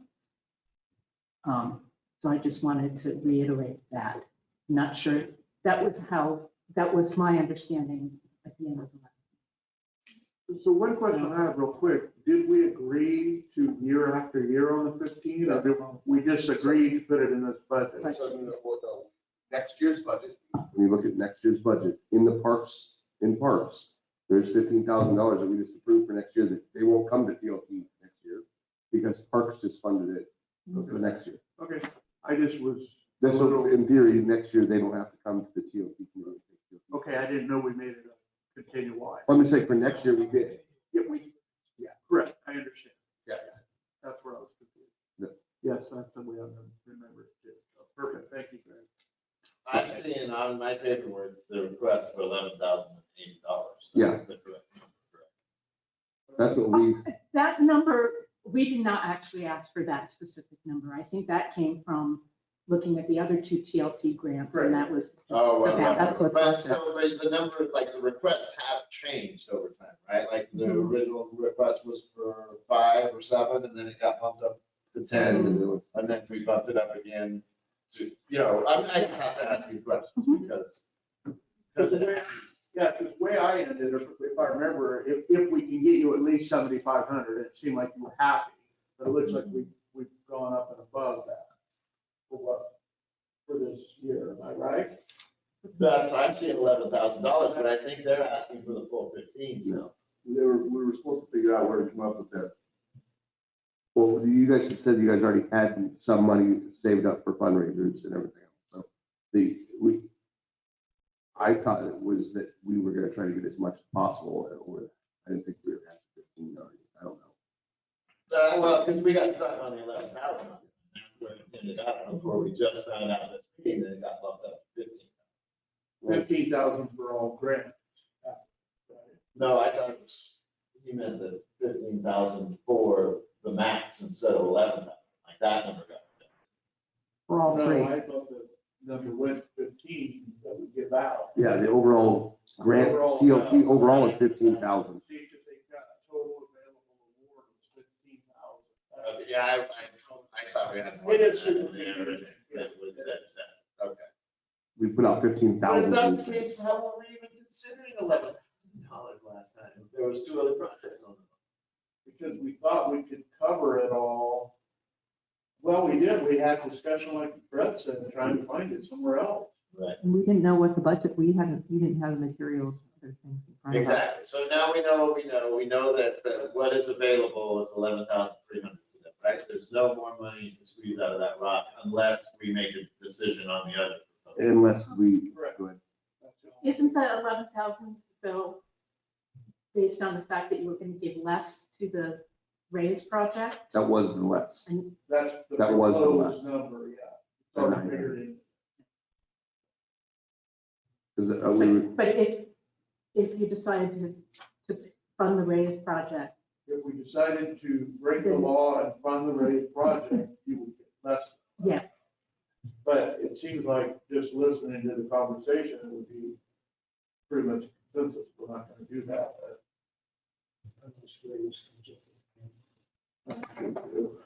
Right. Well, and what were the increases for? Like it went from 5 to 10 and now we're down to 15, like now it's, we're saying, what's that? Fundraising efforts for less. Well, I know, but we allocated 7,500 to fireworks. That was 5. There was 5. And then that, all I'm asking is the sequence of events that got 5, 15,000. There really wasn't a sequence of events. These folks came and asked for 15, said the fireworks had doubled, which I believe them wholeheartedly. And then the real question was, we just have to decide if we want to burn up $15,000 year after year after year. That's it. It's not Well, simple. but our funds are up. The big increase as well. Our funds are up, but our ordinance isn't That's what I'm saying. changed That's what I'm about saying. 15,000. Right. That's the problem. Okay. The So, inflation has changed things. Right. And our ordinance has not. Yeah. And so we are out of date with we should be. Well, I mean, everybody's out of date because of COVID and the price of everything went through the roof. I mean, yeah, really, everybody's But we out of could, date. we could raise it, not for them, but if we raise the amount of dollars that we're going to Of spend. grant money, instead of 15,000 total, if we did it, next year, if we upped it up to 25,000. But why do we need to do that if we already decided that we're going to find them 15,000 out of our budget year after year after year? We haven't decided that. We just fully. decided it for next year, that was it. Okay. all right, we can have all those conversations this year and this discussion. Yeah, this is just about right. And so, do we have any other questions for Jubilee? No, you guys do great work. We want to figure out a way to help you and. Because we need to really We're trying to cut, figure out how to do we have 3 different proposals, but we have to try to like single out the raise discussion and get that one figured out before we even think about these other 2. because- I have one other question about the fireworks, which is there an option to have a wonderful fireworks show, but to spend less? Like, is it like large, medium, small, and we're going for large or extra large? We're doing exactly what we've done in the past. Yeah, which is a lot. package. I don't know if there's different packages. There are. Oh, there are. Oh, okay. Okay, well, Millions. yeah, well, well, I think that just given that I mean, as we think about this, as Tim says, this is like spending money to go up in one night. And so I would like to understand the options in the future, if we're going to be spending $15,000 a year or 20,000 or whatever it's going to be, I think it would be, since we are the, custodians of the money. So. I guess I realize also that we bring so many people to camp. Yes. That it's huge on 4th of July, how many people come to town just for that. So Yeah. consider that. Yeah. Every business in Port Orford benefits from the fireworks. I'm just going along with what Pat was saying, which is like the amount of money is, as it increases and increases. And, that I'm just asking, what are we getting for it, and wondering, what are we going for the mega load, or are we going for something that is, How much does the fireworks reasonable? cost? Like, what's the total cost of the The fireworks themselves? Just the fireworks. 15,000. That's 15,000. 15. Oh, okay, then I'm gonna go ahead. Like, if the fireworks are 50,000. Yeah, they're not asking for more. It used to be when the other group had the program, I think they were right around 7,000. But you got 7,500 already. No, we got 11. No, I mean, the city gives them 70, like, nothing so far. Well, we guaranteed them 5 a year. That 5 a year is gonna have to come out of this. We don't. No, it's 5. So the fireworks, 15,000. That the other revenue source? 15,000. Pardon me? Is that the other revenue source? 5? Yeah. That's listed already? No, it's 5. No, but what's? I don't know. I'm asking. His question is, what is you mentioned some other revenue sources on your application. What? From our own fundraising efforts. Mhm.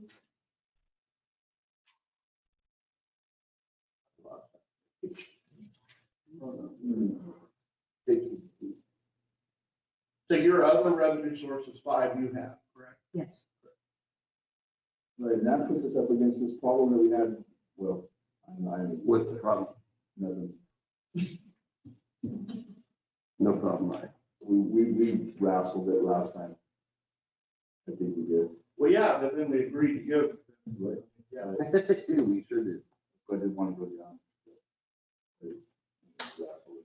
The problem is our ordinance limits us to this amount, just like it does the business thing. I mean, we're following our code, and if we want to change our code, we need to start working on it soon for next year. Not wait Well, effective for next year. Well, not them for anything else, if we want to up that. Because trust me, there's been years that we've had 5, 6, 8 applicants for that 15 grand, and we had to tell some of them no, some of them rightfully, they shouldn't have gotten the money. It was some pretty bizarre stuff, but, Yeah, no, we don't have, It used to be 10, you believe it. right. And that's when we changed it. So it seems like the only options here are to either just bag the raise entirely and give the extra. Are we capped at 11,000 for Jubilee? Is that what we decided at the Well, last meeting? in theory, if we don't do the raise project, we'd have 12,000, because we'd have 3,000 going to the one project, right, the bike racks. So of the 15,000, we have 12,000. But I'm pretty sure in the ordinance it does say that no entity can get more than 11,000. That's what I was thinking. That's what I thought you were saying last time. I'm almost sure it says that. So it seems like we either I did not know that. bag if we were to bag that other grant, we'd still not necessarily be able to give more to Jubilee. I feel bad that, I think it would be great if we could have the contingency money for the landscaping if Terry comes through, just because it is gonna be lying like dirt there all summer, which is Because we unfortunate. don't have. Because we don't have a TLT committee, nobody reviewed this. Like, what if the committee would have been like, oh, I don't know, Ray, this isn't really a project that fits, or, you know, they would have had that hammered out, like, oh, yeah, we do have. I would like, as much as I see the merit in John's suggestion that we take on the TLT, I like that they vet it first and then they send us applications. Because we're sitting here trying to vet this, but Thanks. I don't know if it was my suggestion that you take on the TLT. I think you and I maybe just discussed. Well, it's only by necessity I that agree. you're doing it tonight. There's the confusion right there. But if we were going to change the TLT ordinance, and again, this is another conversation for another day. And by the way, I love committees, but they are, they're not plentiful. And I mean, I would prefer to streamline it and just have, staff review stuff and make recommendations to you, and then you guys make decisions, or staff make a decision, the decisions get appealed to you. But I understand the value of a TLT committee, but we had one person show up and we're supposed to have 7 people on this committee, and and that's not an enforcement issue. That's a different kind of resource issue. So I don't see the 11,000 in here in the first. So maybe we treat it like the budget committee and just try our best to get an equal number of community members for the TLT. We didn't really try to get members. I never got asked to look for members. Sure. No, I know what you mean. COVID killed a lot. Yeah, no, I agree. Maybe that's what we're dealing with. But We never really had 7 people show up, but we always had about 5. okay, yeah, that's a quorum at least. Yeah. Well, I think for this proposal, I just say that I would like, if possible, to find a way to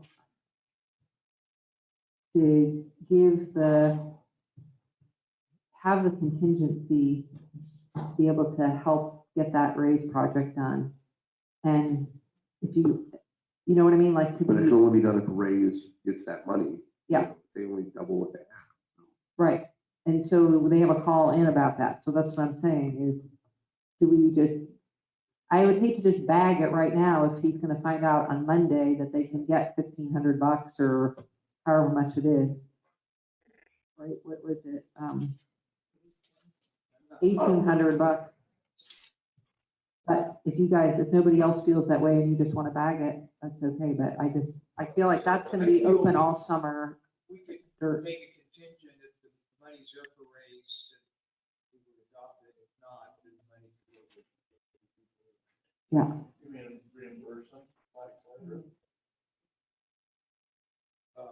I'm just saying that if we find out, we could set a time limit on the raise. We find out within a certain amount of time, they got the money, we'll match whatever money we have. And if they don't come up with money, then the money goes to the. Greg had a number. What was that number for, if you recall? If the money doesn't go to raise, if they can't come up with enough. Well, we have 15,000, right? Right. So 3,000 was for bike racks.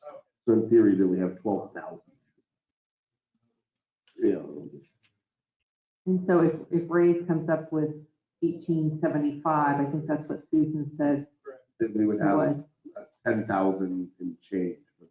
Yeah. If we funded both the other projects, Yeah. then the leftover would be that. I know that sounds horrible, but double 5. I guess it's a bright side. Well, but moving forward, you guys have already had, right now you guys have half of it already paid off and gonna pay off the other half.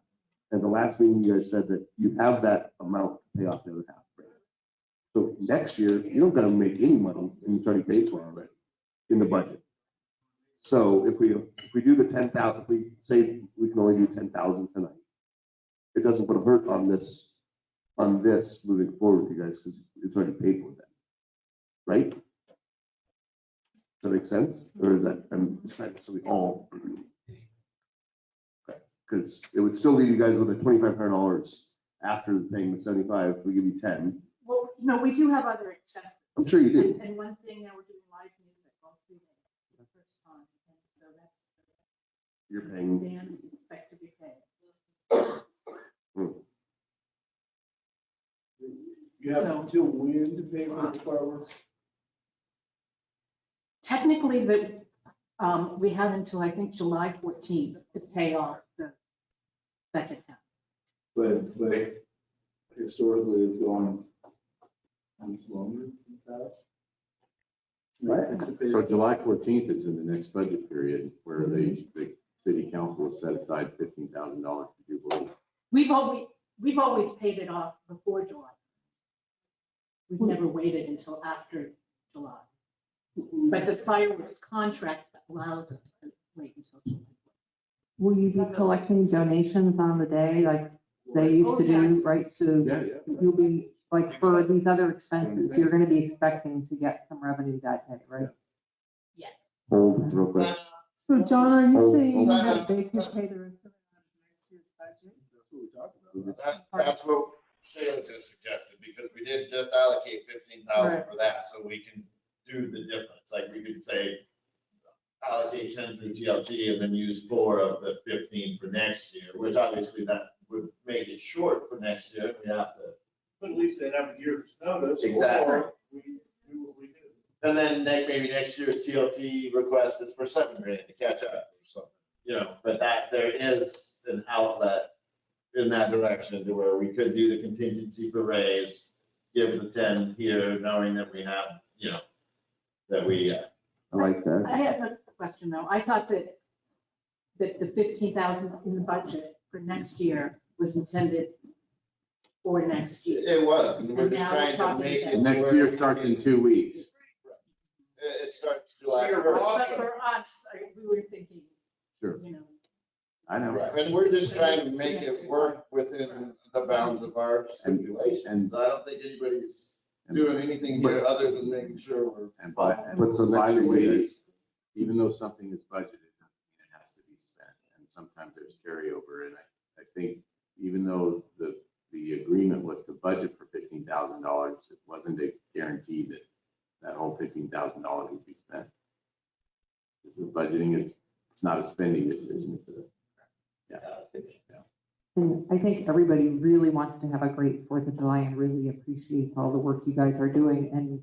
But we also, there's just a lot of things we have to work out. So we have to, I think everybody's trying to do the best to give you as much money as is fair and to balance the other things that the community does. I totally get it. And we really appreciate it. So is a band like $500 a day, or like what was the cost on the band? Just out of curiosity. I don't know. One is 500, one is 350, one is, it added up right now. We're still finalizing all of it. It's about 1450, yeah, is the current Just for bands? Just for me. for the 3 days. Do you have enough, are you selling something at the time that the band is on? I mean, what, Alcohol. does that? Yeah. Have vendors. Well, I'm just trying to figure out, I mean, like. T-shirt sales, sweatshirt Right, yeah, sales, there's vendors, we're selling, we have car show going on.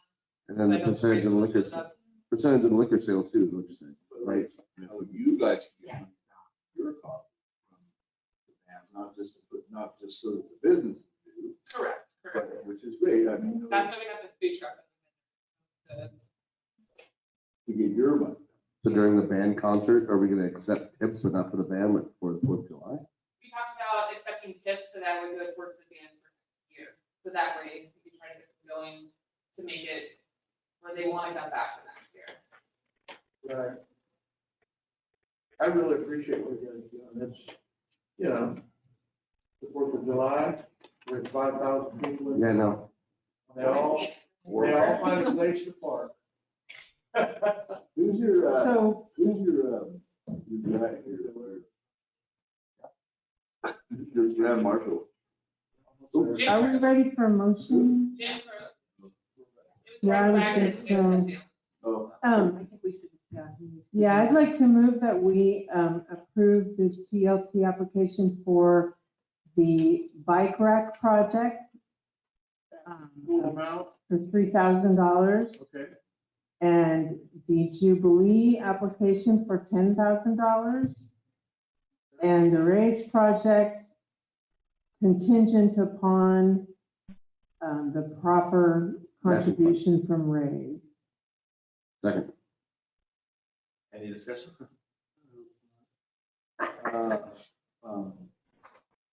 Is there a sunset on that contingency? They have until the end of the year. July What I'm 1st. saying is. They have until the, the end of the year, right? Well, I'm saying the way the TLT fund, they have until the end of the year to use the funds, right? No, he's talking about the contingency for rates. He's saying, do we want to say June 30th or something, give them a deadline that we need by. He either needs. I don't He's gonna have the money by, I mean, it's a corporation, they should be able to make a decision in 2 weeks. I would think. And we can't change the rule anyway, so we can't break our rule. Yeah, but So, And that's the contingency. so At raise what the, point do we yank the money back? and do we give that balance, that $2,000 extra balance of the 15 to Jubilee then? Or do we say there's a positive balance to move forward? no, they can take it out of next year's budget, and they'll have enough money, and then they can apply for TLT next year. I was under the impression that once, since it's in the budget for next year, we wouldn't be applying. Yeah, but you can. Yeah, so if you have to take $4,000 out of next year's budget to pay for this year's event, next year you can come and ask TLT for that 4,000. You're not out any money. Trying to make it fit in a box more than anything, to where, Yeah, but, We wouldn't have to take as much. We could give everyone else around for funds. Did you get yeah, second? but I think we should be, I mean, I don't think we should create the expectation that we're gonna give 15,000 and then say, oh, there's gonna be 15,000 next year in TLT, and that Jubilee could get it all or anything. No, they can ask for No, more. right, well, I know, but I'm just saying, They can apply this like anyone else. yes. Any other discussion on that?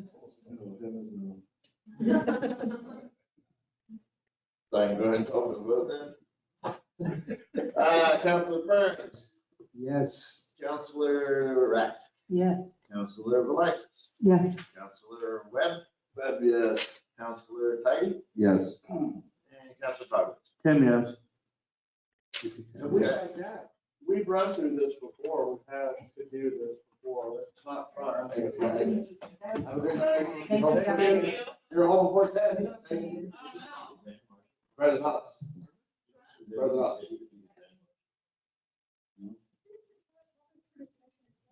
Yeah. Stuck it in my head like I am, this is gotta be the mayor. Okay. That's an issue for me. I don't know. I do.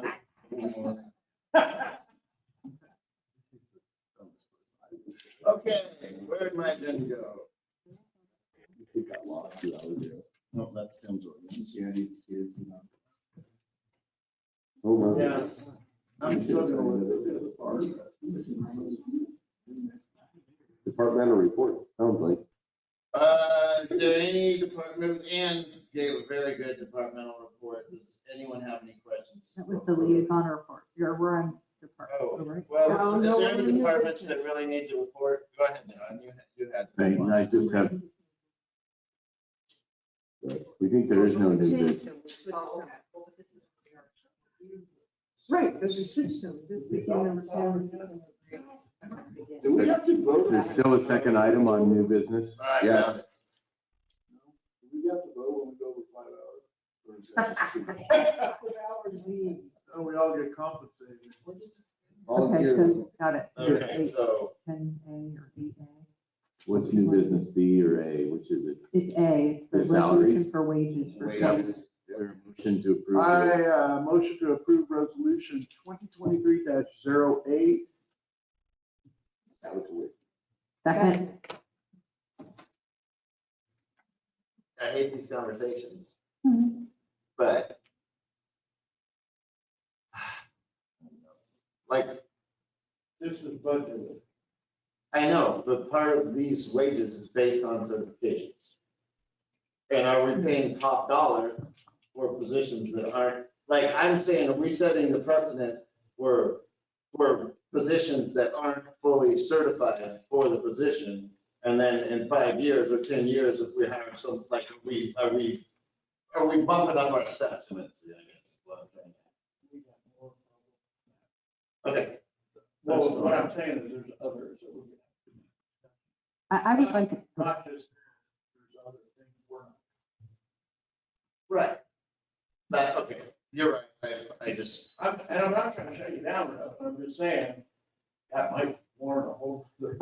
I know, it's just everything we've been doing is, oh, we got the money, oh, we got the money. And it's, okay. I would like to know how were these determined? Oh, okay. How were these numbers come up with is what I wanted to ask.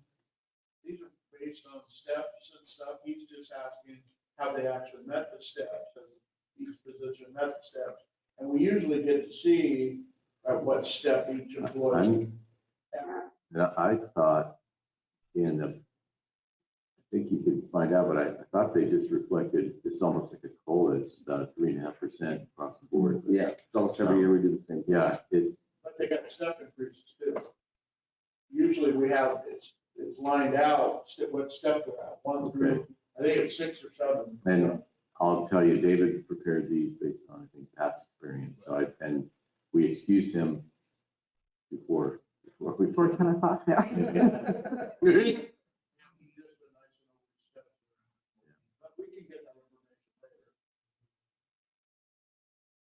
Was there a motion? Not yet, or was it? First and second. There's a motion, but Oh, there was. Yeah, I see what you're saying, it's valid.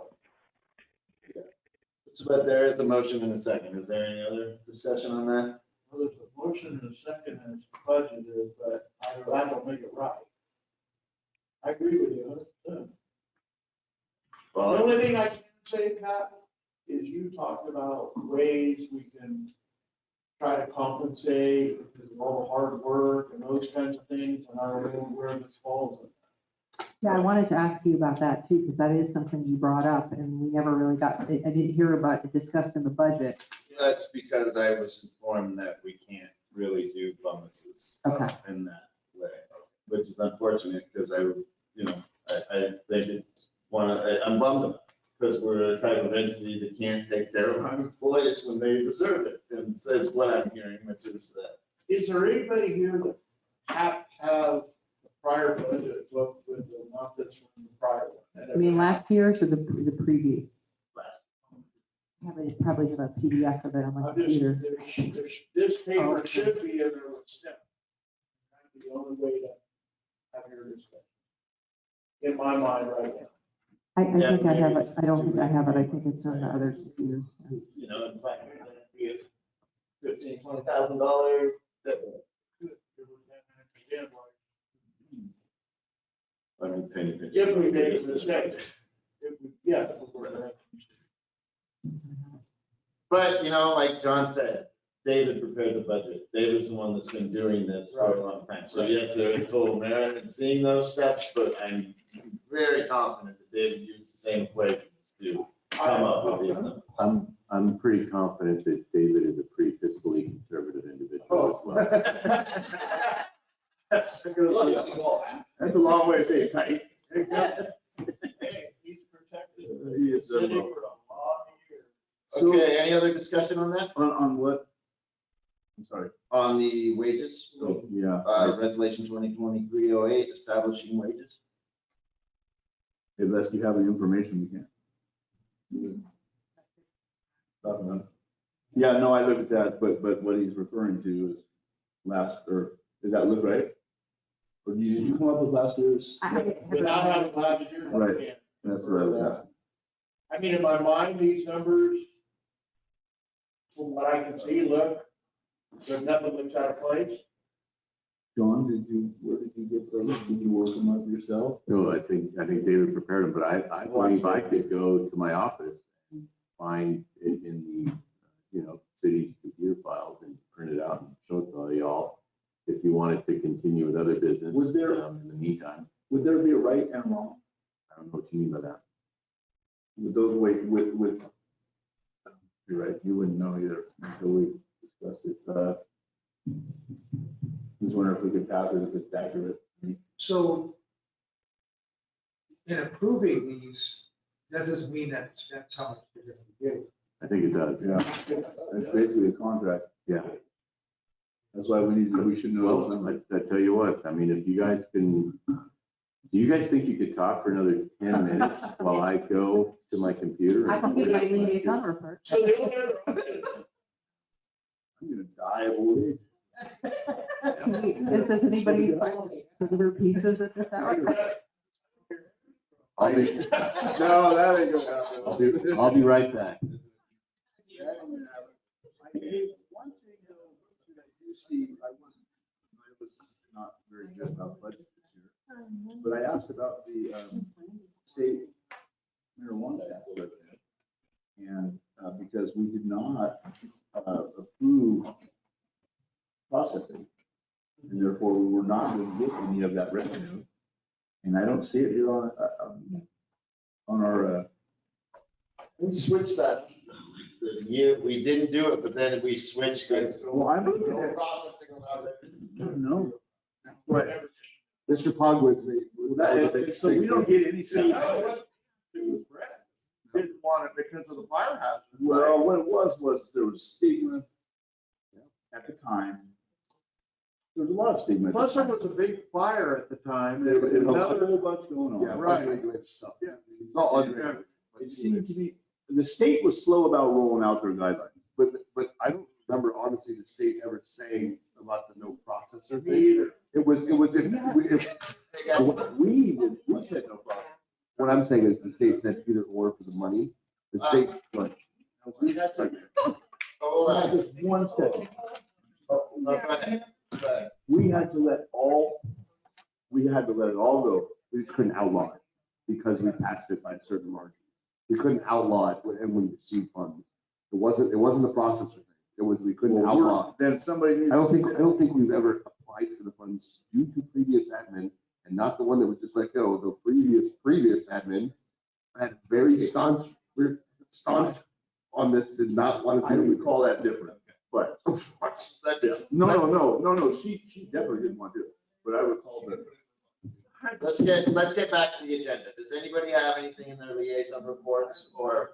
The Hey, guys, port, let's get back to the agenda. Does anyone have anything on their liaison report? yeah, just quickly, the port did choose a contractor for the crane job. Crane replacement job. The crane replacement project, 2 new cranes, an Italian company. They came in, they looked pretty good. We're gonna go with them. They were chosen unanimously by the board. So the finish date is July 1st, 2025. 25. So a year and a half out. We're shooting for mid-24.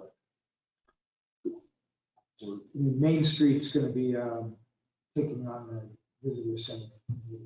Working with. The volunteers and like. No, we haven't. There's parks, we had 23 horses and 32 riders last Saturday at the horse arena for a horse show. It went off very, very well. I'm looking forward to.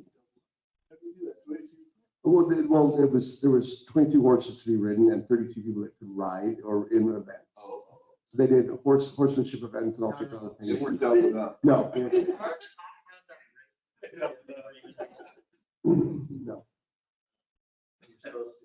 Or he had like a rate for the arena. Material, yeah. that he That's wanted to awesome. We'd make. love to use it. Well, maybe if you wouldn't mind talking to Keely, I think she has that information. Cool. Because it seemed like a pretty good deal. No, it was. We just did that, plus, Parks is looking to get community skating back up. We got the padding and everything else in place. And John is looking forward to being the host of it. So hopefully next Saturday, which will be July 1st, we're going to tentatively shoot to get that open for July 1st. Awesome. Yeah. Okay. And the emergency, container arrived and is up at the district fire station, and all the medical supplies. And the house shop Is there medical supplies that are sensitive, it should be, is security an issue on any of that stuff? These are like body bags and cots and blankets. I'd already given that. and Masks and gloves. It's all the bad stuff. GLG, polluted as it can be, and maybe we can work to make it better this next year. You think so? I do. I like the positivity, Tim. So you guys, so on the watershed, so I've noticed I'm the only person writing these, by the way, so I don't know if I should keep doing it or not. You should. Great. But anyway, we had a really great event on June 6th. The Watershed Council hosted a public education event about, how to take care of the land in our watershed. He did a great talk, and we had a little movie, and Aaron Minster talked about it too, so it was great. We're almost done with the very final. There was a little bit of extra money in a grant, so we're going to buy some tools to help them with volunteer tasks of managing gorse up in the watershed, so that's cool. And what else do I just want to say? I'll just mention, you probably read in the bottom here, there's some question about the status of the Watershed Council. Should it be a city committee or should it be its own thing? And as it turns out, it used to be a city committee. I don't know, Tim, if you were on when that happened, that I was that on when it friction, happened, and there was some kind of a miscommunication between. the Jim and Steve, yeah. So anyway, that is something that they would like, that they're going to be doing a little research on to think about and try to figure out what to do. But anyway, I just think that this Watershed Council has done, especially with Linda's leadership, just an extraordinary job, especially on this big loan, project and the land, and just doing so much. And so they're a tremendous asset to our community. And however it's going to work, we got to support that relationship and appreciate it. So. Pretty much kind of leave it up to them to decide if they want to be a commissioner. Well, can I just speak quickly? John isn't here, but he does have some really legitimate concerns about issues such as these tools that we're purchasing and where those are stored and how he basically kind of considers the Watershed Council a non-entity at this point. So it's not really kosher for the city to purchase tools and then they are stored at my house. So we do need to work out something where those tools can be stored maybe at Public Works. The one concern that I have is they're battery operated heavy duty line cutters. And so you do need to attend to those batteries and make sure that they're, charged and used regularly. So hopefully we can work out that detail. The concession stand might be good. The concession stand at the park might be a good spot to store that stuff. We have keys, there's power there and everything else, and we're putting a new roof on this year to make sure that it doesn't leak. So that would be somewhere that we could, talk about. The concession stand would be a good secure place. Yeah. And then the other thing is I'm trying to follow the record of the affiliation with South Coast Watershed Council that happened at the time when we were no longer a commission. And so I've talked to them. Their whole organizational status has changed since then. Now they're Curry Watershed Partnership. So we need to do a little research to see about how affiliation with them would work.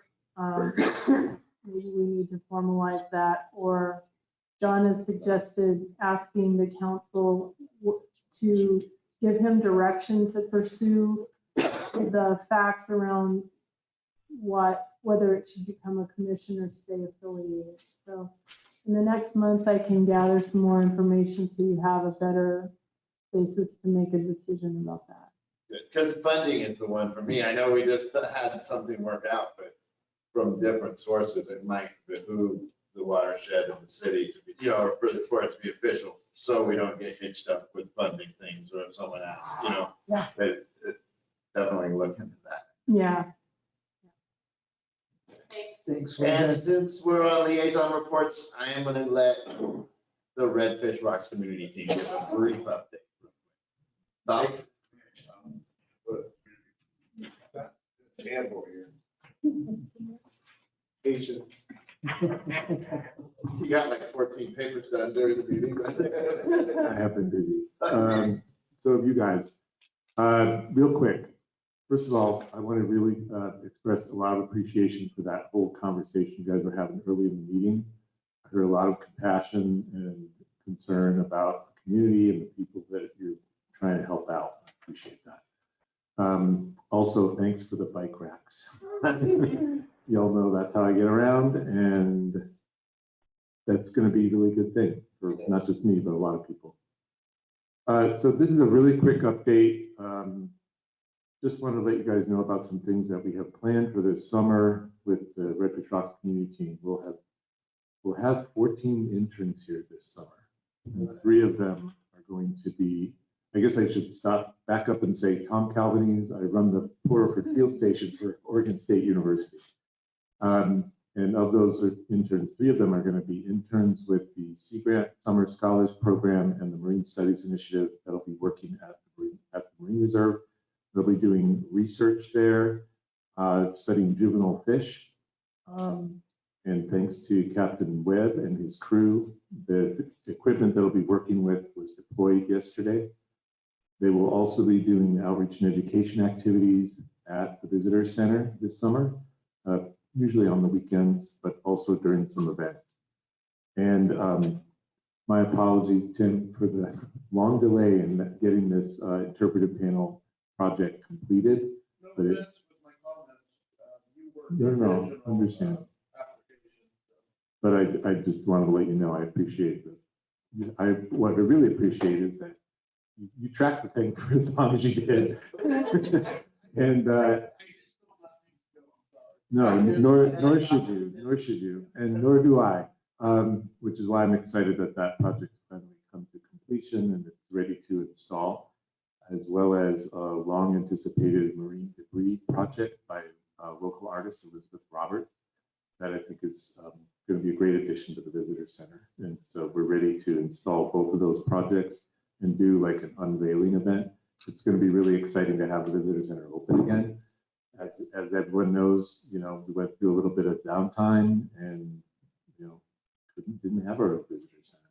So it's going to be really exciting to do that. And finally, save the date for August 19th for the next Redfish Rocks on the Dock, which is an event that's now been happening for 10 years, which is super exciting.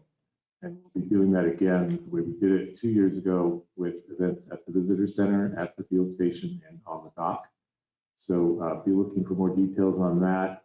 And yeah, I just handed you off a little written summary for you guys, but I'll be sending that out.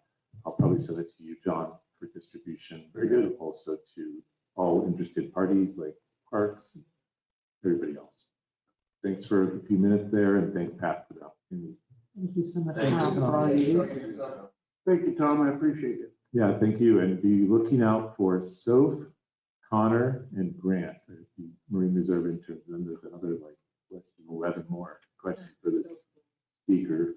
And by the way, thank you. I attended your sonic boom effect on the fish when they were looking for that stuff. And then he mentioned, but I don't know if I'm curious, did you talk the students into making a float for the parade or not? Did that not happen, or did that? Well, they're not all here yet.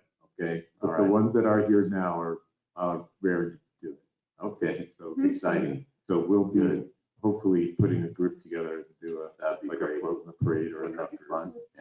Something crazy good. So I know there's a star theme, right? Stars and stripes and stars and stripes. stripes. So it might be some kind of sea star theme or something. We'll see. Very good. Thank you. Thanks, you guys.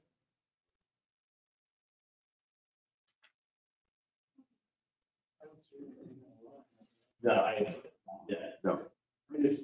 It's actually a little less than, you know what I mean? Like there's, especially with the CBI. Like I said, David is not a guy who, Yep. You just gotta realize me and him are get stuck on things. Well, it's not, especially when we both agree on stuff. well, this is the first time I prepared one of these. Next time I'll have a year-over-year increase. Oh, yeah, no, that's, yeah, it's not, it was just us, the due diligence thing. Yeah. Not anybody. So we are back No, you to, weren't. You weren't.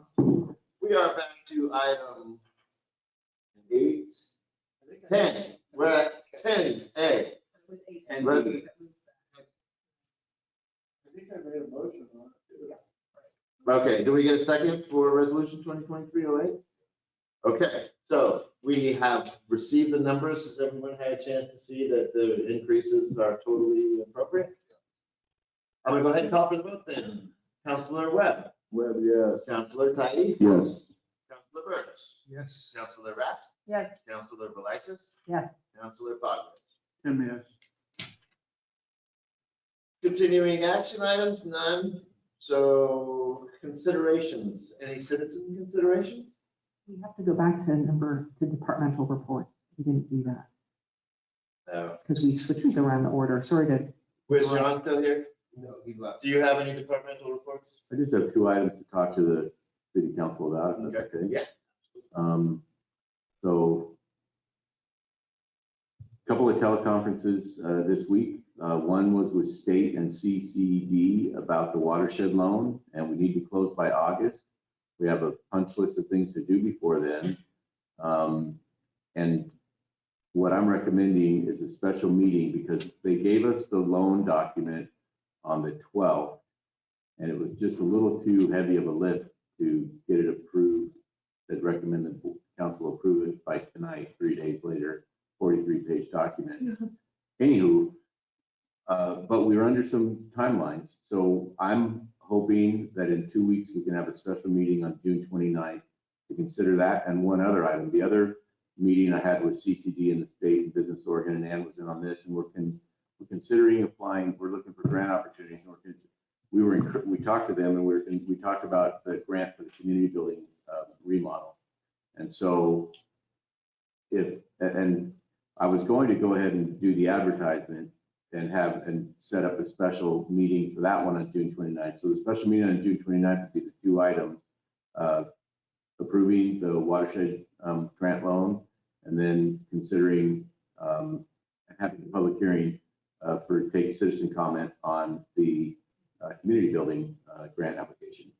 So those were the two things that I had, and it would require a special meeting on June 29th, which is a Thursday, I believe. And it's in 2 weeks, give you guys 2 weeks for that. So that's it. And then also, by the way, the pads came for the community building. We'll be starting roller skating. That's exciting. 29, I may not be available, but I'll try to go to. Okay. And then we're closed Monday, by the way, for Juneteenth. Just wanted to let everybody know that too. The flags will be out on 101 that day too. Okay. John, do we also need on the 29th to have that budget amendment done by then? Or can that happen later? Do we need to have that be part of that meeting? I'll Or ask David if you can do that. If you can, we'll do it. okay, or if not, can that come later? Right, a budget. I didn't, he was here today, and I just didn't get the sense. He seemed very sure of himself about it, that it was really not any issue with. He didn't mention it has to be done at any time, but I don't want to push him too hard, but if he can get it done in 2 weeks, I'll put it on that agenda. Okay, maybe it's not needed. No, it's needed. It's needed. He agreed it's needed. He just said it would be. He made it sound very ordinary. But he also said that because of the nature of the grant money, it can be adjusted by resolution. So we might want to verify that with him. Because I think his inclination was that we can do a resolution to make that adjustment next year. But either way, we have time, so maybe we can pull Maybe we it could off and just save wait. ourselves a motion. Yeah, you're right, just Very raising good. it. I'm gonna put it on my list. That's all I had, Mr. Chair. For this mayor. Either way. You are the chair. I feel like I'm chair. Becoming I feel like I'm The mayor chairs the meeting. Yeah, exactly. So, I think we're on, citizen considerations. Planning Commission, I just want to say one thing if I can.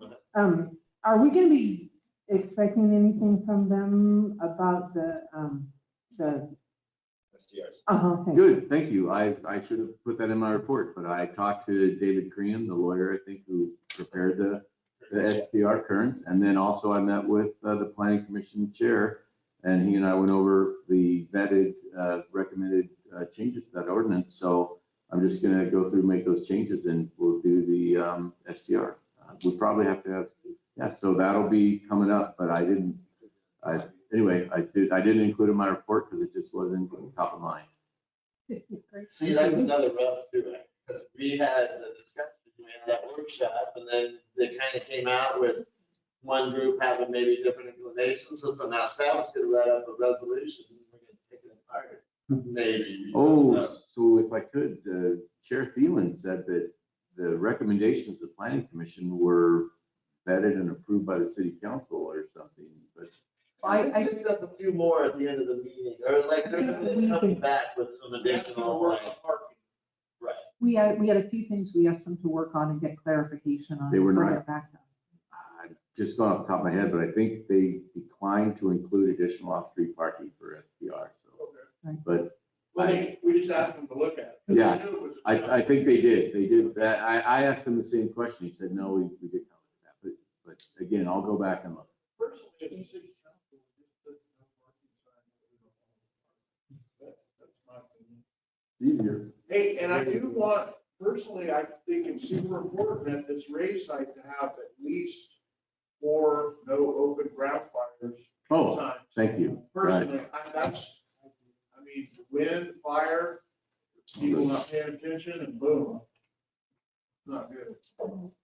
And did planning, are they working on ADUs? Ordinance?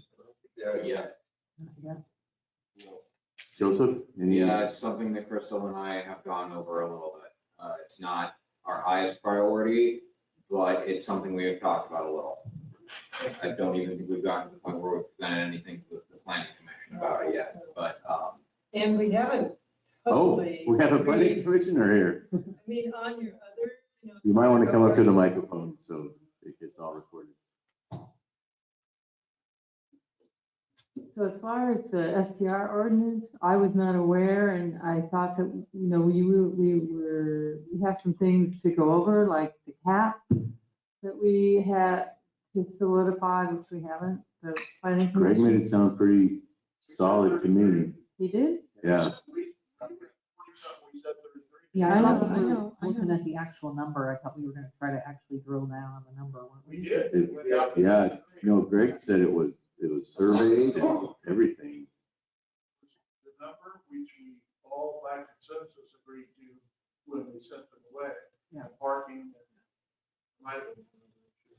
Yeah, no, we did a distancing study, and we also did a parking, and we haven't presented those findings to you, and I don't know, I personally haven't seen it as the commission, the final draft of the STR, and so perhaps Greg has. No, correct, you haven't seen the final draft. That's what Greg and I were going over, was incorporating all of the feedback from the vetting to make the final draft. And because he said, make all these changes, and his memo incorporated the idea of the number and everything else. So you will be, I suppose, seeing the final draft. Right. Okay, as I was getting some information to Joseph, so we could drill down on the actual number, but it's. You might want to talk to Greg. I think there was some question as to, do we actually have the right number? Because it was at some point, but anyway. Because of some of the information that was given to us by All the right. previous administrator. But Okay, very good. I'll give Greg a call and find out, but I didn't think we had presented. Tell him you learned something new tonight. You heard something new tonight, and see what he said. So we may be able to address this at our July meeting, do you think? or- The STR? So maybe, again, so it depends. So what I'm understanding I'm doing with the STR after talking to the planning chair was that I'm going to incorporate into the ordinance all the changes that came out of all the discussion of it. And that will be the final, but then I believe it still has to be, then the final has to be approved by the planning commission. And then I think the city council, if it follows the normal legislative steps I'm familiar with. Are we gonna have red line from the last version that we got prior to our meeting? Is it all gonna be red line? I I will effort on the redlining. I haven't, thank you, I haven't started my changes yet, so I will work on getting you a red line version. No, strikeouts and added, that's pretty common for, in fact, I think it's been a while since I did legislation, but I think when you do legislation and you make changes, you're supposed to, matters in bold are new and matters stricken out are old. We don't have anything, so it's all new. Oh, The last okay. version, we were so close on the last version, I'd You like wanna- to see the changes from that. The last version that planning brought. Correct. Right, and when was that? 6 months ago? Yeah, Yeah, again, and I'll try to dig my copy out. Sure, we have it. there's a couple of ways we could do it. One thing, like I said, I've got Greg's memo with all of the changes and the reasons why, and it might make sense just to give you that and the new one. Yeah. Again, redlining, I'll try. It takes longer, but I'll try and see how it goes. But if you want to, anyway, I'll try to redline. I will redline as best I can. Yeah, it seemed like that to me. It was, I think I want to say it was like 30 or 40 different changes that were pretty small. Did you get the servers yet? Oh, yeah, well, okay, yeah, so the pads are right, the servers have been upgraded. And they're Functioning, yeah, Oh, great. yeah. Audio video system got ordered-ish? Thank you. So the audio video system, what happened was, I mean, got time, but basically me and the contractor were, ordering these things from B&H, and the city had not established a account with them. So I said, okay, put this $9,000 on my personal credit card to make sure it goes in. And then I went to our invoicing clerk, and she says, you can't, that's not how you do it. And what they said is, they said, after you secure it on your personal credit card, then your city can establish an account with us for invoicing and billing purposes. So we did that, and now we have an invoicing and billing. And as soon as we did that, I canceled my credit card order. And they said, they said, you have to cancel your order to cancel your credit card order. They couldn't transfer my credit card to the city stuff. No, it was, so then what happened is we established a city account and we prepared a purchase order, and I gave it to the purchase order clerk, and I thought she was gonna make a purchase order, and it turns out she didn't. And so, It's still gonna get ordered. it's still getting ordered. So now, and then between all that time, some of the items are no longer available, and our vendor, our contractor, is searching for some of the items. So, yeah, it's Just as smooth as can be. well, quite honestly, I have no idea how we do purchasing and any of this stuff. And I just assumed that when I said, here's what we want, that somebody would have.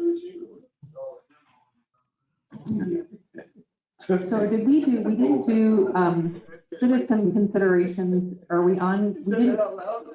We didn't do citizen considerations, Pat, and are we on counselor considerations? Because I just have a few things I'd like to say. I've given you guys notice. Okay. I was just letting the staff finish up and then. Oh, okay, I thought we were, okay, I thought people were saying stuff. You guys can take it or leave it, but I will be leaving after what I consider a reasonable time. That'll probably be right around 2:30. I'm about done with these long meetings. I think we get delirious and we drag them on but I'm Yeah, not we're voting blaming on- any one person. So staff concerns are done, staff? You good? Okay, council considerations. Okay, I would just say to build up on what Tim was saying, one of the things that we had discussed in the past was this idea, and John, you haven't, that weren't part of this, was the idea of using workshops as a way to help us to have less long meetings. So that would be a great thing to do moving forward, because there's a lot of topics, as you're coming to learn, that we really need to deal with, because we've been in a dysfunctional state there's a lot of things that really need to be cleaned up that need our attention. So I hope we can do more workshops and shorter meetings. And then I wanted to just remind us that we did table that well water discussion. And so I'd love to see us nail that down and figure that out because it seems like it's important. Well, water? Wells within, Wells, allowing wells. allowing within the city. wells, and do we also require a future hookup and that kind of discussion? So, and I'll just say, yeah, thank you, John, so much for really working to get all these things done in a short period of time. I know this meeting was extra long, but I gotta tell you, every jurisdiction that has a fiscal year, every meeting at the end of the fiscal year, when you have to wrap up all the loose ends, and every meeting is of this particular nature. The last meeting of the fiscal year is never short. Especially when you do a 2.5 hour homeless. I agree. But it's all about timelines. It's the stuff we had on the agenda that we had to do, so we'll try to do better next year. I mean, we've had how many extra meetings in the last 3 months? It's not like we're not trying. Yeah, We got a lot done. No, I know, I just like. No, yeah, if I could, I was told fewer meetings, so that was all. Anyway, thank you, sorry. Okay, I don't have any, I have one thing I want to say. I want to thank all of you so much for your patience with me in this last 6 miserable weeks, except for New York. And I'm back in the saddle, and thank you. I appreciate it. I asked Pat if he wanted to kick me off, and he said nobody asked, so I was really glad. yeah, worse than that. Yeah, it's not your fault we've had 18 extra meetings. Gee, I managed to miss some. Yeah. All in the timing. Okay. All right. Okay,